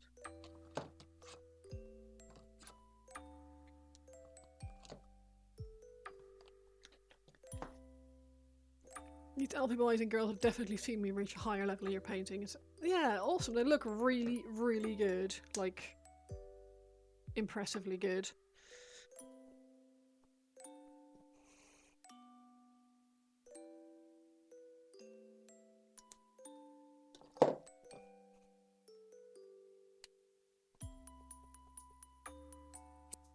Oh, cracked the lid. Whoops.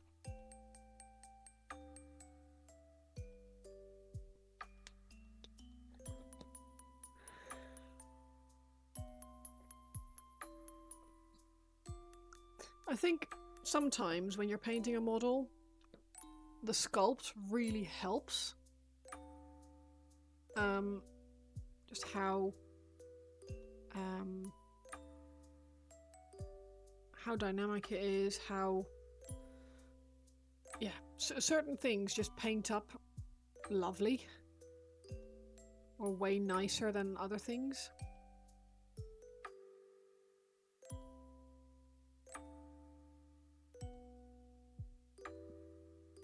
Or easier, I suppose. I don't know if...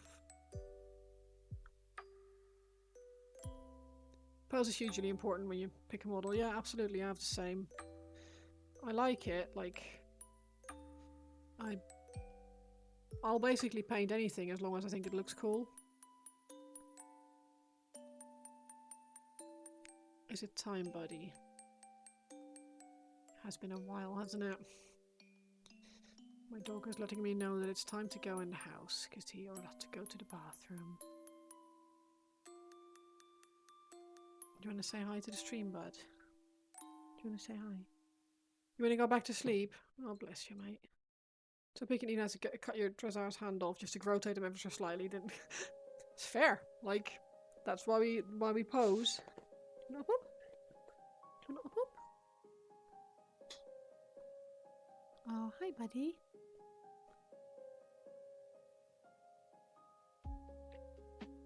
Hi. You go down? Hold on. Wait.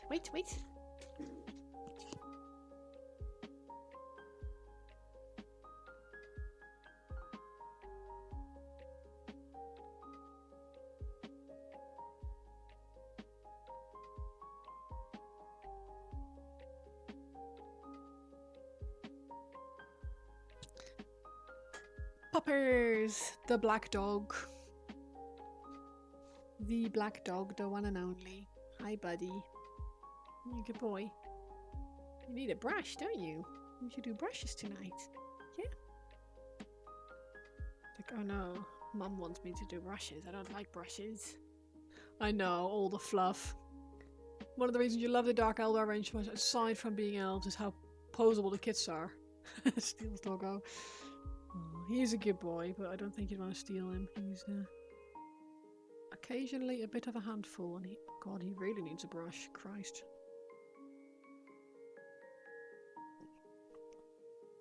Sucks to be you, buddy. Sucks to be you. Goodwin designed the range to be perfectly interchangeable. That's always helpful, isn't it? You can just actually use models from other kits and swap arms and weapons and stuff like that. It just makes it so much more interesting to build things if you can use things from other kits. Screechy. Any head goes on any torso, goes on any hip. Yeah, that's awesome. You're a very good boy, George. Oh my gosh. You're so good. Yeah. Right, I think, considering I've been streaming for 4.5 hours, I think I should probably make a bit of a move. Let's have a little tidy up for a moment. Yeah, don't get huffy. I'm going to put things away. Yeah. Time's turned into 12 hours. I don't think so. I don't think so. I don't really see myself doing super long streams. Not a luxury afforded to the Idoneth. No, not even a little bit. Even these 3 bastards weren't even interchangeable. It was... Oh. Right, let's have a little look to see who is streaming at the moment.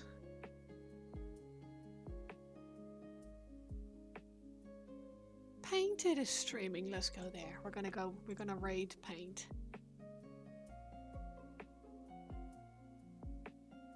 Oh, he's got Ed with him. That's nice. Cool. Let me just grab my keyboard. You were super in the way, George. You're super in the way. You're very cute, but incredibly in the way.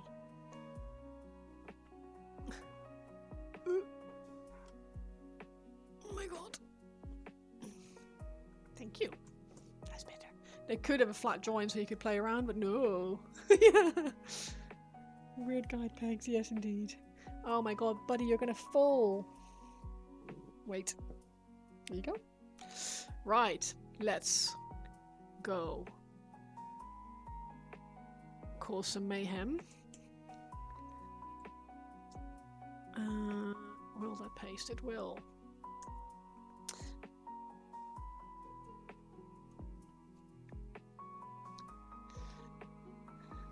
The way the shoulders poke out and the by triceps kind of poking out. Yeah, oh, it's just...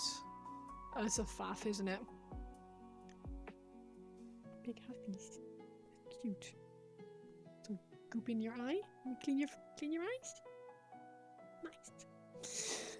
Right, I am going to create a raid. We're going to go raid Paint. Because Paint is good people. And... Oh, bless you, that was a big sneeze. Did you guys hear that? That's crazy. That was very loud. Thank you all so much for the nice chats today. For all the support, as per usual. For the extra follows that I've had today. For the engagement. For hanging out. It's been fun. Yeah, it was very loud. You only built half your spiel here. Yeah, it's a faff. That Vanguard box is like not the best time. Anyway, I'm going to send this over to Paint. I hope you'll all join me in wishing him a very nice stream for today. And well, I'll be back on Wednesday. Oh, thank you, Duth. You are too kind.